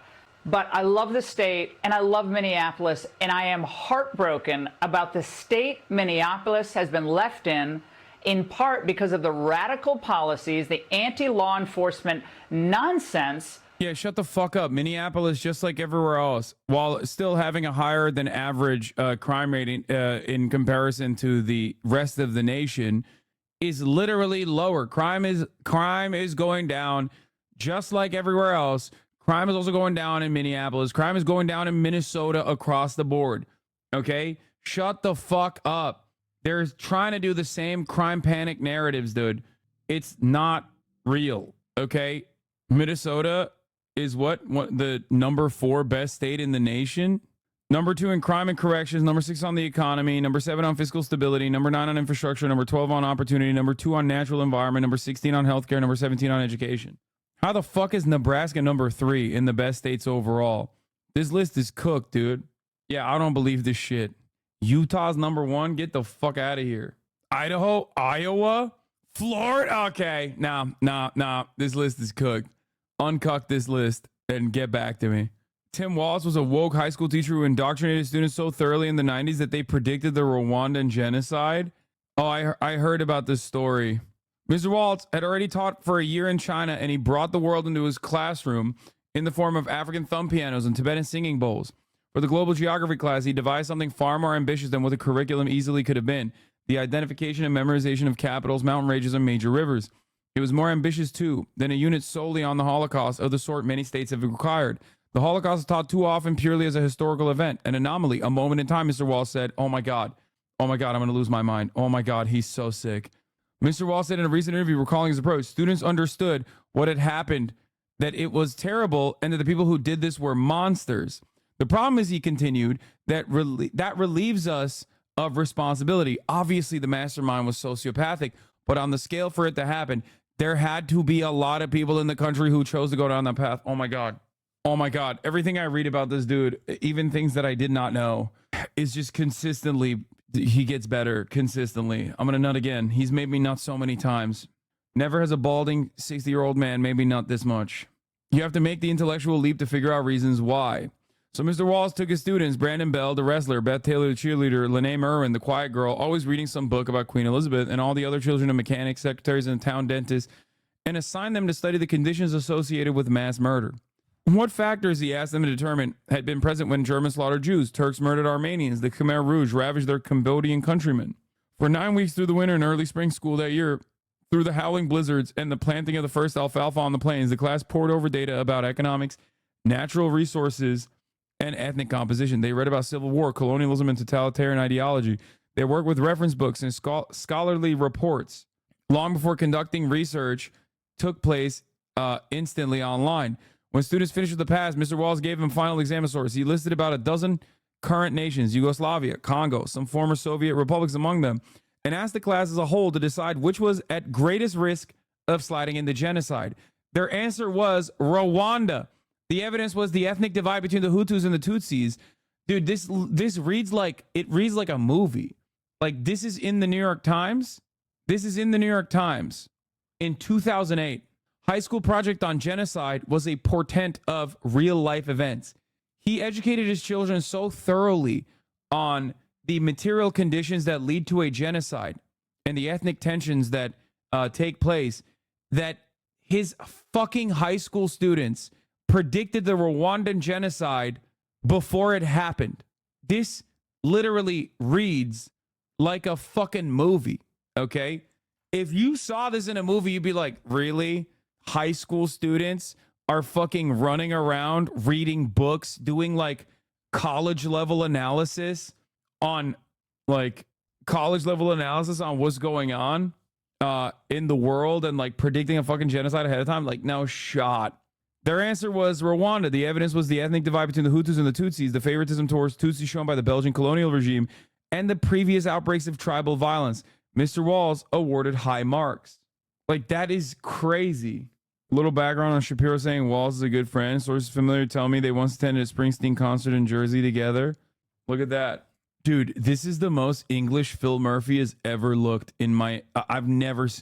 If I had seen a photo where Phil Murphy looked like this, I mean, I would...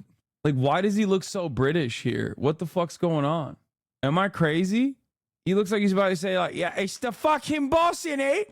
I'm Phil Murphy, eh? Governor of New Jersey. Fucking hell. I love listening to the fucking boss, yeah? Boss man. Beto looks hot, as he always does. Who's the second one from the left? Is Beto, Tim Walz, Josh Shapiro, and Governor of New Jersey, Phil fucking Murphy, innit? Oi, lads, we're gonna do a race riot today against the Muslims, yeah? Fucking hell! That's what he looks like. Is Phil British or do New Jersey and sound like that? No, he doesn't sound like that. And he normally doesn't really look like that. It's just that right now, he just happens to look like that. Anyway, I'm Minnesota. One can't get enough of Tim Walz being a total dad content. Governor Tim Walz and his daughter Hope recorded a PSA video for the new hands-free law to prevent distracted driving. Governor Walz here, along with Hope. We're making sure we remind all of you hands-free driving starts on the 1st of August. We want to make sure our teen drivers are not texting and... No. I think it's actually mostly bald men. Cut. All right, once again, Minnesotans, we're here making sure millennials are putting down the phone. And I think it's actually adults, Dad. Like older people like you. Cut. Hey guys, this is Hope Walz and I'm here with my dad, Governor Walz. And we're just here talking about the new hands-free law, and I'm just gonna show him how to prop his phone up so it's not in his hand and he can still see his navigation. All right, just like this. Cut. Hey, Minnesota, Governor Tim Walz here. Governor Walz here trying to get rid of a child for anyone. On the 1st of August, Minnesota's new law is hands-free, making sure teens aren't Snapchatting. I think it's everything, like texting, calling, like it's all hands-free, not just Snapchat, Dad. All right, cut. One more time. Turn it down. Why? We're making a distracted driving video and you have the radio up too loud. Do I think Hope is a HasanAbi head? I mean, she is a vegetarian. Maybe. Hey, Minnesota, Governor Walz here, along with Hope, who listens to the radio too loudly. Well, it's a distracted driving video we're trying to make. Hey. You think Tim Walz is normal? He would never tell his kids to shut the fuck up about Pokemon. That's right. That's right. That means he's, of course, abnormal, whereas JD Vance is normal. Yeah, this was funny. The corn dog. I'm vegetarian. Turkey then. Turkey's meat, not in Minnesota. Turkey's special. Anyway, it's just like, a breath of fresh air in some ways. It's very shocking to see. They have imported 15 million people, and their goal is to somehow get federally legislation passed eventually that gives amnesty to, say, 2 million, 3 million, 15 million of them. And guess what? Elections are determined in this country by margins of tens of thousands. Yeah. You guys are real freaks. Let's see what he had to say in 2006 for his radio ad. For several important reasons, but today I'd like to tell you about one issue that's very personal to me. I am a retired Command Sergeant Major in the Minnesota National Guard, and after years of firing artillery, I sustained severe inner ear damage. Because I have... By the way, before people joke about this is a fucking major issue. Like, you don't even need to go to combat. This is one of the many ways in which, like, the American military fucks you up. I mean, if you're a vet or if you have veteran family members, you already fucking know this. Have good health insurance provided through my employer, I was able to have surgery on my ear. As my ear healed, my hearing was gradually restored. One morning several weeks after the surgery, I awoke to a sound I couldn't identify. I asked my wife what I was hearing, and she told me, "Tim, that's your 4-year-old daughter, Hope." You see, Hope wakes up singing every morning, but I had never heard that sound until that day. Jesus I'm running for Congress Christ. because I believe we as a country have a moral obligation to ensure that every father can hear his daughter sing, that every citizen receives the best care our medical community has to offer. I'm Tim Walz, and I approve this message because I've heard how important healthcare is to everyone. Oh my God. Dude, what the fuck? That shit's crazy. All right, let's hear from Bernard. Agree that the vice president and the governor can stay focused on economic issues that benefit working people, demand that the billionaire class start paying their fair share of taxes. You know what? I think they're going to not only win, I think they have a chance to win pretty big. Well, I'm glad you brought that up because I actually got a laugh out of you 2 weeks ago when I asked you about Trump's claim that Harris is more liberal than you are, and now Walz is being hit for his record that you just laid out there, a progressive one, as the governor of Minnesota. Senator Lindsey Graham tweeted earlier, Harris is feeling the burn and picks Walz. Thank you, Kamala. Governor Tim Walz is a dream for the radical left. And I wonder if his record as governor is going to be this attack line from Bernie got Trump. Bernie got these new glasses on. He looks like a fuckboy. I don't know if I like it. I don't want to give Trump's people any advice, but I would suggest if they want to do that, they should read some of the polling.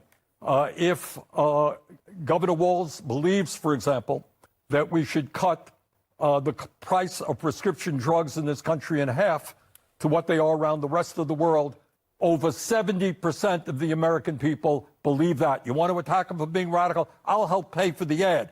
Walz believes we should cut prescription drugs in half. Vote for Trump. I don't think so. The American people overwhelmingly believe, as the governor does, that we should raise the minimum wage to a living wage.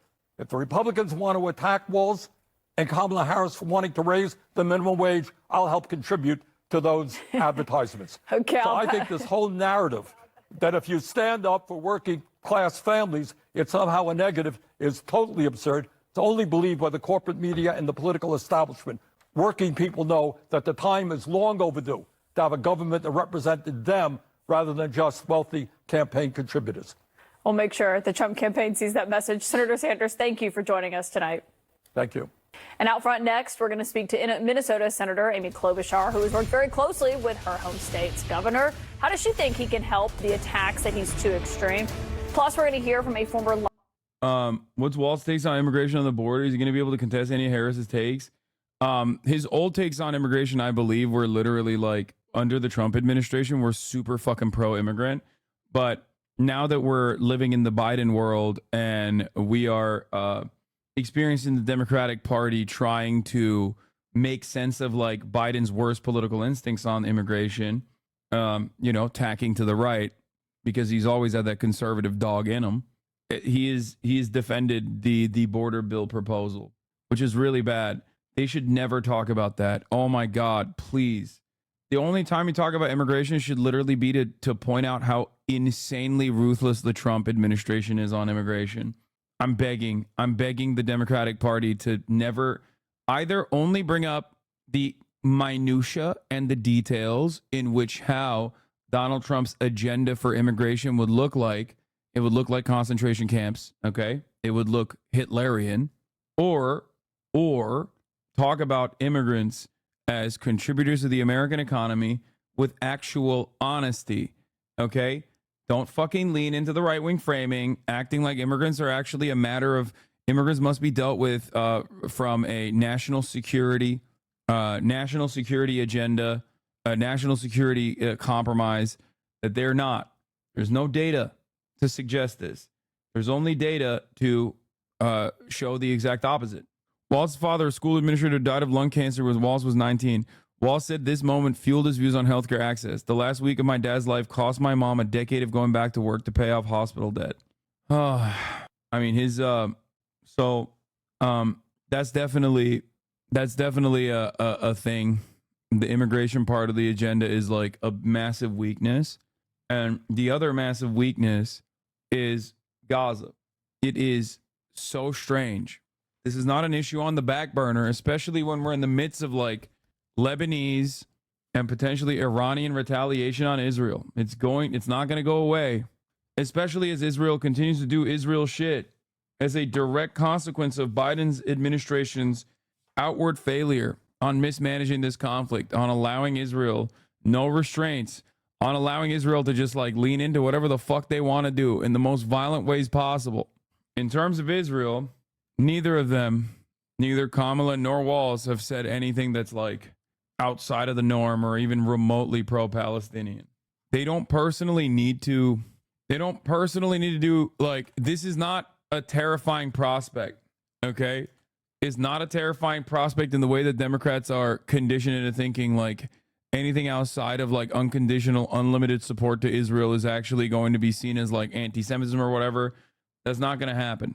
Questions and interacting with people like a normal politician. You have J.D. Vance, who also has really terrific ideas, but is very, very good. As you pointed out, we saw in Philadelphia today, is marvelous at answering questions and interacting with people and defending the policies that he wants to provide and get elected for to help the country. Yeah, by the way, as that chatter is also pointing out, remember when I used to yell about Biden talking about how he expanded NATO? And how that's not going to win a single fucking voter. You don't really hear about how Biden expanded NATO any longer, do you? When people are campaigning. It's just so strange. I guess liberals were wrong on that front as well, because they're just as extremely online as like the fucking rabid right-wingers are. How come we're not talking about how Biden brought Finland and Sweden into NATO? I thought that would play so well to the Pennsylvania voters. Like, who the fuck cares about AUKUS, dude? The fuck are you talking about? People are suffering financially, okay? Ain't nobody's got time for this fucking NATO bullshit. Do you think that's the majority of mainstream Dems, the reticence to be called anti-Semitic? No. I suspect, and maybe I'm wrong on this, this is wee-woo speculation alert. One of the only immediate positive things that Joseph Robinette Brandon did in his time in office was the Afghan withdrawal. That also was the first time that mainstream media turned on him dramatically, okay? Before then, it was all roses. Everyone was talking about how great Biden is.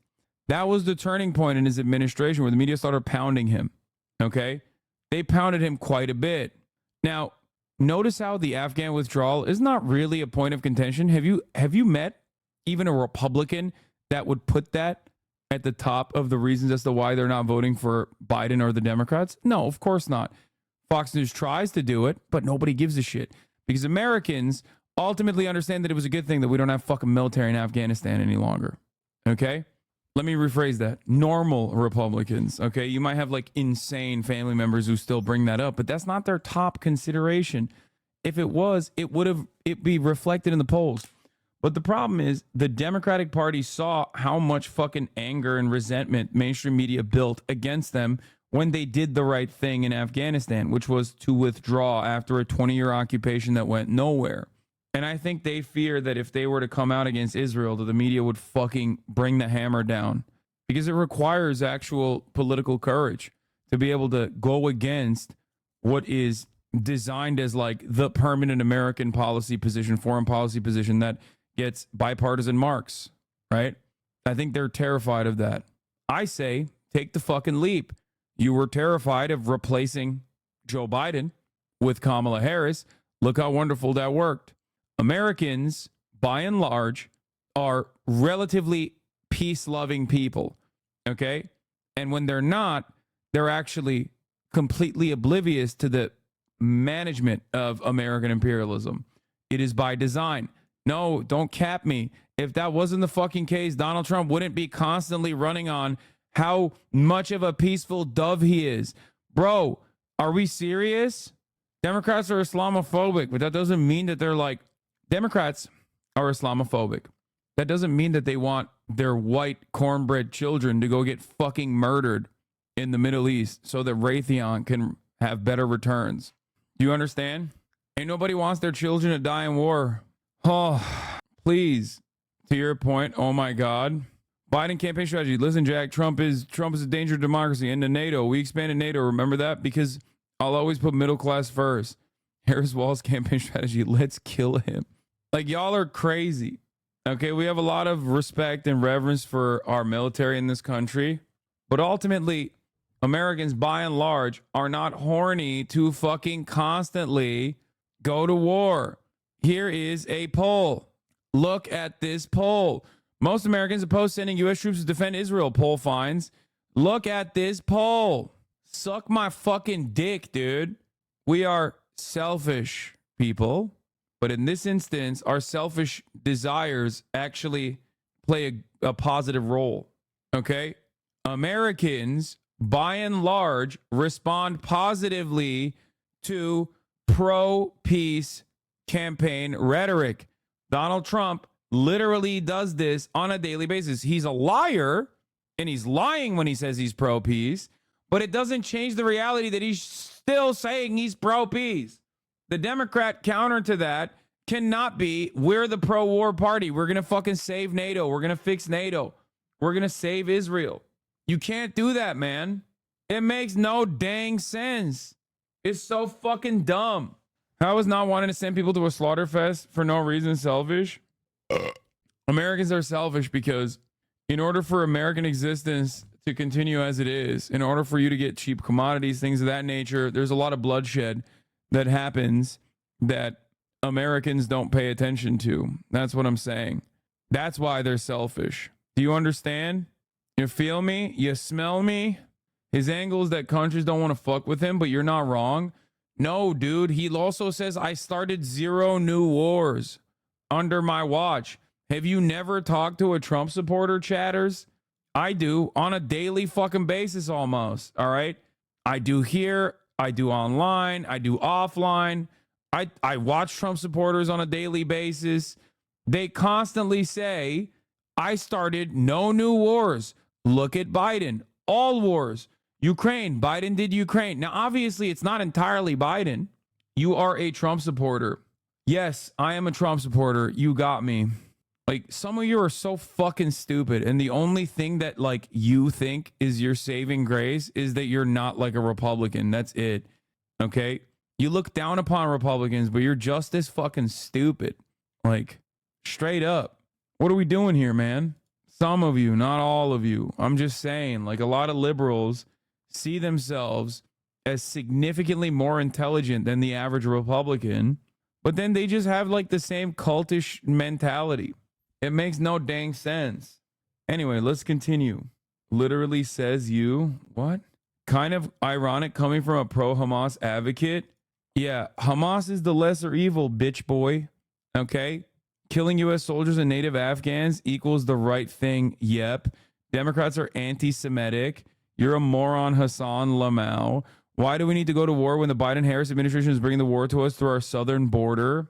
Yeah, dude, the war is in your fucking doorstep. 12 million Guatemalan migrants are literally knocking on your door right now. They're going to come in and rape your daughter or your girlfriend or your mother. You probably don't have any of those things. You're a fucking loser. Dumb bitch. Kind of ironic from a pro-Hamas advocate. Yeah, dude, Hamas is the lesser evil. Like, what the fuck? Yes, they are significantly, despite the atrocities of October 7, they are significantly less violent than the Israeli government is. Like, there's numbers on the board to prove that reality. You can fucking chirp till the cows come home, but it is the goddamn truth, okay? Also, I love that back in 2019, Destiny fan, by the way, 100%. You give too much attention to uneducated cucks yelling out trigger phases, I'll be your mod. How did you become the uneducated cuck yelling out trigger phases over the course of 5 years? Are you back in here because you actually want to finally, know what is supposed to happen? Are you tired of always being wrong because you just verbatim repeat what your favorite intellectual giant debate lord is telling you? Is that why you finally came back? Because you're like, you know what? I actually don't want to be wrong all the time because I keep repeating the things that I hear from my favorite intellectual debate pervert. So now I came back here because it seems like he was right. Literally says you, he says. You still riding with Biden over there? Are y'all going to write Biden in for your campaign? Anyway, listen. Yeah, are the debate lords still saying that Biden should stay in and that Israel isn't doing war crimes? Probably. I don't know. I don't fucking watch that shit. Yes, Walz did make a couch joke, which I'm going to get to in a second. Yeah, rub it in. Can't get over the fact that literally less than 3 weeks ago, the Democrats' plan was to have a man who can't talk or stay awake be the nominee. It was such a fun time when Joe Biden would be like, my running mate, Vladimir Putin, loves to ban abortion. And then everyone would be like, I don't think this is going to work, guys. And then 1,000 people would yell at you on here that you were an idiot who loved Trump, lol. Yeah. Remember that? It's so weird.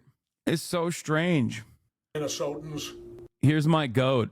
Former Minnesota Governor Jesse Ventura endorsed Tim Walz Former recently. Governor Jesse Ventura here. As an independent statesman, I don't believe in the major political parties. Since leaving office, I've rarely endorsed a candidate for office in Minnesota of any political persuasion. That's that dude right there. But this election is too important. That's why I'm endorsing Governor Tim Walz for re-election. That's my fucking goat right there, dude. Jesse the Body Ventura. Tim has shown through the 23-point swing for Kamala among independents. What the fuck? Harris is now winning independents, something Biden was not doing. Harris is up 9 points with independents. She was down 14 points with them last month. How are Kamala and Walz looking as a duo? Ecstatic. It's fucking electric, okay? It's a great composition. It's phenomenal. It's great. My hope is that Walz's constituents and the DNC pressure campaign that will inevitably happen will cause the Democrats to finally tackle the Israel issue on partisan grounds. Okay? That's maybe it's too much hopium. Maybe it's too much hopium, and it probably is. But I do think personally that this is what needs to happen going forward. Israel keeps bringing us into shit that they cause over and over again. Now you got fucking 4,000 Marines swimming around in waters that they shouldn't be swimming around in. Ain't nobody fucking wants that. Okay? That's crazy. As I showed you, the majority of Americans oppose sending U.S. troops to defend Israel, poll finds. But that's precisely what's happening currently. Okay? Like beyond the utterly immoral attitude that all American politicians display as they keep reiterating their undying loyalty to this apartheid genocide state that has now officially become an international pariah due to its own actions, by the way, nothing but its own actions, especially when the Democratic Party, currently in power, has a wonderful opportunity to put an end to this all and look like fucking heroes at the end of the day. It's one phone call, chat. You don't understand. When I say it's one phone call, like I cannot stress this enough. It literally is one phone call. Say it with me. No more weapons until ceasefire. 5 fucking words, okay? That's it. It stops tomorrow. That's it. Pick up the phone and say, you do not get a single additional weapons transfer until you get to the fucking table, this time with Yahya Sinwar, who apparently is now going to be leading Hamas because Israel killed the principal negotiator in charge of the hostage release agreement. Netanyahu loves that prospect. Doesn't matter who is at the chart, who is leading that Hamas ticket. Okay? One phone call. That's it. One phone call. That's all it would take, which is so disastrous that they have refused to do this when there is literally an argument to be made to do this from a pro-American State Department agenda. Like, that's what's crazy about it. When I say this, everybody says, Hasan, you're a fucking radical socialist piece of shit. You're Islamist fundamentalist. You love Hamas. Your name is HasanAbi, blah, blah, blah. But like, there is an argument to be made to restrain Israel from a pro-American imperialism point of view. Do you understand? Haaretz agrees with me, but they have since October 7, and it doesn't really fucking matter because, you know, they will still say it is anti-Semitic. Israel's on the verge of a regional war. Its people are stuck in their homes, expecting a regional attack and pinning their defense on alliances that Netanyahu's Israel does not do enough to preserve and even deliberately jeopardizes. It's true. It's true. The thing is, Netanyahu loves Donald Trump. Like, it's not a secret. Israelis love Donald Trump more than they love Biden. And they definitely like Biden more than they like Benjamin Netanyahu. So the reality of the matter is, Israel will not be enticed into pulling back on their genocidal ambition. The bear hug strategy has not worked. The carrot has not worked. It's time for the stick. Okay? That's it. One stick. Light dab of the stick. Even the mere threat of the stick will stop this shit dead in his goddamn tracks. Okay? That's it. That's it. And it's wild that, like, they're not doing it. It's wild that the Democratic Party is not doing it. The bear hug strategy does work. It's bipartisan. No. I don't even think unconditional loyalty and support to Israel is a bipartisan thing any longer. More than 50% of the Democratic Party's caucuses in both the Senate and the House did not attend the fucking Netanyahu speech delivered to Congress when Chuck Schumer was one of the primary people inviting him to go speak. Okay? Those numbers have actually literally gone up since the last time. Last time he did this shit, the Republicans alone invited him to Congress to shit on Barack Obama. Okay? And there were still more Democrats there. They did not attend because of the guy. They support Israel. Okay, but the argument I'm making is still also somewhat in support of Israel too. Because if it goes down like this, Israel is already collapsing. What are we talking about? Their economy is underwater. Their people are fucking terrified of retaliation. They're doing pro-rape like January 6s, dude. What are we talking about? That's not a normal country. That's a country that is already completely collapsed. Okay? It is a hollowed out nation. It is a failed state, brother. The moment that you have motherfuckers that are doing pro-rape riots, okay? Yeah, I mean, Jesus fucking Christ, B'Tselem just published a report with over 60 testimonies of the most horrific abuse. Yeah. If the Democrats, what the fuck is a pro-rape riot? Crazy? I know. It's crazy. What's also crazy is you didn't even fucking hear about it because nobody in the Western media actually covered it. Like, they barely covered it. And when they did, they couched it under discontent occurring about the abuse of one Palestinian. That wasn't what the fuck was going on, okay? It was openly a pro-rape riot. Israeli prisoners in the Sdei Teiman concentration camp, okay, where random Palestinians from Gaza are apprehended and then released after a couple weeks, were being mass tortured. Some of those tortures, some of those horrific conditions have now been detailed by B'Tselem. Those torturous conditions were promoted by people in the governing party from the Jewish Power Party, like Itamar Ben-Gvir, Smotrich, and the like. Because there is currently an active ICC investigation into Benjamin Netanyahu and Yoav Gallant, and an ICJ investigation into Israel's actions in general, an ICJ investigation that gave a preliminary decision on Israel being an apartheid state and falsely occupying territories that it should not be occupying. That happened a couple weeks ago. And because the ICC's investigations require Israel to put up a complementarity shield, which dictates that the Israeli government has its own internal processes to look into war crimes that their own soldiers are doing, so that the ICC can't step in, the International Criminal Court can't step in and do it for them. The Israeli government prosecutors went after 9 Israeli soldiers in the Sdei Teiman prison camp, this concentration camp, for the crime of what? The crime of brutally, anally raping a Palestinian so horrifically with a cattle prod that he had to be hospitalized. This is one of many instances of this kind of horrific abuse. Benjamin Netanyahu's own party, Likud, in an emergency meeting that they held for the Knesset, okay? Oh, he died? I didn't even know he had died. Now he has died. Okay. Benjamin Netanyahu's own Knesset party member stood up on an emergency meeting held, okay, and said, Israeli soldiers have the right to rape Palestinian prisoners. That's what he said. This is not a joke. This is not a meme. He just verbatim said it, okay? He did. He fucking said it. Then riots ensued. Riots that were accompanied by seated members of the Knesset egging the riots on. These riots were not because of the horrifying conditions. These riots were not a consequence of the horrifying conditions of the Sdei Teiman facility that even the New York Times had written about.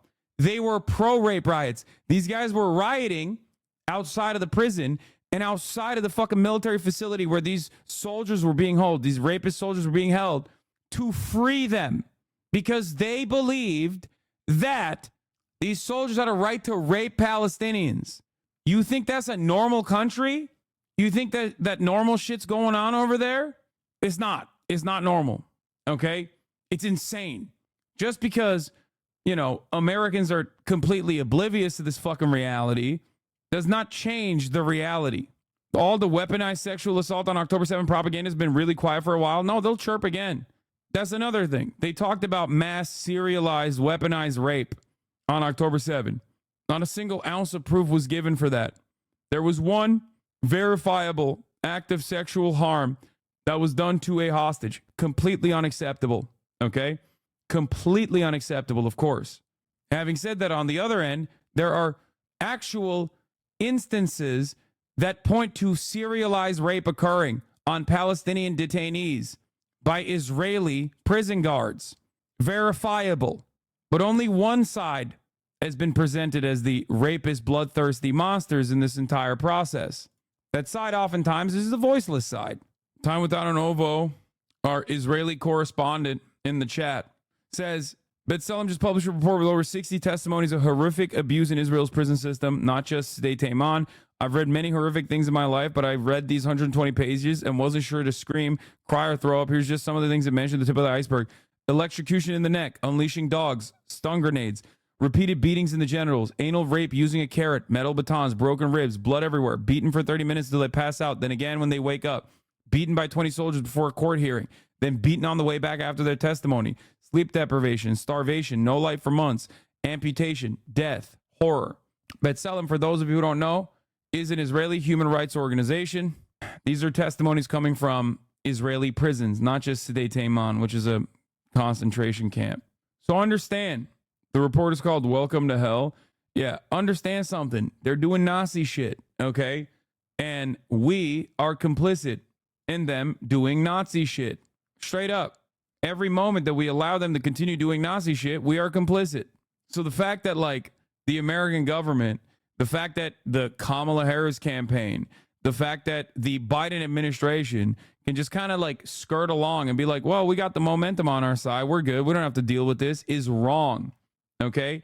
It's not only morally repugnant behavior to just hand wave this aside and think that it's going to go away, but it's also foolish. It's stupid. It's not going to fucking go away, man. It's not. Okay? Hundreds of millions, if not billions of people in that fucking region know what is going on. They see it. They see it every fucking day in front of their TVs. Okay? Hitching our wagon to this fucking double suicide pact with this genocidal, monstrous, reactionary piece of shit who is literally a Trump supporter, by the way. Like, he went to Mar-a-Lago to personally meet with Donald Trump. And these fucking dumbass Republicans, or I mean, these dumbass Democrats won't fucking hit this on partisan grounds. Bro, it's not shut your dumbass up, bro. You're so annoying. How do you have 50,000 viewers? I don't know either. Maybe because I serve 3-minute ad breaks at the top of the hour so well and people are like waiting on it. They're like, shit, that's crazy. But thank you for participating. Doge to the moon. Posting, spamming XQC emos in the chat. Bro, stick around. I'm going to unban you. I mean, you are going to see a 3-minute ad break right now, but I'm going to unban you. Okay? I mean, here's one thing you could have listened to me on, and maybe you wouldn't be in dire financial situations. Cryptocurrency. Don't let the libs see this clip. They're going to say you're morally grandstanding like every other person that criticized the Harris campaign for not trying to end this genocide. There's also a massive electoral benefit to it. Okay? Now, can it happen? Can it happen? I don't know. Biden is a very annoying old-ass man who is a curmudgeon and is very spiteful and is also a genuine die-in-the-wool, rabid Zionist, like way more aggro than the average person, okay? So he might just tank it deliberately because he doesn't give a fuck. You are delusional if you ever think the Dems or Republicans is ever not going to side with Israel. Yeah, man, I know. But people used to say that I'm delusional for siding with Palestinians for the past 10 years. And look where we're at now. There is a majority opinion on the matter in the Western world. Do you understand? That is literally unheard of.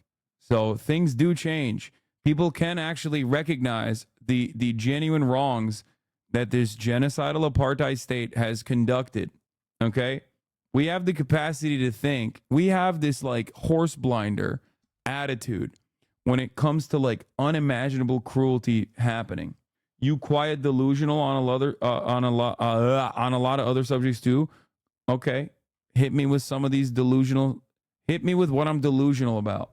You call me delusional, but maybe that's because you have no capacity to fucking dream of a better future for yourself and fellow Americans and fellow people all around the world. You know what I mean? You have been with Sleepy Joe? Huh? Bro, if you think I'm pro Sleepy Joe Brandon, or I've been with Sleepy Joe Brandon, I don't think I'm the delusional party here. Unless you think I fucked him, in which case, yeah, I mean, I didn't know it was going to come out like that. But yeah, I did clap his cheeks. Yeah, I hit that. You don't like, nobody likes someone who's a tattletale. Nobody likes when you fucking flex about who you slept with. But yeah, I did. I slept with Joe Biden. Jill was kind of jelly. It's fine. Whose hog was bigger? He's got a big one. I mean, you've seen Hunter Biden's hog. You've seen Joe Biden's brother's hog. Obviously, he's got a fat one too.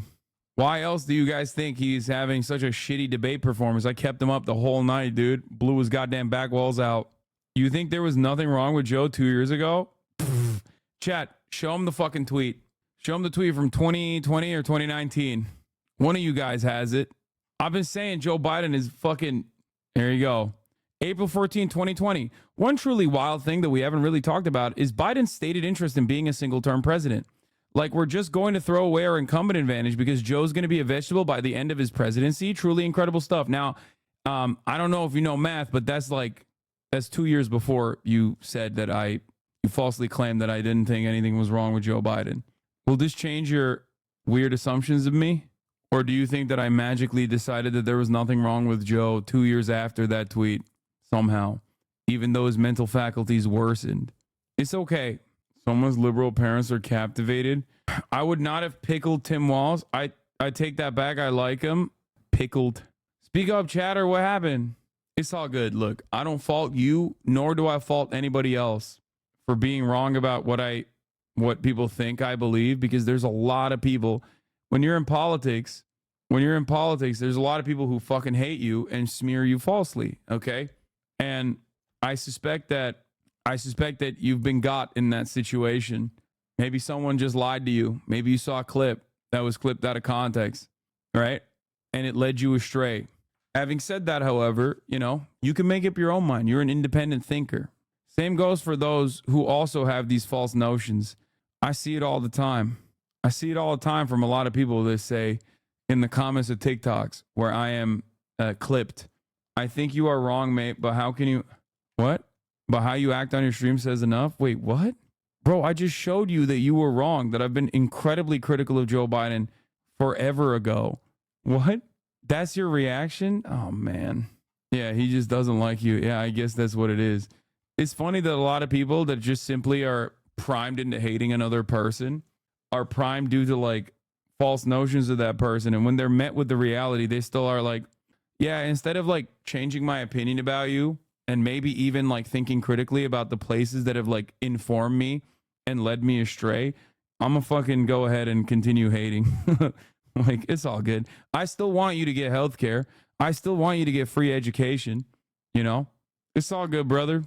You haven't addressed Tim Walz being a cutie patootie. It's clear you haven't gotten over your love for Brandon. No, I love Tim Walz. He is a cutie patootie. POV, HasanAbi kept the gray name as a pet. Yeah. It's not hate. It's your lack of facing common sense. Is it for me? Whenever someone comes in with this position, get ready to hear some of the most unhinged shit. Bro, what do you mean? You literally thought that I was pro Joe Biden. I showed you that I wasn't pro Joe Biden from even before you thought I was pro Joe Biden.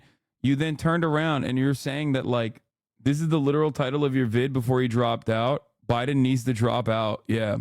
That's crazy to me. Anyway, vibes will shift, I think. It's embarrassing how many people get manipulated and then get mad for that being pointed out. They double down. This was a major issue when I worked in securities arbitration. People who get scammed hate people to show them that they've been scammed. Oftentimes they will go back to the scammer over even their own families. Yeah, I don't know how to deal with that. I'm gonna be honest. I don't know what to do in that situation. The thing is, one common feeling that a lot of people had after voting for Donald Trump was that things actually didn't change for the better in their lives. Now, you might make similar argument for Joe Biden too, and I'm right there with you. But a lot of people thought, oh, Trump is president now. We're going to fucking dominate like all the people that I hate. And that domination of all the people that you hate, whether it be like trans people or gay people or libtards or whatever, like humiliating them didn't actually dramatically improve your life at all. As a matter of fact, it made your life still pretty shitty, right? And I don't think a lot of people recognize that. They forgot about it in the 4 years of the Biden administration. And I think that people are like desperately trying to go back to that. You shouldn't feel embarrassed that you were wrong, chatter. Like, it's okay. A lot of us are wrong many times throughout our lives, myself included, okay? But you're not, like, the best thing to do in that situation is not to, like, double down and fucking lean into our worst instincts or, like, go back to the same groups that manipulated us. The best thing is to just think for yourself. Be an independent thinker, you know? Yeah, even LeBron takes L's. Not a lot, but sometimes. Anyway, the poll was conducted online from June 21st till July 1st, before Hania's assassination and the subsequent Iranian threat. There are plenty of people in this community that used to also fucking despise me under similar reasons and have changed their minds because they came to their own conclusions after watching. And I think that, you know, the capacity is there for all of you. And it's not even just about like changing their minds on me, but changing your worldview is good enough. I'll take that. Sixing everything WALZ has done. Yeah, good to be with you, Jesse. I mean, I think it's a cynical pick on the one hand. I think that all those superficial characteristics that you were just describing are the things that probably appeal to Kamala Harris. I mean, she's really, like people have said, she's not really running on an agenda. It's all about image. The problem is that when you dig into these big controversies, the unwillingness to call it the National Guard for 3 days after Black Lives Matter.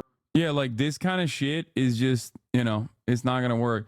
Save me from the alt-right pipeline. I actually hated you for your old One Piece takes. Like my old ones before I started watching One Piece and fell in love with it. Is that what you mean? Harris was struck by WALZ offering he didn't want to run for president. Advisor Cedric Richmond on how it was received. Look, I'm not concerned by my image or my approval rating. I'm going to stay in this moment. Be your VP, run through walls, and fight. Dude, goddamn. The blue walls. How a low-key Midwestern governor shot to the top to be Harris' VP pick.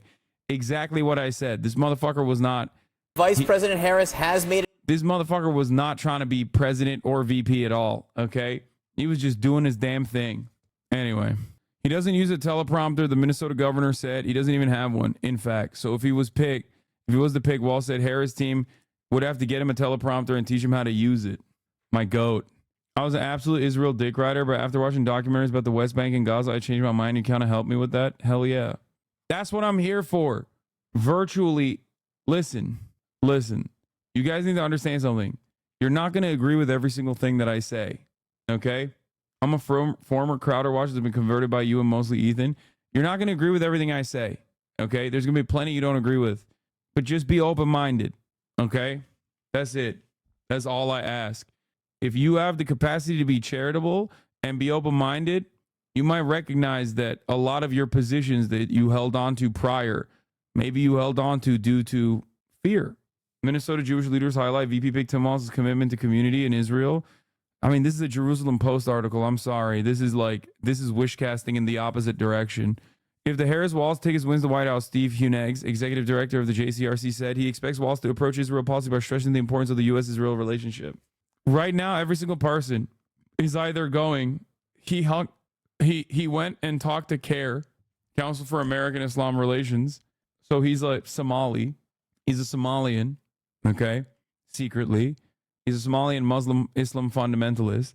Or that he is going to be like unconditionally committed to Israel. Obviously, the commitment to Israel part, Somali, not Somalian. Sorry. No, they're calling him a Somalian. I'm saying Somali if I were to reference him, but people that fucking say he's Somali don't say that. They keep calling him Somalian. Anyway, I voted for Trump in 2020, was banned from your channel for saying you were dick riding Democrats, and now 4 years later you have changed my opinion on so many matters. I feel so much better about who I am today. Hell yeah. It's called growth, man. I'm happy for you. I'm proud of you. Anyway, I was so uneducated on Israel before October 7, and you really helped me better assess what's going on so much that I have started reading Rashid Khalidi. Fuck yeah.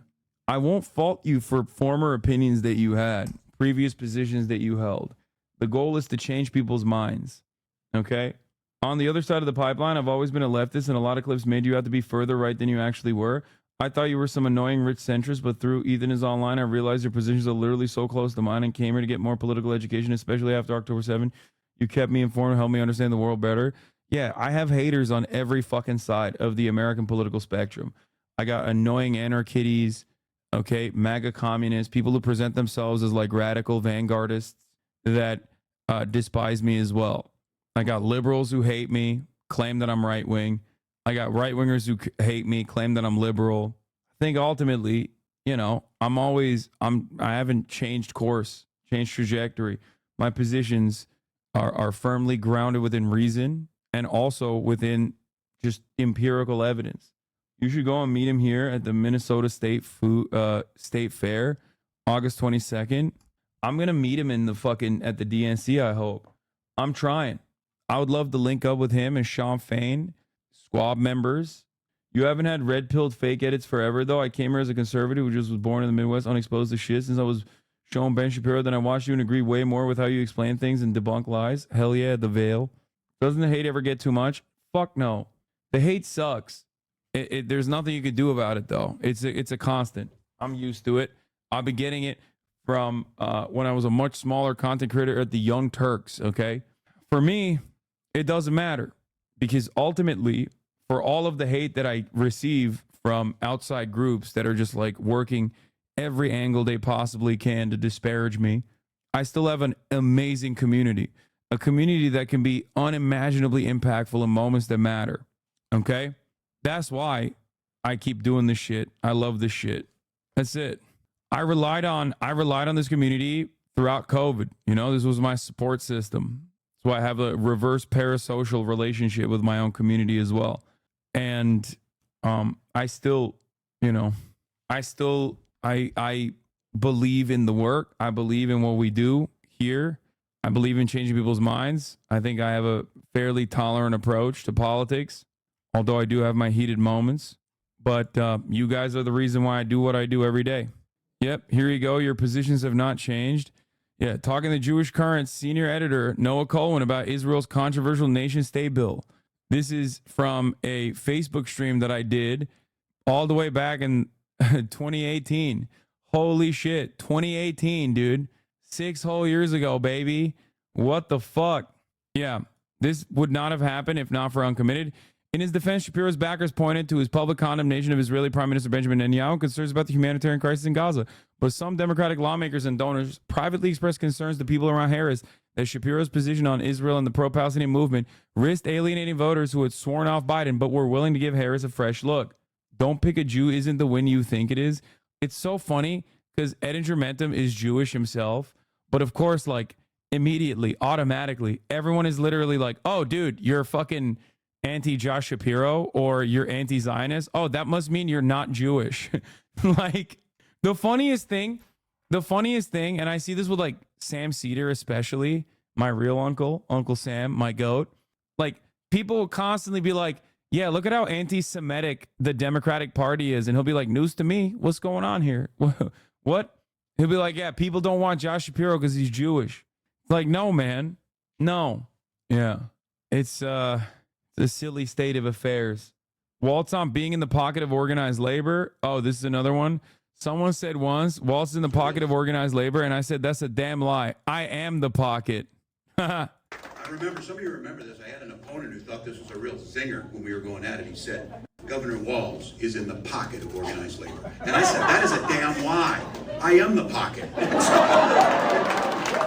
Look, saying folks here, and I heard Senator Klobuchar make note of this. It was 40 years ago this week that Vice President Walter Mondale broke that glass ceiling and picked Joe. By the way, Austin Show just texted me and he said, I used to think that capitulating to the center was a good idea and the right move. I understand now why Dems have been losers for so long. Bro, this is big stuff, okay? You got centrist libs turning around and being like, hey, maybe we should lean into good policies, sound policies that actually help people. You know what I'm saying? Maybe that's the method. Good. Do it. Forgive me if you've already talked about this, but I think it's worth mentioning. What is this? Tim Walz's model of masculinity, one of wholesome, what is this? This person fucking blocked me. One of wholesome, benevolent cheerfulness, offers a really stark contrast of the boorish domination of Trump and spine-chilling creepiness of Vance. They also aren't masculine. Like, Donald Trump is zesty as fuck, okay? They don't even fit the stereotype of, like, what masculinity is supposed to be. Their own stereotypes. Because in American politics and in America in general, in the Western world in general, people basically say masculinity is just confidence. Okay, that's what it is. That's what they can characterize it as, no matter whatever the fuck they want to characterize it as. But ultimately, they're talking about confidence. Okay, that's literally what it is. This doesn't mean that that's a masculine trait automatically. Like, you can be feminine and be confident, obviously. But that is what they're talking about when they talk about being alpha. And the reality of the matter is, like, a guy like JD Vance is oozing with insecurity. A guy like Donald Trump is oozing with insecurity. He might be narcissistic enough to, like, shield that side of himself, but you can see it when he talks about age-old grievances that he holds on to, that he carries everywhere with himself. Like Graydon Carter, that sissy Graydon Carter that didn't invite him to one fucking Vanity Fair party. You know? These guys simply say that they are. And something that you always have to remember is, if you have to say it, you ain't it, okay? If you have to constantly say it, then you're not it. That's why it's so funny when these motherfuckers are like, yo, this guy, Hasan, you are so soy. Unlike my favorite commentator, Ben Shapiro. It's like, come on, dude. Sure. Okay. To an Israeli who genuinely doesn't know, how would you sum up WALZ's position on Israel more generally and with respect to this war specifically? I think he's pro-Israel in the same exact way that the average Democrat has been historically, but he has interesting blips in his foreign policy. In the House, WALZ played a significant... This is from... Ida now works at Just Foreign Policy. I did not know that. She's a comms director and policy advisor for Just Foreign Policy. She is a journalist at The Nation, used to write for The Intercept as well. Ida is a wonderful person. Love her. Here's a thread on Tim Walz's foreign policy record. In the House, WALZ played a significant role in the pushing back against the new war in Syria during both the major pushes for U.S. involvement in 2013 and 2016. He was also a strong voice in defending Congress's war powers. WALZ helped lead a larger group of House Democrats to urge Obama to not go to war in Syria, which was critical to undermining pressure that was building on Obama to wage a war he didn't want to fight. The Walz-Conyers molten letter calling on the Obama admin to continue pursuing a diplomatic solution was right after the 50 State Department officials came out urging for war. To get a sense of just how pro-war the narrative had become, check out the hit piece that Politico's Nahal Tusi did on the latter. House Dems back Obama on Syria despite bloodshed. WALZ pushing back against the new war in Syria in 2013. We have to challenge the administration, he said. If we're being true to who we are, it is about the constitutional responsibility of the House. It should not matter who is the occupant of the White House. After 12 years of war, the American public has every right to weigh in and expect their views be represented in Congress, WALZ said.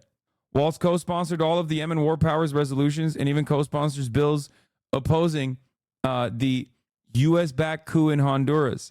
On Cuba, WALZ opposes aspects of Trump's policy, calling it short-sighted and misguided. He focused on opening markets for agricultural trade to benefit both Minnesota farmers and the Cuban people. Yeah, he was a supporter of legislation to allow our systems of credit to create markets for our farmers in Cuba so we can export. WALZ on war powers. On the 16th anniversary of the 2001 AUMF passage, we're reminded it's Congress' duty to hashtag vote on war. Hashtag endless war is not sustainable. Time to debate and vote. WALZ also was an advocate for the Iran deal in 2015. Okay? Former Secretary of State Colin Powell, Iran agreement, a good deal with very vigorous verification. None of our options are gone. Foreign policy is much better than most U.S. governors. Yeah, I mean, this wasn't when he was a governor, Chatter. He also was in Congress as well. Is pushing the Dems hate Jews narrative a legitimate line of attack for the Republicans to take a win a significant amount of orders? Why are they pushing so hard? They're flailing. That's why he went on Aiden Ross's stream. The Republican Party is flailing. They are looking for new avenues because anyone that was tuned into the fucking television during the 4 years of the Trump presidency has already made up their minds on Donald Trump, whether they are definitely ride or die and lock the fuck in for Donald Trump, or they will never vote for Donald Trump ever. Okay? So for that reason, they're looking at new angles. They're looking at new avenues, new demographics that they previously had not been able to capture. One of those demographics are people who were too young to like make a real assessment of the Trump administration and remember how they felt under the Trump administration. That's young voters. Now, is this actually a successful method for the Republican Party? I don't think so. Even with how much right-wing manosphere style content has dominated the fucking brains and the Andrew Tate style orbiters, and Andrew Tate himself has dominated the fucking brains of young boys in this country, I still don't think Gen Z is like as invested in the Republican Party as the Republican Party thinks it might be. Okay? So that's one. The other one is the black vote. Okay? Specifically, the black male vote. The Trump campaign has made significant leeway with every male voter in every demographic. It's not just like black men, even though the black men vote is significantly smaller margins than every other non-college educated voter base. But across the board, the Trump administration plays really well to non-college educated men in this country. Okay, across the board. With white men, it's a massive disparity. With Latino men, it's a pretty sizable disparity. And with black men, it is actually historically much higher than ever before. This has caused the Trump administration, in my opinion, to falsely think that they can make leeway and put a dent in the black vote in general. It's not going to happen. It's a stronghold for the Democratic Party, partially because the Republican Party has a very hard time not doing white supremacist rhetoric in a way that black people immediately recognize. Okay? Why you following think tank actors? Perhaps because I know them personally, and I've known them since before they were working at think tanks, including not Leeway, Headway. Sorry, you're right. And also, yeah, I know them in the real world, and they're great journalists. So, anytime Donald Trump says some weird shit about black people, anytime he defends police, anytime he says something like Kamala Harris is not a real black woman, or that maybe the police were doing all right with the Sonia Massey murder, which was gruesome and horrific, of course.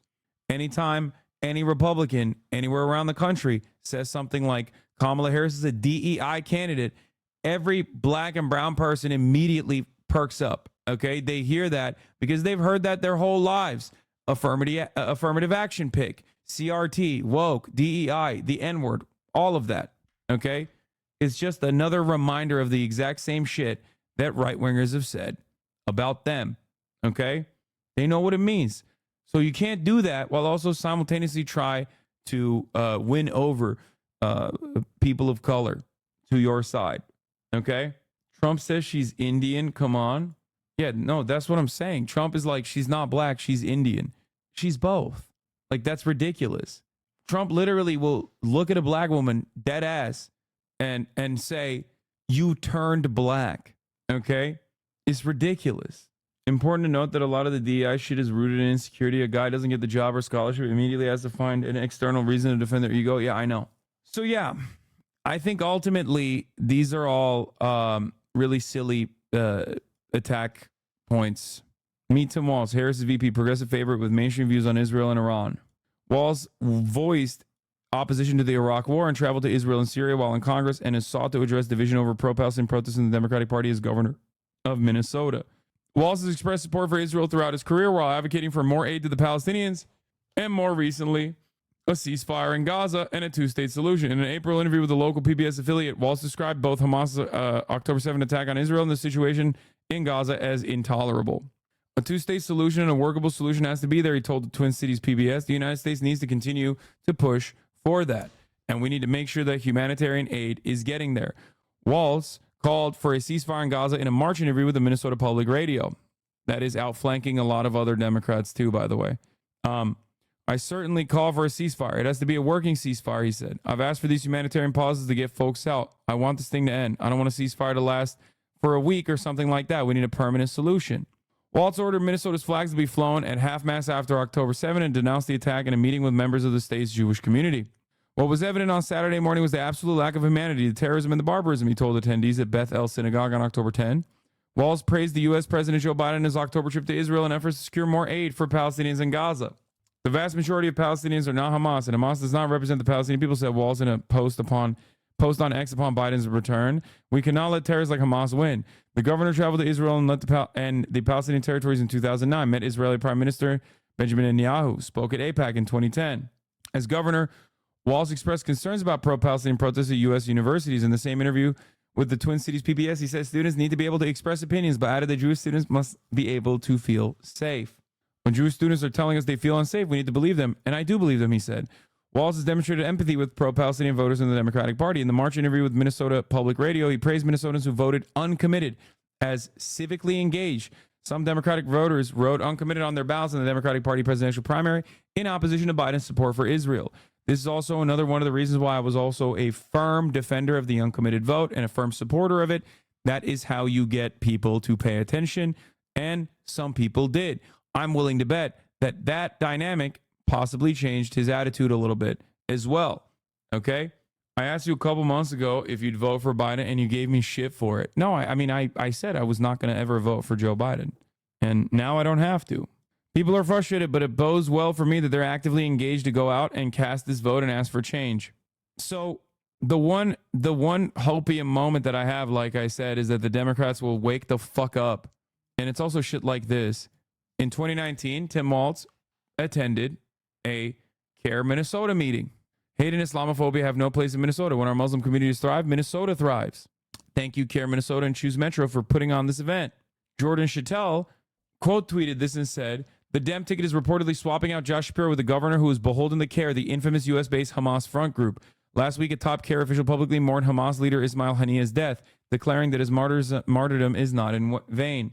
So you have to understand that, to me, and the big Somali population in Minnesota, to me, and Walz's association and consistent defense of the Somali population in his state cause a little bit of hopium for me. Okay? A little bit of hopium. Just a bit. I don't know. I don't fucking know. CARE is the Committee for American Islamic Relations. Yes, it's a civil rights group for Muslims in this country. And of course, for that reason, they're constantly fucking routinely called terrorist supporters by some of the most bloodless sociopaths you've ever seen in your life. But yeah, Walz is great for many different reasons. I've talked about it quite extensively. You know, Minnesota Governor Tim Walz will be the Democratic VP candidate alongside Kamala Harris. Walz forged a reputation as governor who makes good policy happen. Last year, signed a law guaranteeing free breakfast and lunch for all Minnesota students. This beautiful video came as a consequence of that as well. It is now. I love this video. I love this video so much.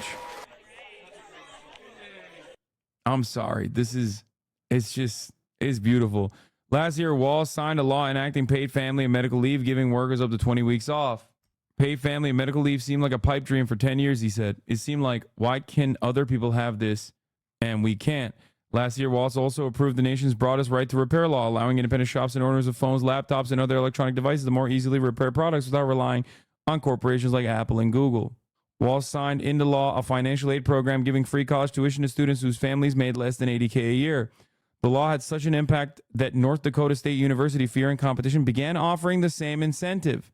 Under Walz, Minnesota banned non-compete agreements and captive audience meetings and significantly expanded leverage for workers in meatpacking plants, warehouses, schools, and more.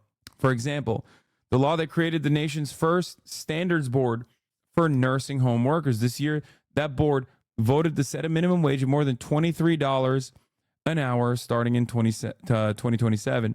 In May, Walz signed a bill banning junk fees. I think just giving transparency, giving some honesty about how these things are done, lets people make better informed decisions, which is better for their bottom line, he said. Walz signed a law legalizing recreational weed in Minnesota and expunging the records of people convicted for misdemeanor possession. Can you imagine being like going up to Kamala Harris and having her defend his position and then accidentally allowing or accidentally landing on one of the best possible fucking federal agenda items that you could ever get for the Democratic Party. This would literally mean like balls to the wall, 50 state landslide victory.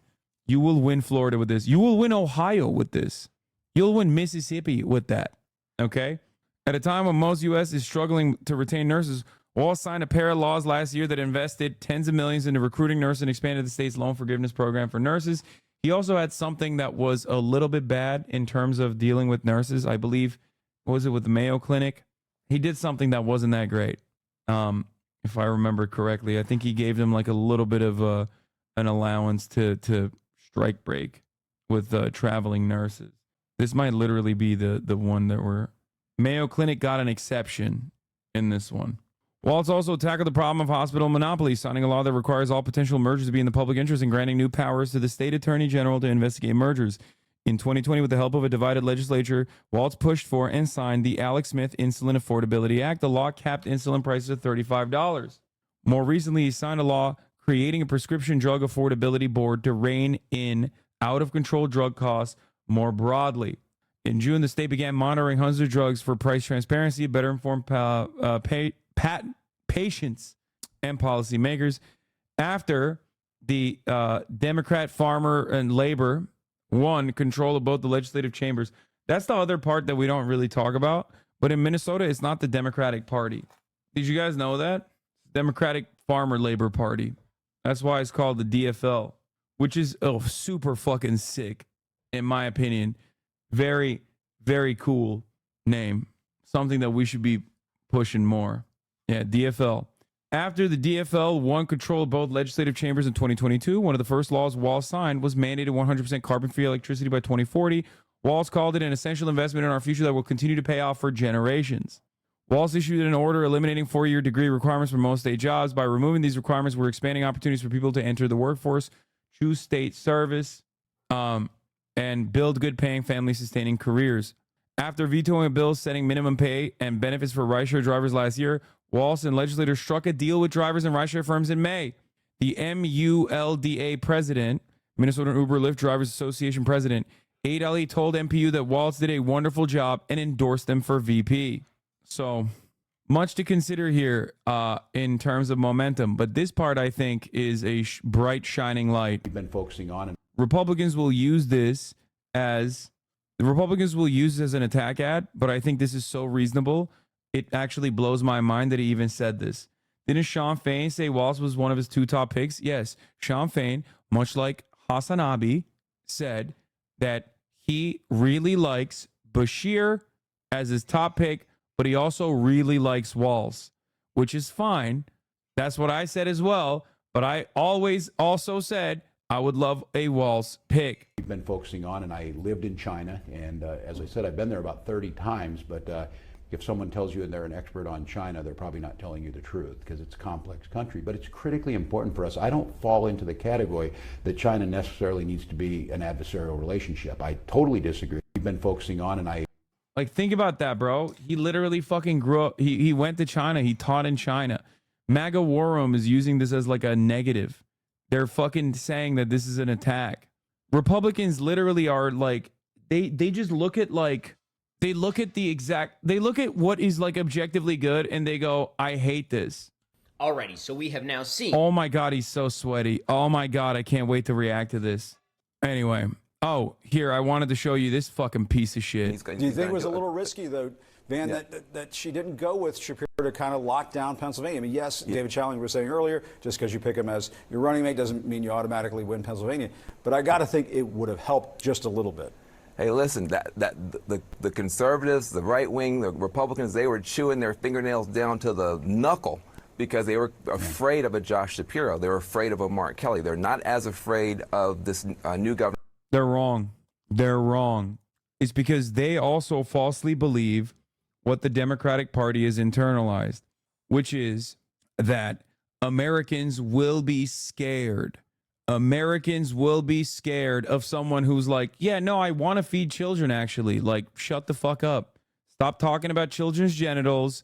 We want to feed children, okay? We don't want to do penis inspection day at school. You fucking gross losers, you goddamn freaks. We want to actually feed them because we know, as data has shown time and time again, that if children are hungry, they don't get educated. If children are full, they get better results.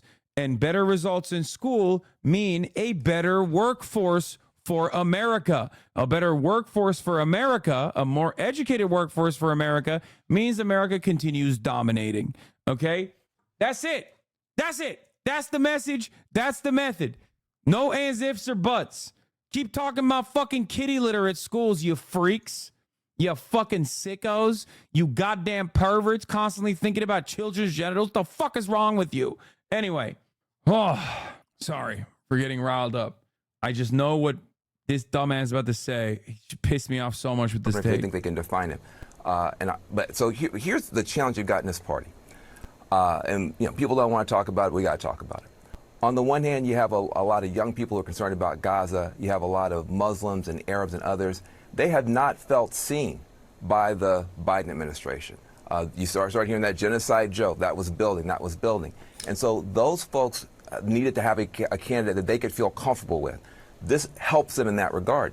But you also have anti-Semitism that has gotten marbled into this party. You can be for the Palestinians without being an anti-Jewish bigot, but there are some anti-Jewish bigots out there, and there's some disquiet now, and they're Point to one.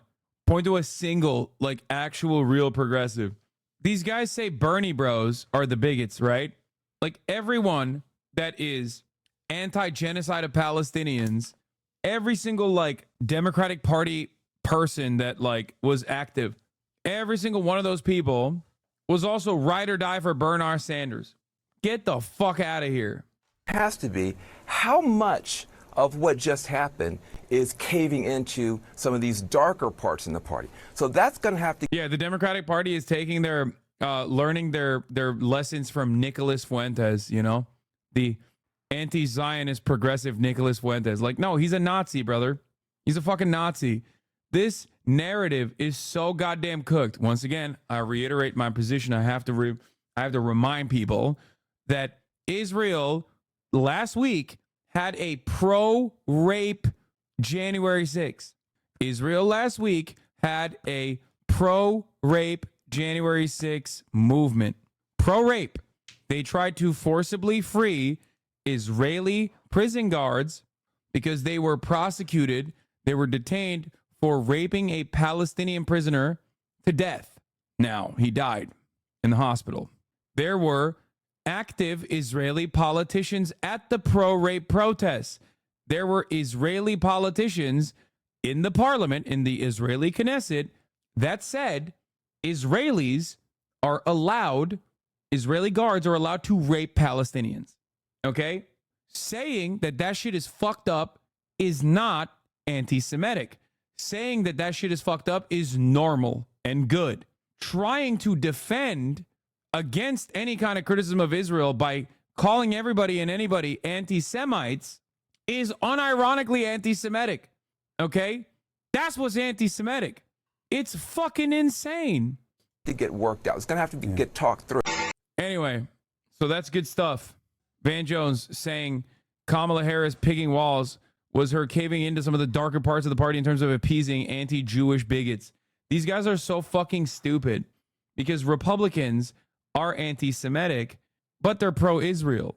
If Democrats also then capitulate to that fucking framing that being anti-Israel means you're anti-Semitic, then you're basically like, you never can ever shit on Republicans for their open outward anti-Semitism ever again. They can always just turn around and say, what are you talking about? You guys are like pro-Hamas. You're anti-Semitic. They're so dumb. Yes, I know. Van Jones used to be a Marxist. Van Jones used to be in Marxist reading groups, but would not actually read it. Yes, he was not only in Marxist reading groups, I believe he called himself a Maoist third worldist, as a matter of fact. Now look at him. Kirsten Sinema as well. Yeah, Netanyahu doing what he loves to do, helping the militant wing of Hamas consolidate power. Hamas has announced it is named as Gaza leader Yahya Sinwar to succeed Ismail Haniyeh, who was assassinated in Tehran last week as the head of its political bureau. Genuinely, what happened to him? Do you think what changed? genuinely what happened to him. He's a fucking piece of shit. He's a careerist charlatan. Guys, there is not a single instance where anyone in this country, in the Western world, has ever tacked left as a grift. There is no avenue. There is no way to make money doing that. That's why all of these supposedly communist guys became MAGA communists. They went right wing. Okay? I'm the only motherfucker out here making money at the top of the hour serving 3-minute ad breaks and still is able to maintain their ideological posture. Okay? That's it. That's why everybody points to me and goes, look at this guy. He's grifting. Because you can't be fucking successful or rich and be a fucking leftist at the same goddamn time. Okay? I like Van. I think you're misunderstanding him. Oh, shut up. I'm already serving the 3-minute ad break. Anyway, here's the 3-minute ad break now. It is also the subscriptions that I have that allow me to be steadfast and never actually fucking capitulate to anything. No ads, no nothing. Okay? Like, people take sponsorships that they normally wouldn't want to take, even if they don't fucking like the product. Why do they do that? Because they want to make money. Yeah, with support from viewers like you. Exactly. But every single person in the history of like any leftist movement has almost always tacked right, because that's the fucking avenue to make money. Okay? Didn't you just do a SeatGeek sponsorship for the pod? Yes. Trust me, it is a democratic decision, not my decision. Okay? That's what happens when you have a cooperative corporation. Other people might want to do ads and you just roll with it. I only watch channels who love their sponsors, like Boy. Yeah. WALZ is the one-time Dems acted like China, where a peasant can rise to higher positions by serving the countryside competently.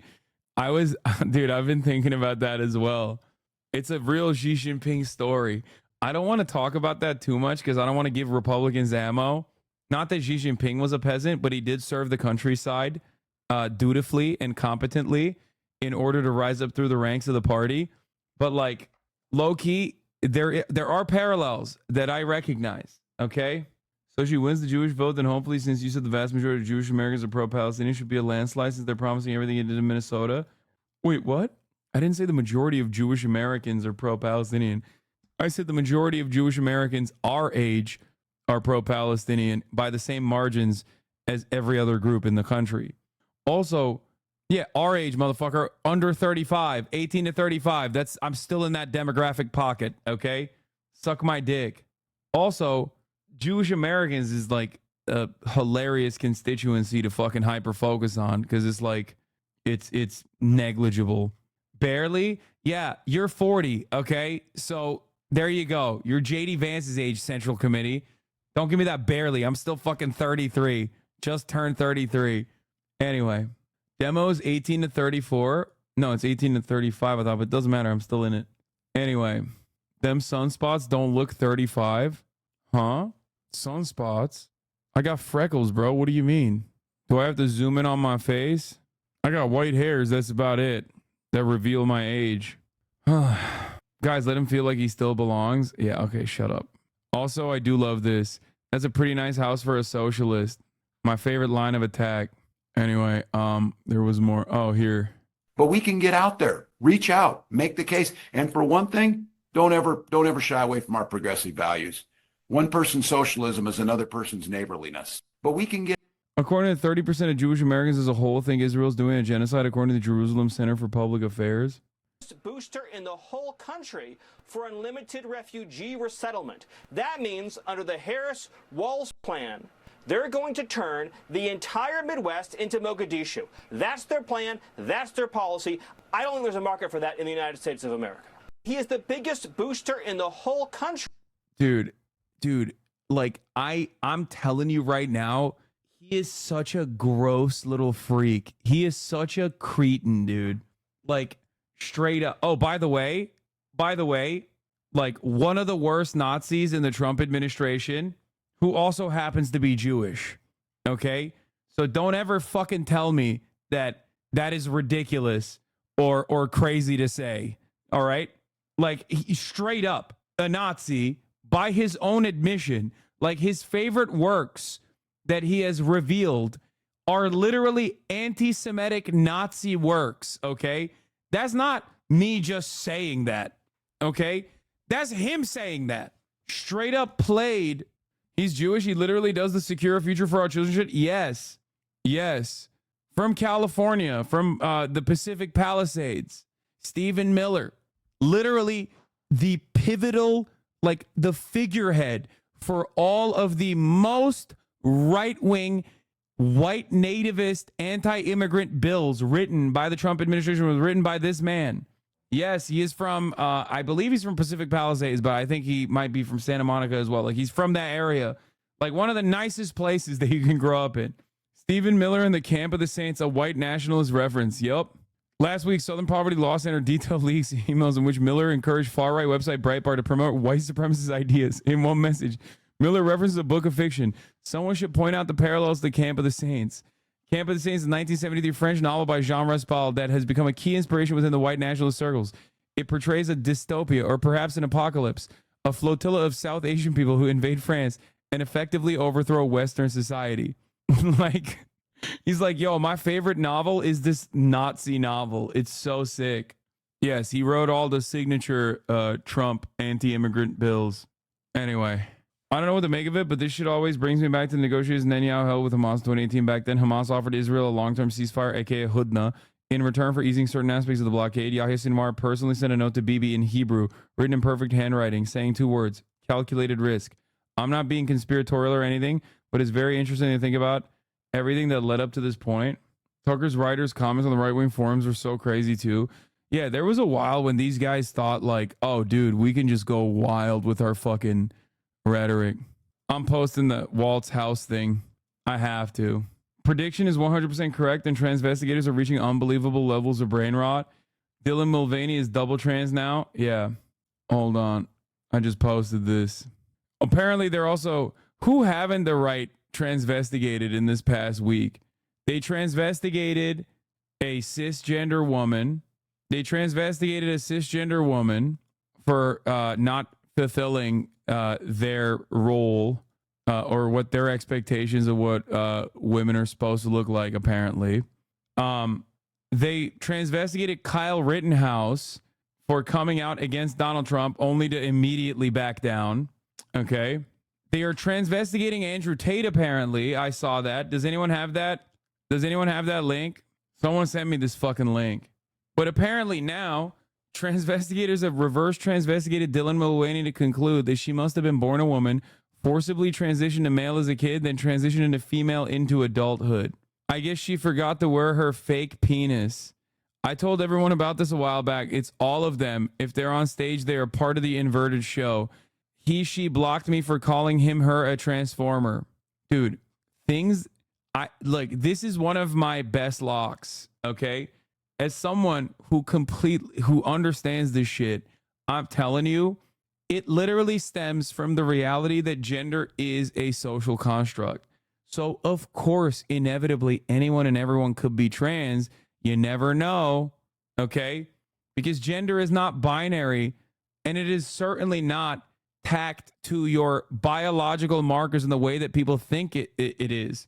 That's why so many of the transvestigators themselves oftentimes have a lot of male traits. Like TERFs themselves literally also do not fit the narrow standards that they think gender expression looks like. That's it. It's not even projection. It is an unwillingness to recognize reality. That's why so many fucking people, when they go down this like weird right-wing rabbit hole, inevitably start assuming anyone and everyone can be trans, because anyone and everyone could be trans technically, which is why being normal about it is perhaps the best way to go, which is to not assume at all. Andrew Tate, his brother and parents are hereditary transgenders. There are no non-transgenders there. They're all modeled by gender hormones from puberty. That's why this creature has a vagina between its legs. If you don't understand anything about this topic, start studying it. Someone needs to hawk Tua all over the person who made this thing. Ew, Ian Miles wrong. Baphomet pose. Are you awake yet? That's a male skull. A red Kabbalah string. I can't tell if someone made this as a meme or if they just like legitimately are that insane. I think a reason a lot of TERFs seemingly have similar traits, maybe because one of their biggest fears is being mistaken for a trans person because they don't fit society's standard of femininity. So rather than fighting to break down that standard, they try to make an outgroup to demonize and separate themselves from. It goes without saying, but this is a genuine mental illness. Yes, it is. Transphobia is a mental illness, okay? That's it. Straight up. It's so nutty. But anyway, here it is. Transvestigators have reverse transvestigated Dylan Mulvaney to conclude she must have been born a woman, forcibly transitioned to male as a kid, then transitioned to female into adulthood. Anyone and everyone, baby. Oh, breaking news. For the journalists, even the hostile ones. The couch fucker is on Fox. Donald Trump does it nearly every single day. Let's go. Of course, I'm willing I gotta to do pee. it. And it really should shame the media, Sean, that Kamala Harris, who is the most liberal presidential candidate that we've ever had in this country, refuses to answer basic questions about her record. Why did she support a ban on fracking? Why did she support defunding the police? Why does she want to ship American manufacturing jobs to China? Why is she the border czar at a time of historic border crisis? The fact that the media is letting her coast without answering a single question is really disgraceful. And the fact that Kamala Harris is willing to have this thing handed to her without actually persuading the American voters is really scandalous and shows she should never be president. The media has no shame. I declared in 2007 and 2008 that journalism is dead. You talked about Tim Walz and his record as a joke, and that he also, Kamala Harris, bent the knee to the pro-Hamas wing of her party. Explain. Well, we know that the people who were considered were Josh Shapiro, Mark Kelly, and this guy, Tim Walz. And we know that Josh Shapiro in particular was attacked mercilessly from the far left for being Jewish, for not being anti-Israel enough. And of course, he ran away from his own positions. But the fact that you're letting anti-Semites within the Democrat Party drive so much of the conversation and so much of the decision-making for Kamala Harris is a really worrying sign, Sean. You have to ask yourself, who does Kamala Harris answer to? Does she answer to the American people, or does she answer to the far left of her own party? On issue after issue, from opening the border to supporting higher grocery prices on American, she has bent the knee to the far left of the party, and this decision, selecting Tim Walz, is another sign that she doesn't care what the American people think. She is only in this to obey the far left radicals within. Yeah, no, the far left radicals that are like regular American doctors, nurses, plumbers, living in the far left radical dystopia of Minnesota, dude. Do you hear yourself? Do you fucking hear yourself, dude? The far left communists of Minnesota. I really have to wonder if they even bothered to vet her. I want to go a little deeper. I want to go to the comments because I think they were pretty profound. And that's from Van Jones, who said, but you have anti-Semitism that has gotten marbled into this party. You can be for the Palestinians without being an anti-Jewish bigot, but there are anti-Jewish bigots out there. He's talking about his own party, the Democratic Party. They're using Van Jones's statements against the entirety of the Democratic Party. Congratulations, Van. Just happened. You did it again, dumbass. You did it again, Van. He's talking. Keep crying that Joe Biden had to fucking resign, Van. We saw what happened. I think one of the worst. Democrats need to take notice of this, okay? Hey, Democrats. Hey, stupid ass Democrats out there. Remember this, okay? These guys have no principles. They will use anything and everything against the party, okay? It's so stupid. That to me is surrendering in the war against radical Islamic terrorism. But Kamala Harris, we now know, said that we should be courageous and never use that term. Well, then who attacked us on 9/11? You served in Iraq. Who attacked us on who attacked Israel on October 7th?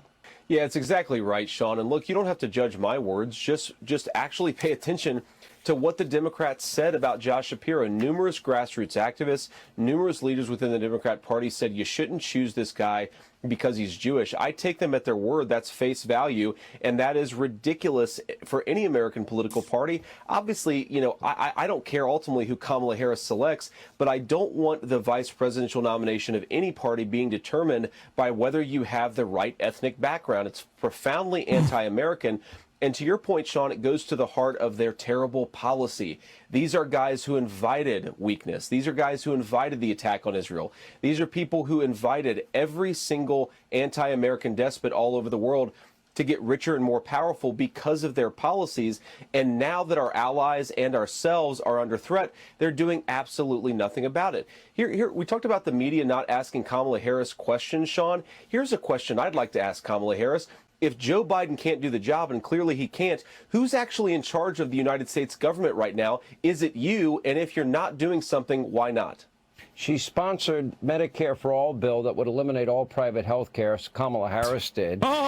She sponsored the Green New Deal. The U.S. Senate said she would use the filibuster to pass the Green New Deal. No restrictions at all on abortion. And WALZ said one person's socialism is another person's neighborliness. It's so funny. Yeah, people's ethnic background definitely doesn't matter to the Republican Party, which is why Ann Coulter said straight to the face of Vivek Ramaswamy, I would never vote for you because you're Indian. Well, it would destroy the innovation economy, Sean, because so much of the actual technological innovation in our economy is based in unrealized gains. But more importantly, these guys want to destroy the American energy sector, which would make us more reliant on China for the goods that we need. They want to open the American southern border. And like you said, not only does she want Medicare for all, she doesn't even care if you're a citizen, Sean. Kamala Harris has supported giving Medicare and Social Security benefits to illegal aliens. So the question for the American people is, do you want to bankrupt Social Security and Medicare by giving it to illegal aliens? Because if so, Kamala Harris is your person. If you want to preserve Social Security so that we don't throw a generation of elderly Americans into poverty, then Donald Trump is your candidate. And it's very simple, issue after issue. Do you want an open border? If no, Donald Trump is your guy. Do you want American government to protect American citizens? If you do, then clearly you got to back Donald Trump. Do you want a tax policy that promotes American workers and promotes building things in the United States of America?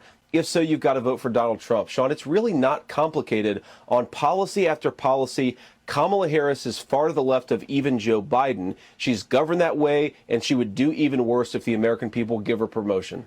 So both support the idea that it shouldn't be criminal to enter our country illegally. They both support sanctuary cities and states. They both support taxpayer dollars being used to support the cost of education, health care, and housing for illegal immigrants. And here's the problem, JD. We've got 11 million unvetted Biden-Harris illegal immigrants. They're coming from a lot of countries that are our top geopolitical foes, but also we're catching all these people, as the congressional report pointed out this week, that have terror ties. 99 of them they released into the country.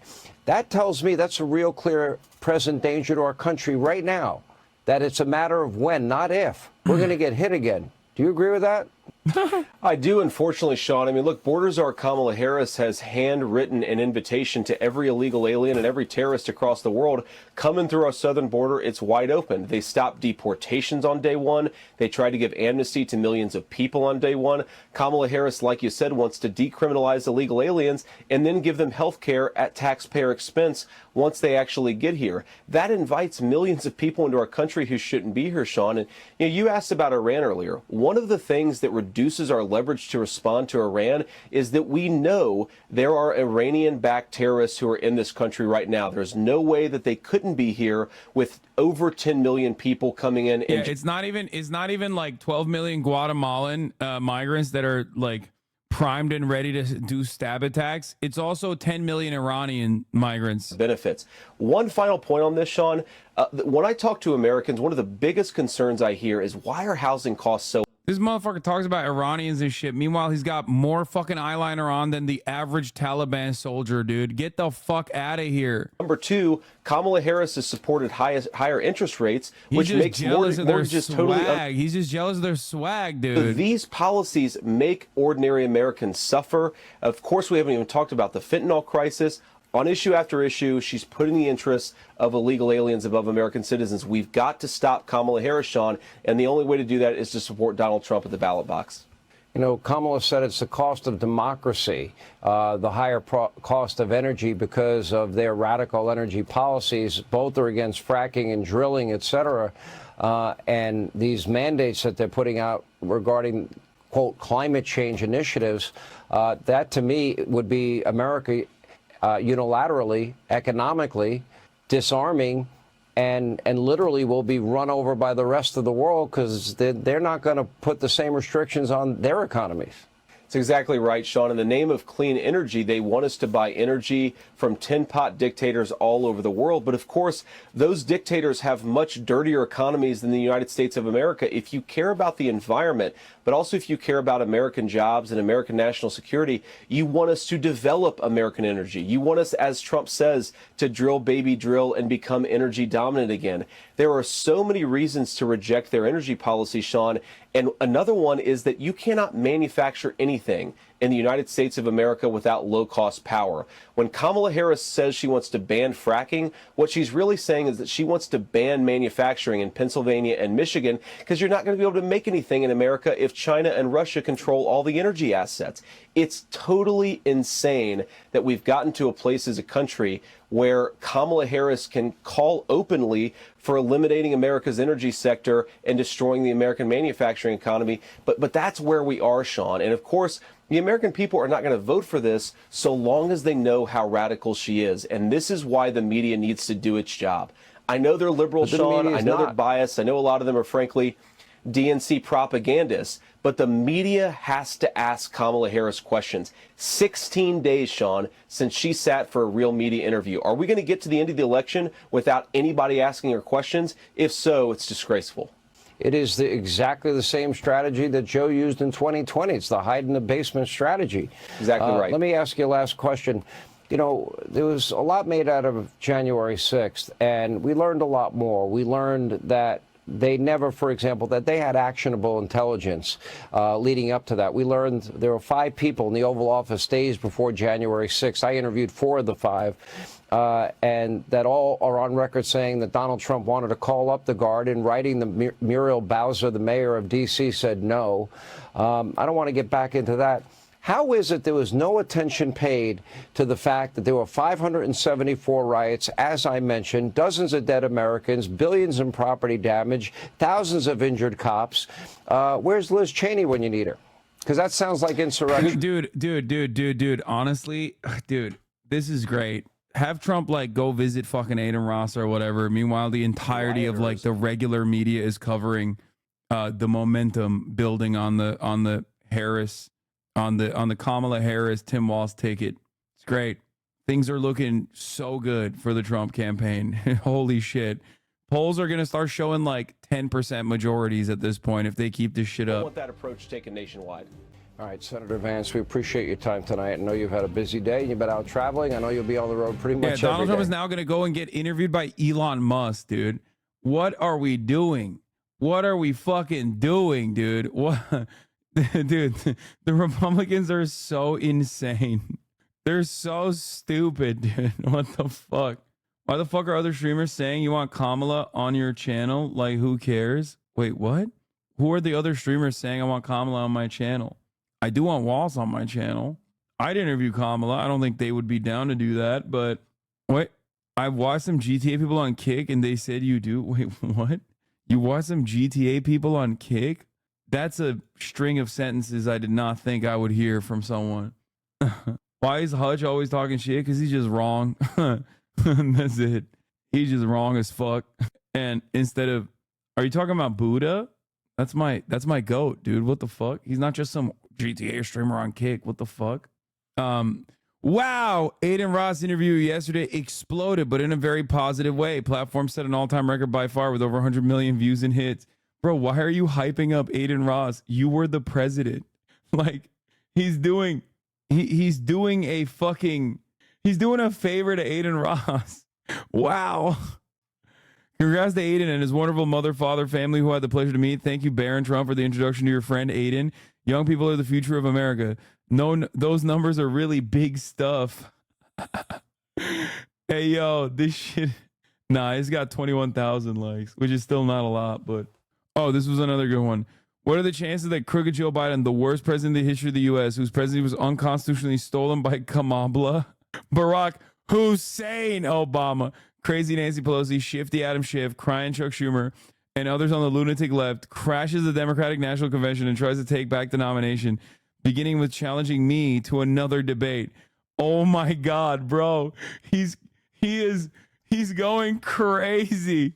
Dude, he's going crazy. Bro's writing Wattpad shit. Oh, he's losing it, dude. No, this is when you're definitely having a normal one and not when you're losing your dang mind. He feels that he made a historically tragic mistake by handing over the U.S. presidency, a coup to the people in the world he most hates, and he wants it back now.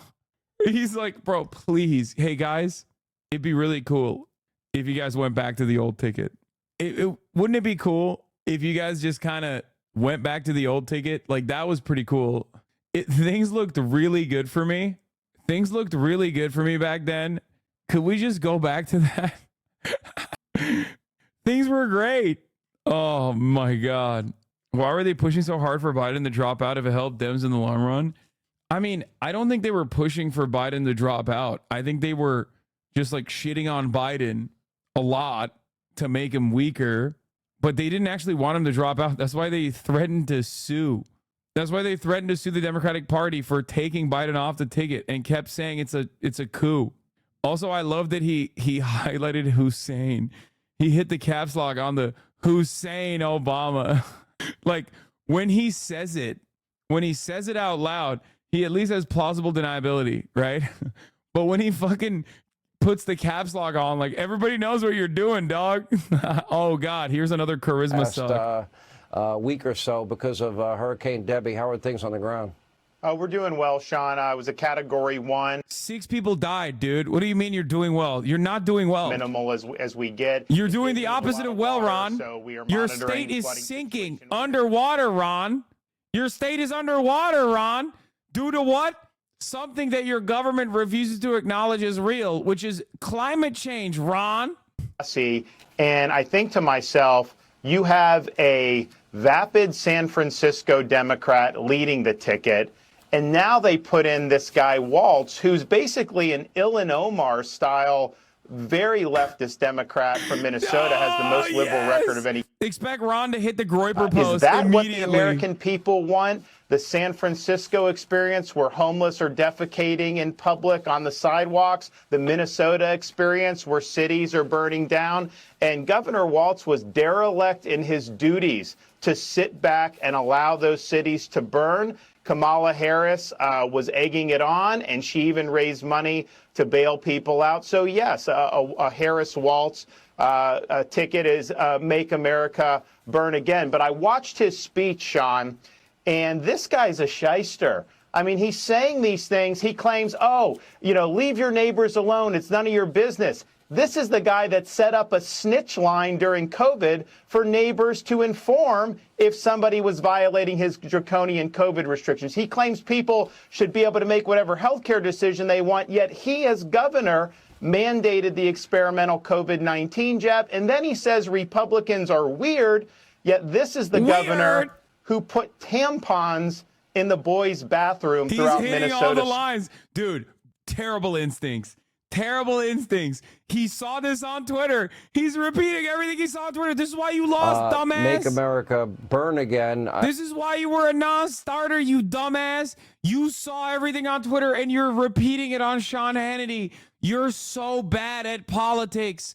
Fucking resign. Actually, don't resign. I mean, resign because there are people that I think are great in the state of Florida. You know, Moist Critical lives there and stuff. Your Rage lives there. So, resign. But also, oh my God, you're so bad at politics. How are you so bad? Not to say radical Islamic terrorism, that to me is dangerous. And that's who they are. If there's anything surprising about today, and you tell me if I'm wrong, it's the fact that she chose a He political... literally saw shit on Twitter and verbatim is copying those takes. Like, he's getting his talking points from Ian Miles Chong, man. It is such a devastatingly bad way to approach politics. Like, I cannot stress this enough, okay? I can't stress this enough. About, get pissed it off. Would be akin to like Kamala Harris running around being like, America KKK is a white supremacist nation that must be destroyed, permanent first world genocide, to like, I'm JD Pond, permanent first world genocide. Like, if like a Democrat was running on like lines that they took from dudes with hammer and sickle in their fucking descriptions on Twitter. Okay, it's just like so unimaginable. It's so beyond the pale. You know what I mean? Fuck. Dog, I love you. Please put on captions. They can't. I think since he's been governor, they rank in the top 10 states for population loss on net. Florida is the #1 state for population gain on net. But here's if I was a Republican, what would I say in their shoes? Easy, bro. Easy. Okay. Immigrants are a major problem in this country. Okay. Immigrants are a major problem in this country, and the American people have had enough. That's why 60% of Americans want mass deportations. We have to do that. It would be an awesome policy. Also, beyond that, we want tax cuts. Americans in the Democratic Party want to stop you from prospering, from thriving, from receiving a better future for your children that you want to protect. Okay? That's why we are the party of deregulation that gets in the way of innovation. That's why we're the party of tax cuts that will allow your wallet to hurt less. Under the Democratic leadership, your wallet screams bloody murder every goddamn day. And the Democrats turn around, and because they're out of touch elitists and because they're in the pocket of the fucking wealthy, they turn around and say, oh, this is fine. We're going to do more of this. We're going to do more of this. Okay? That's it. None of this other shit. You're fucking stupid for running any number of different things. Like, why are they still parading this loser around? I thought they don't like the people who lose. Bro, stop spoiling the next segment.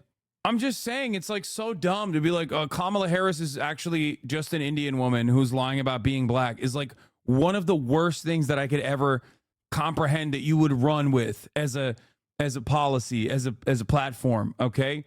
Republicans do one thing and they're very good at it, which is lying about like what the actual problems are. Recognizing that there is a lot of anger and resentment in the American population, and then redirecting that anger into causes that they can mobilize around. That's it. Okay. What is this tampon thing? They push for a proposal to put tampons in public restrooms, in public schools. That's it. And I think a part of that proposal was to put tampons in like pads and shit, like menstrual supplements, even into boys' rooms as well. I'm not even entirely sure if they push for that. Doesn't even fucking matter to me if they did push for that, by the way. It's ridiculous. It's ridiculous to yell about. Also, why are they showing butts on fucking Fox News and ads? Oh, it's a hemorrhoid cream. Dems are acting like Republicans and Republicans are acting like extremists. Not even. Dems are not even necessarily acting like Republicans. It's actually because it was worded so they would have put tampons in single bathrooms as well. So saying something like all genders or something. That's it. Okay, there you go. What is this? One of the first things he does in public light as the VP pig is give finger guns to his security detail. 400 electoral votes. Okay, we need to, like, this is a little bit too much, okay? I know everyone's joking about it, but it's still not. What's your argument about that, or is it not worth the argument? Yeah, I don't give a shit. My argument is I don't care. I don't care if they're, like, in the men's restrooms as well. What the fuck? Like, why would that in any way, shape, or form harm you, okay? It might, in the off chance, like, help one trans man. Maybe. Probably not. It is, like, a statistical...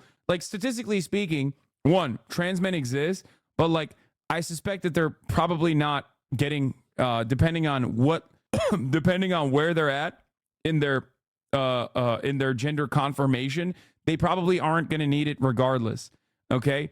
But having said that, it doesn't fucking matter. It doesn't matter because I'm not a fucking freak. If I saw fucking tampons in the men's room, it would not even disrupt my day for this much, okay? Like, who gives a shit?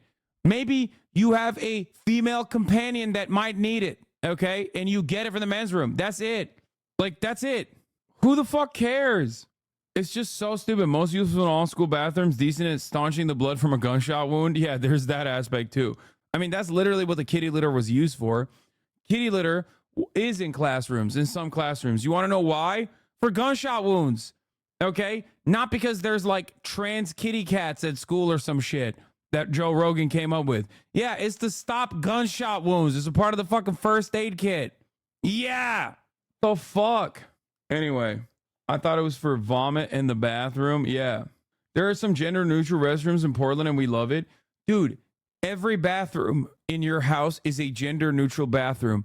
Every bathroom inside of an airplane is a gender-neutral bathroom. There are so many. Ronald Reagan's grave is a gender-neutral bathroom. There are gender-neutral bathrooms all around us at all times, okay? The idea that this is a new phenomena is entirely made up of it's entirely made up in the minds of the Republican Party, okay? It's so fucking stupid. The fact that we're having this conversation as though it's like a new thing and it's very scary shows how far right-wing discourse goes, okay? Most bathrooms are gender-neutral bathrooms in a fucking pinch. When you need to shit, okay? You need to shit. The men's room is broken. What are you going to do? Not shit? That's a gender-neutral bathroom now, dog. Sorry. The fuck? Yeah, no, I'm going to shit myself. Like, no, I'm going to take a fucking shit. That's not stopping me. I see the fucking handicap sign outside of a bathroom. You think I'm stopping? Fuck no. If I need this shit, I need this shit, okay? All of a sudden, that bathroom's for everybody, including myself, okay? Don't let Republicans dominate this fucking weirdo narrative, dude. God damn. That's just not true. There were always binary bathroom options. They took away 48% of bathrooms to force the woke mind virus. I stopped at a gas station today and the toilet was gender neutral, so I chose to shit in my pants in my car like a damn man. Yeah. Anyway, so yeah, remember the fucking rant that I just went on with bathrooms. Next time somebody tries to fucking chirp you about bathrooms, okay? There's freak shit, like actual freak shit. It's so strange. You have to shit yourself, otherwise you'd be a groomer P-word. Yeah, it's fucking ridiculous. Anyway, where the fuck were we? Okay, I'm gonna talk about Democrats endorse Ted Cruz over public safety and border concerns. That's awesome. Congratulations. Governor Tim Walz is a Mountain Dew boy, just like me. Last thing Josh Shapiro saw. McDonald's CEO says Muslims Gaza boycott hurt quarterly sales. Fire. Should have thought about that before feeding the IDF. Okay. We still got hella fucking WALZ coverage, but I want to hear what Ben has to say. He made the sweatiest WALZ clip. The debut of Minnesota Governor Tim Walz on the national stage, and we saw Kamala Harris introduce him. So obviously, very, very high energy event. Kamala Harris is bringing out gigantic crowds. Democrats are, in fact, enthused. They brought out Josh Shapiro for a little bit of a consolation run. He yelled a bit. I don't get it. Like, why is he writing for Josh Shapiro? Why is he wet? That's my first question. My first question is, why is he wet? Second question is, oh my God, how much makeup does he normally use? I'm just noticing a lot of lines on his face now when he's not in the regular setting that he's in. And last but not least, why the fuck are these guys acting like they, one, really love Joe Biden and were mad that he was swapped out, and two, really love Josh Shapiro and are mad that the Democrats didn't go with Josh Shapiro? There is no better example that the Dems did a good thing again than all of the Republicans collectively being like, well, I sure think you guys are anti-Semitic for not going with Josh Shapiro. And his voice broke, and he talks a little bit about being Jewish, which gave Democrats cover to ignore the fact that the explicit reason they did not pick him is because he's a Jew. And then Kamala Harris did an entire speech in which she really didn't talk about politics very much. It's so funny. It's like, are they going to be like, yeah, that's why they didn't like Bernie Sanders? Is that what they're going to say next? Like, the Democrats actually rat fuck Bernie? My favorite thing that I already see happening on the timeline is Republicans who are the best at cry bullying turning around. You know what? Let me finish this Ben Shapiro video and then we'll get to the couch fucking joke that Tim Walz made, okay? Because they're mad, okay? Obviously, Republicans are always mad, but they're extra mad now. But we're going to get to that in a second. It was just mostly about unity. She actually tried to channel Barack Obama / 2008, circa 2008. She was talking about red states and blue states. She was talking about how she was going to govern for all Americans. And then she gave you the background on Tim Walz. And apparently, according to Kamala Harris, the relevant stuff about Tim Walz is not that he presided over the burning down of Minneapolis and, in his own words, abjectly failed to stop that from happening. It's not that he's praised socialism. It's not that he's blown out the budget to the tune of a 40% increase in the last year. It's not that he has presided over extraordinary fraud in the state of Minnesota. Of course, you wouldn't expect her to say any of those things. It's that. Hey, to the chatter who said, where's that fucking chatter? Hey guys, don't repeat misinformation. Don't repeat misinformation. I don't think cat litter is for first aid. Source check at HasanAbi. Please check your source regarding cat litter as first aid. It's used for bathroom during lockdowns. Okay. Yes, it is also for, it's during an active shooting situation. Okay. So that people can use the restroom potentially in an active shooting situation. It's during school shootings. It's also for cleanup. The point is, it's not for cats. It's not for trans cat students or whatever the fuck, which is not even a real thing anyway. What? As a Polish person, I hold you all accountable. If you don't go to the polls and make it right, expect a backstab from a silent assassin. There's a world situation holding in this. What the fuck? What are the Polish people gonna do, bro? If you guys get Trump to be president, expect a backstab. Throws kitty litter under the car. It's because my car identifies as a cat, not because of an oil spill. Hey, by the way, remember when I told you guys that like the fucking freak, the freak was gonna get owned? Where is it? Valentina Gomez, the lady who said the F slur is getting cumstered in the Missouri Secretary of State primaries, even though Cory Bush is looking pretty bad as well. Wow, she locked down a whole 14,000 votes, man. That's crazy. Here's Politicians.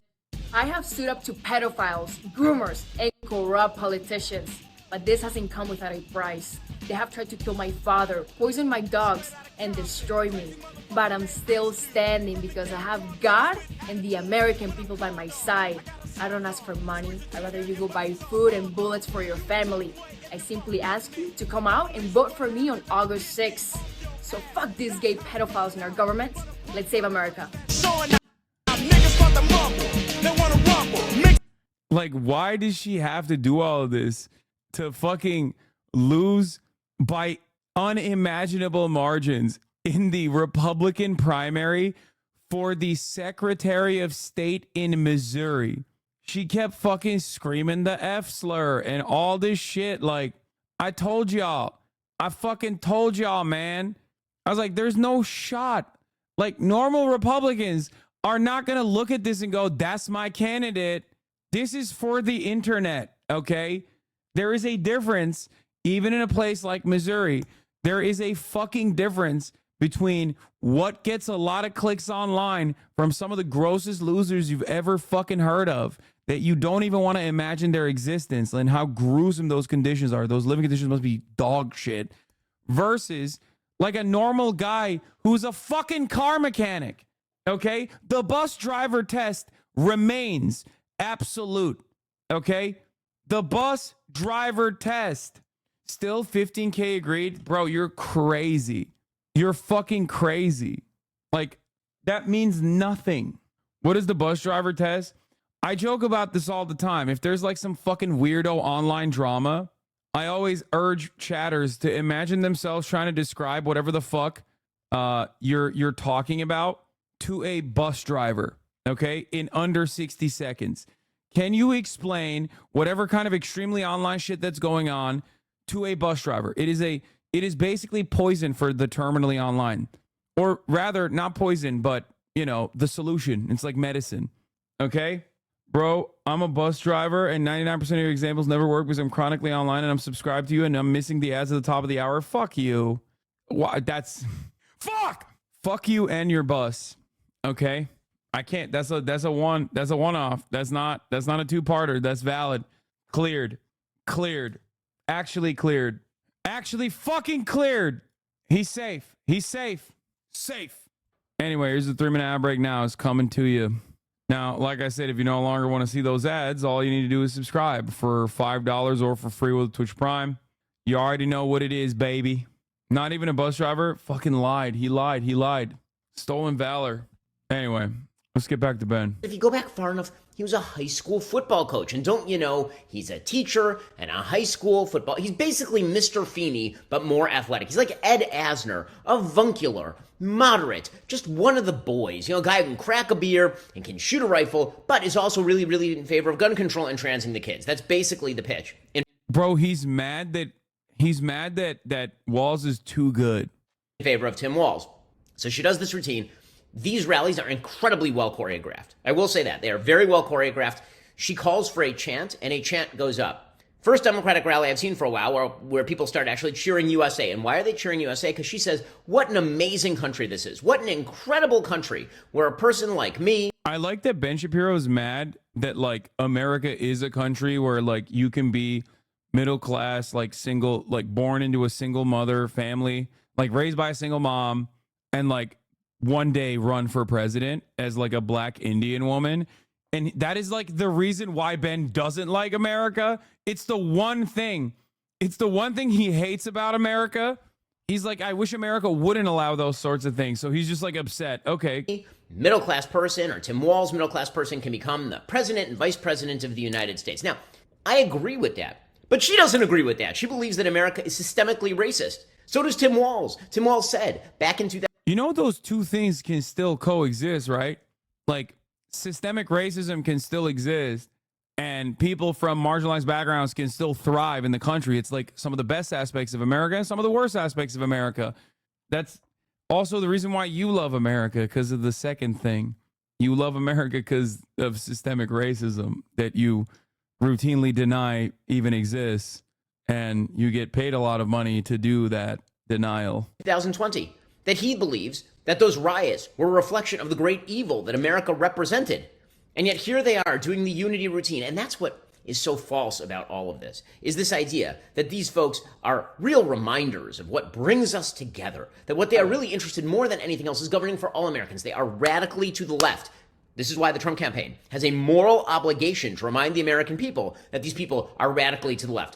I need Ben Shapiro to explain to me how policies such as paid family leave and medical leave, and policies such as free breakfast and lunch programs for all school children in public schools are actually somehow magically harming Republicans.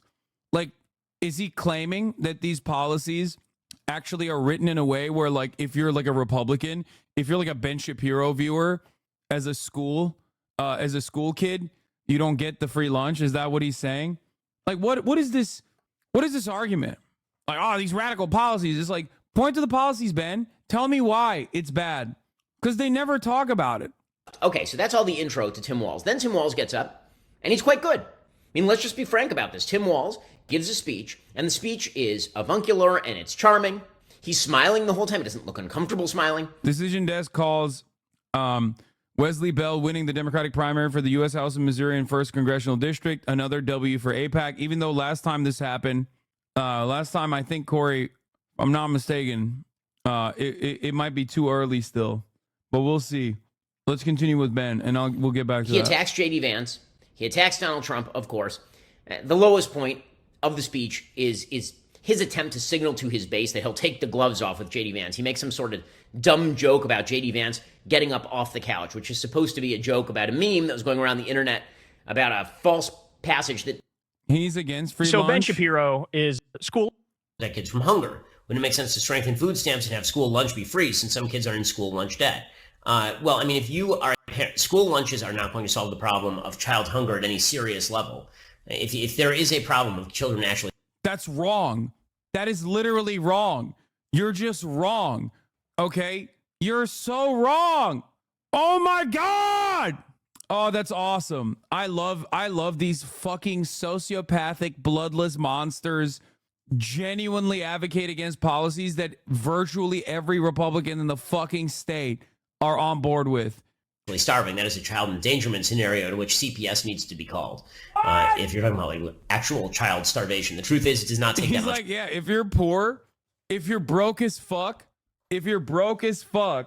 okay, and you rely on government subsidies of any kind, including, but not limited to, like having the government take care of 2 fucking meals for your child, then Child Protective Services has to come in and kidnap your child.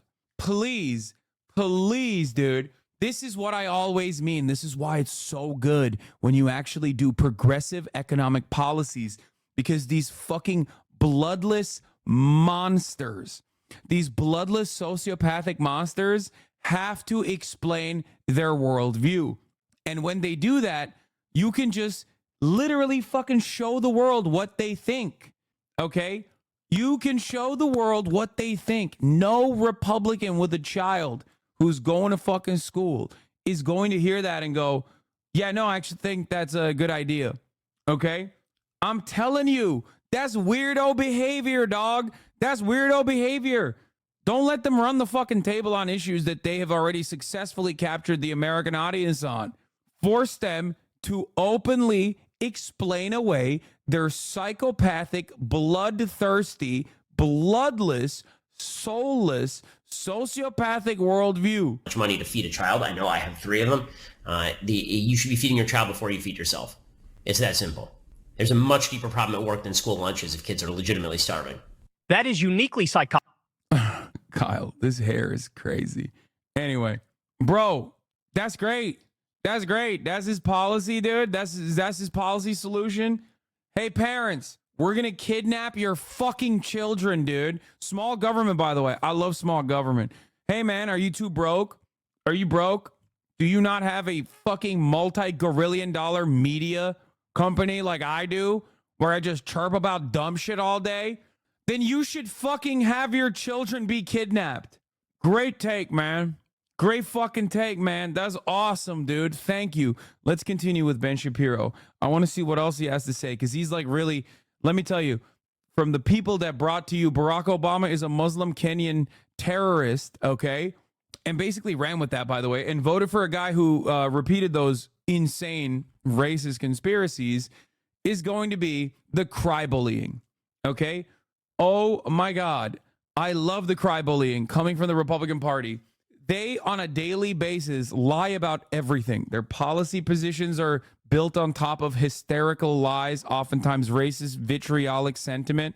Okay? Hysterically racist, vitriolic sentiment.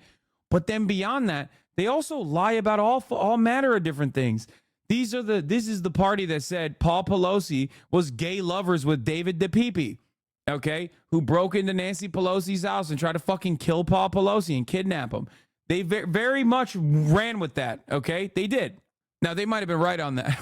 I'm sorry. I'm going to stop. I'm going to stop doing that. I'm going to stop saying that David DePipe and Paul Pelosi were in a gay relationship. I'm going to stop doing that, okay?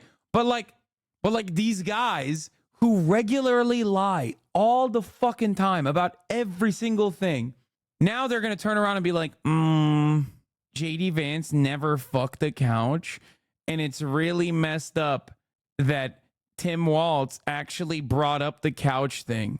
It doesn't exist in Hillbilly Elegy. Supposedly, J.D. Vance having some sort of sexual relationship with the couch is really stupid, but it's become a Democrat meme, and now you've got the vice presidential contender who's actually throwing that out there in public. Wink, nod. He even stopped and said, you can see what I'm doing there. And that's the... Here's the video, by the way. Let's roll the clip. And I got to tell you, I can't wait to debate the guy.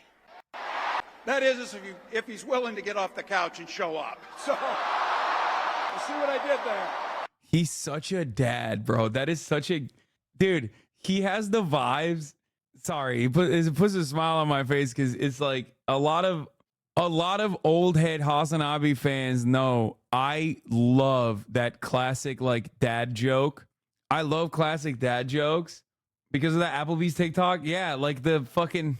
I guess they let anybody in here. Like he had that locked in the chamber, dude. You can tell. Look at his face. He had that locked in the fucking chamber. Okay? Now, before you go, I guess Democrats are also running with fucking... I guess Democrats are running with the fucking Twitter memes as well. So the Democrats are using Twitter talking points too. No, dog. He knows J.D. Vance didn't fuck a couch. Okay? He's joking. There's a difference between that and then some dude seriously being like, he's a Somali.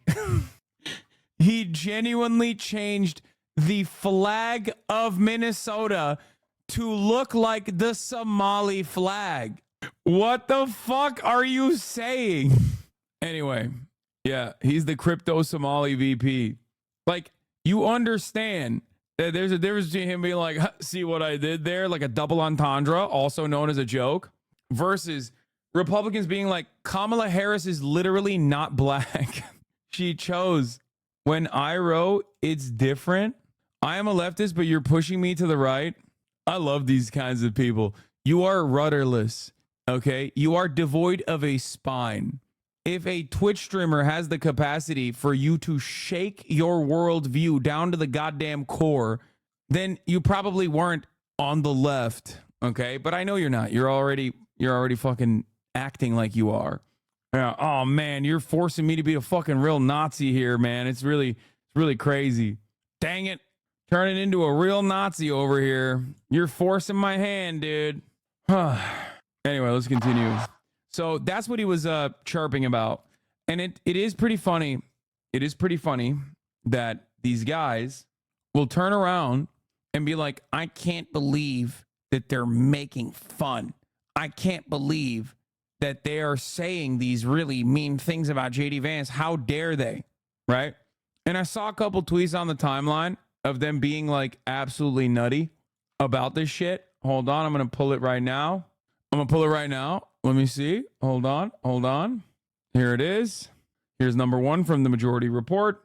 Slandering someone based on a shitpost is indeed propagating misinformation and is very bad behavior. And this is very bad story. Instead of Republicans are complaining story, if I made a concerted effort. And this guy turned around and did. I've seen the video. At Tim Walz fucks the top of the standard issue orange traffic cone. Raw dog. Crazy thing about it, he's like freely suspended over top of it. The base of the cone is supporting all of his weight. Doesn't make any sense, but it's impressive. Yes, he was trying to make a joke. This is a conservative man attempting to make a joke. What is this? Anyway, here's you slandering someone based on a shitpost. Meet Dee Dee Duffy, a preschool teacher in Cape Coral, Florida. She says teaches her students that if they don't like their parents, they can find another family. She also teaches them to be gay. Yeah. Like this right here goes from co-worker conversations. This right here goes from co-worker conversations to like, oh, ew, we got to avoid this guy at the place of business. Possibly an HR violation. Okay? You know what I'm talking about? That's one of my favorite fucking TikTok popularized sentiments is like, oh, this is a coworker type song, or I love that. Because it's such a immediate. This turns into not a coworker take, but instead an HR violation very quickly. Anyway, yeah, coworker ass take. Found out about the hawk tool from my Find out about hawk tool from my coworker. Yes. TikTok invented water cooler conversation. Obviously, that's why I said TikTok popularized. Water cooler conversation has always been like a meta, obviously in workplaces, but TikTok popularized it in the sentiment. Oh, this is like a coworker type conversation. Something that like your older coworkers will bring up to you at the water cooler. I think that tweet is an obvious joke. Yes, it is an obvious attempt at a joke. Okay? It is an obvious attempt at a joke, but they're being weird as fuck about it. They're not doing a good job. Okay? What is this? I'm an Animation Guild member and I work on Invisibles. We start negotiations with studios on Monday. We have a rally to kick in Burbank. Could you tell your chat? Would you like to join us? We would love the support that you gave them last summer. animationguild.org/rally 2024. Protect animation work status. There's animation workers. And also on top of that, there's the Screen Actor Guild thing with video games as well. I know there's a lot going on. But okay, let's get back to this for a second. The other thing that Osita actually put forward pretty well was this. So this is slandering someone based on a shitpost, indeed propagating misinformation and really bad behavior, and it would be a this is very bad story instead of Republicans are complaining story. If I made a concerted effort to go on TV and imply Governor Walz fucked a traffic cone, right? My coworker asked me to tell her about Aiden Ross after he interviewed Trump and was worried because her son watches him, Lamau. That's awesome. I hope you sufficiently educated your coworker. Bro, that kid is getting grounded. Anyway, so yes, I know that you're a prude who can't take a joke if you point out that telling lies about a public figure fucking inanimate objects is bad and juvenile, and it's such a fun treat because the public figure can't defend against it without elevating it and debasing themselves. All the misinformation reporters can go fuck traffic cones. So She said that, and Osita quote tweeted and said, exactly zero interest in hearing from people who spent the last 15 years on TV shows aimed at convincing old people Democrats are going to do Sharia law about this joke. Sorry. I'll be fully willing to reconsider the propriety of the couch joke if it leads to a terrorist attack on Congress, as they're trying to certify an election. I'm not unreasonable. The right should be thanking Jesus every single day that the Democratic Party is run by people whose idea of responding in kind to years of fully unhinged and depraved Republican rhetoric and misinformation is a goofy little meme. And the word weird couldn't be me. Yeah. Meanwhile, Stephen Miller is saying under the Harris-Walz plan, they're going to turn the entire Midwest into Mogadishu. So that is a perfect representation of like how unimaginably unhinged the right is on a daily fucking basis. This is exactly like when they tried to turn around and say that calling Trump Hitler is the reason why he got shot by a registered Republican, mind you. Okay? Like what are we doing? Democrats are pussies. I wish they would be more aggressive in their fucking language, dude. What are you talking about? Okay? So is JD's fault? First of all, yes, it is his fault. You want to know why? Because he's a charismaless asshole who is a careerist, soulless piece of shit and a blood boy to Peter Thiel, who got $10 million from Peter Thiel and now is stuck on a ticket where after years and years of trying to retriangulate to the worst fucking groypers online to like really beef up his bona fides in terms of like how much of a Republican he is now getting his comeuppance. So yes, I think people saying he fucked the couch, well, knowing he never really fucked the couch, is perfectly fucking valid. We are talking about the Republican Party who didn't just make memes, actively ran on the lie that Ilhan Omar fucked her brother. Okay? What are we talking about? There are still tons of Republicans who literally believe that. So no, I don't give a shit about the couch fucking. I think the Democrats should do more of it. Okay? They're so incredibly fucking racist. And yeah, the reason the couch fucker thing worked was because it was an organic shit post with no strings attached. It was just purely for shits and giggles. They can't just take that fallout and turn it around. It's too transparent. Exactly. They still call Michelle Obama a man. Still. Anyway, but they are the number one cry bullies. And Ben Shapiro's doing that right now because he's such a little gross little piece of shit. The whole idea here. Meanwhile, don't worry, he's bringing Americans together. Now, at no point were the challenges that actually face the country ever brought up. The challenges, apparently, according to Kamala Harris and Tim Walz, the big challenges are that Obamacare might get repealed. That's like the big challenge. The big challenge is that Donald Trump might ban abortion, which, of course, he has said he is not going to do and has no interest in doing. Yeah, that's crazy because, like, Donald Trump has always been so honest about his policy positions. And so is the Republican Party famously, which is why every single Supreme Court of the United States justice appointment that Donald Trump made actively lied to the entire American population. And the Congressional Senate, the Senate Judiciary Committee, when they claimed that they would not overturn Roe v. Wade and that it was a super precedent.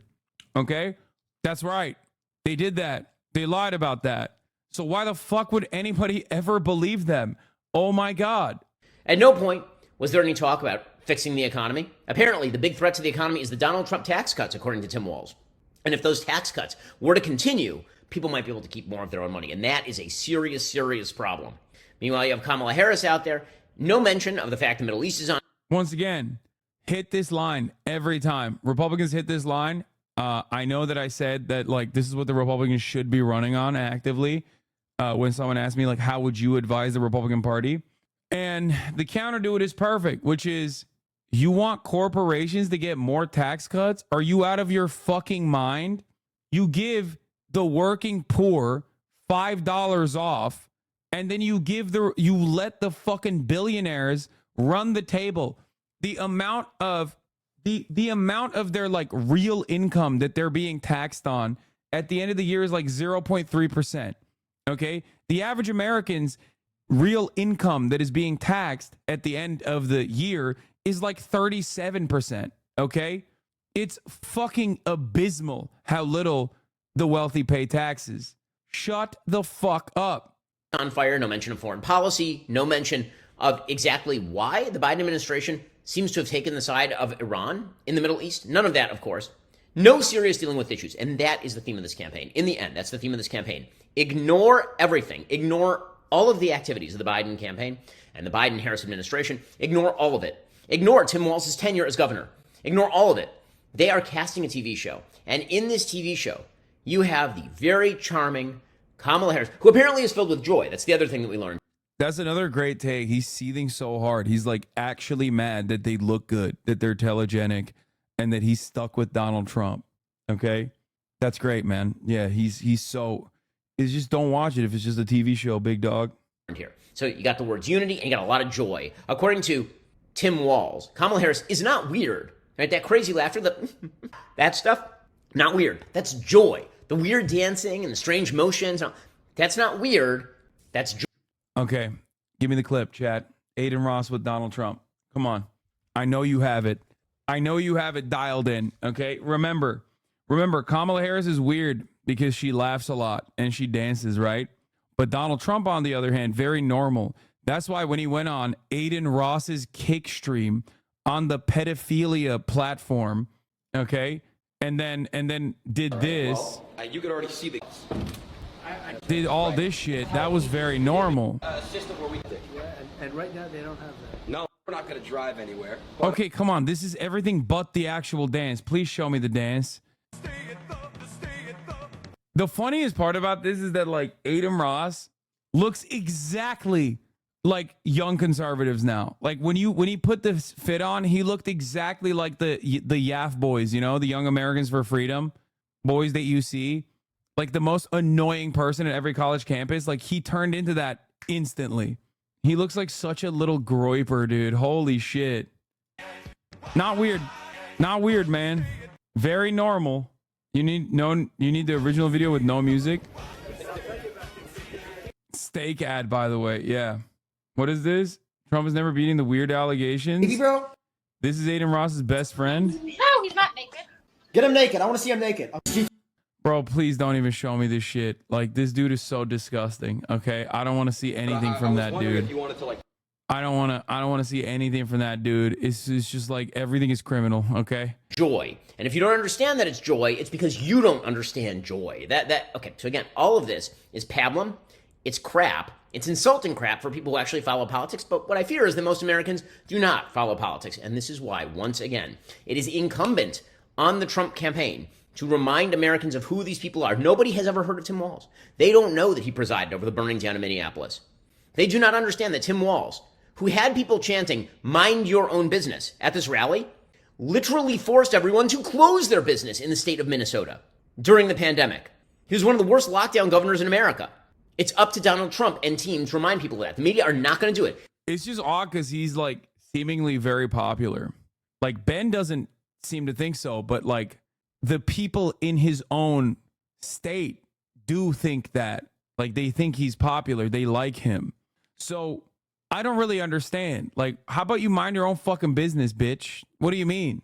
The fuck do you mean? And as much... Yeah, people sure do know who Tim Walz is now.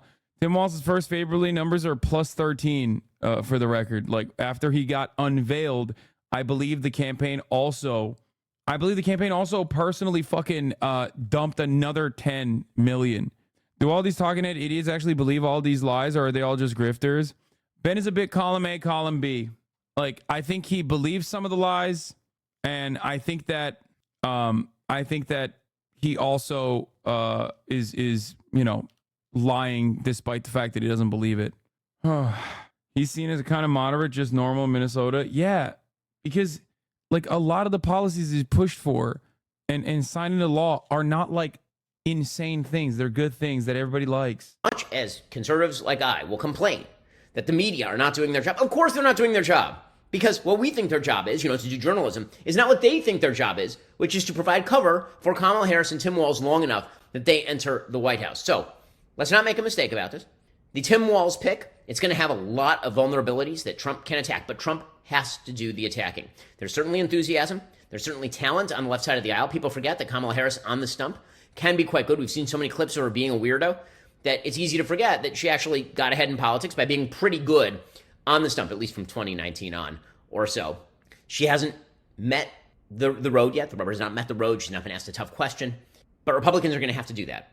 I don't want to open my YouTube and see 100 Kamala Harris Tim Walz ads. The Trump campaign needs to be dumping hundreds of millions of dollars into introducing the Harris-Walz. How the fuck do you not have, dude, why is he so sweaty? He's so wet and mad. It's weird. What is this? Minnesota woman nails why people so like Tim Walz Walz? was selected as the VP pick, and I've been predicting this for weeks, but let me tell you why it's making me really emotional. After getting to know Tim Walz for the last few weeks, I have realized something, and it's very profound. He represents the dad that a lot of liberal women lost. A lot of us had moderate to conservative, educated, sensible fathers that we lost to Rush Limbaugh, that we lost. I mean, God, I hate narratives like this. It's just like I get what she's saying, to each their own, you know? It's just like some of those things is like, you know, maybe it should be kept in the draft, you know?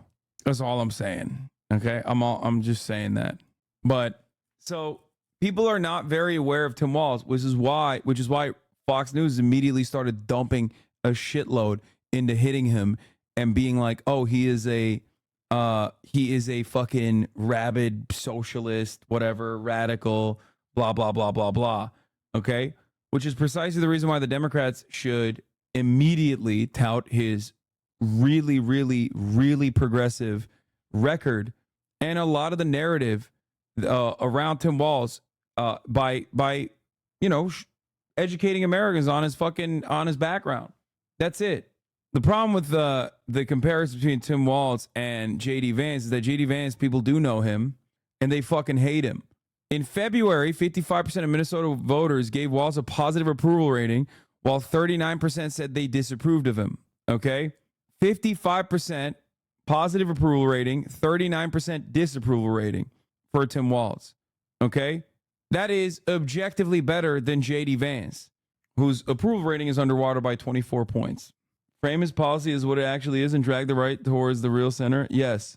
Let's finish this off. Team, the radical duo, the bail out the rioters from prison candidate and the governor who didn't want to put them in prison in the first place. They need to introduce that team to the American people, because if the only team the American people see is the team that was at that rally, that's very good news for Democrats. Zionists are fleeing the Dem Party, They're not. Like, they're just not. This is Batya Sargon. Get the fuck out of here. My fellow American Jews, it's time to have a little like you saw Batya Ungar Sargon tweet, my fellow American Jews, it's time to have a little self-respect and walk away from a party that's telling your children they can't be vice president because the anti-Semites in the party must not be upset. Like, are you insane? It's got 1,000 likes. No, dude. Ridiculous.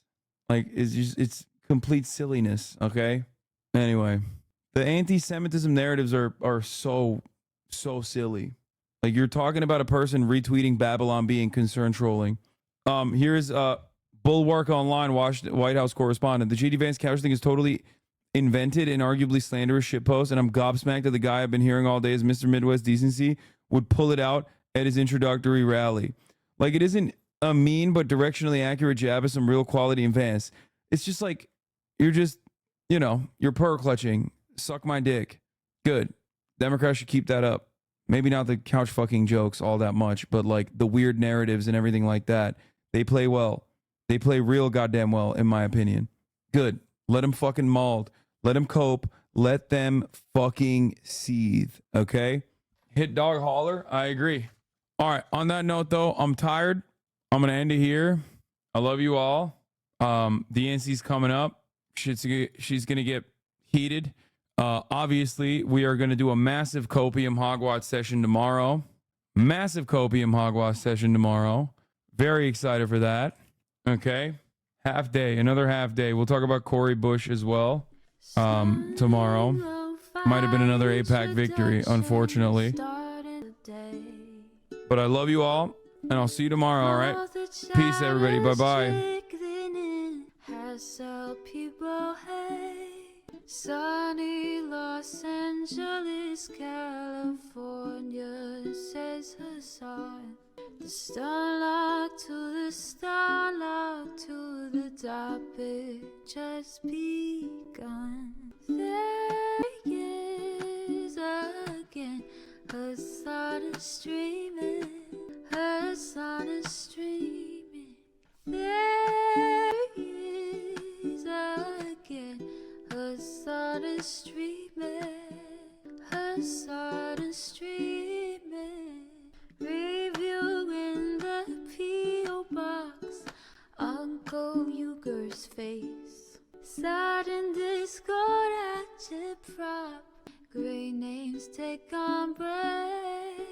Tiny Bernie Sanders, LGBTQ Air Force. The whole left at your fingertips, Ane at your door. H3 crowded debate, the Young Turks online show. 3 full fucking years of this, plenty more to go. 90-day fiance, talks of champagne bourgeoisie. A Trump rally live reaction, a mass riot at DC. There he is again, Hasan is streaming, Hasan is streaming. There he is again, Hasan is streaming, Hasan is streaming. Reading live stream fair comments, Austin show chat advice, and all the ways the right-wing pipeline can suck you in online. JCS react, Lord frame gets broken, cover blown. A full-blown mass pandemic, monster streaming at your home. Total radicalization coming out to find. The system you were taught to trust in was broken the whole time. All these daily streams, whether big or whether small, have helped me and so many find the meaning through it all. There he is again, Hasan is streaming, Hasan is streaming.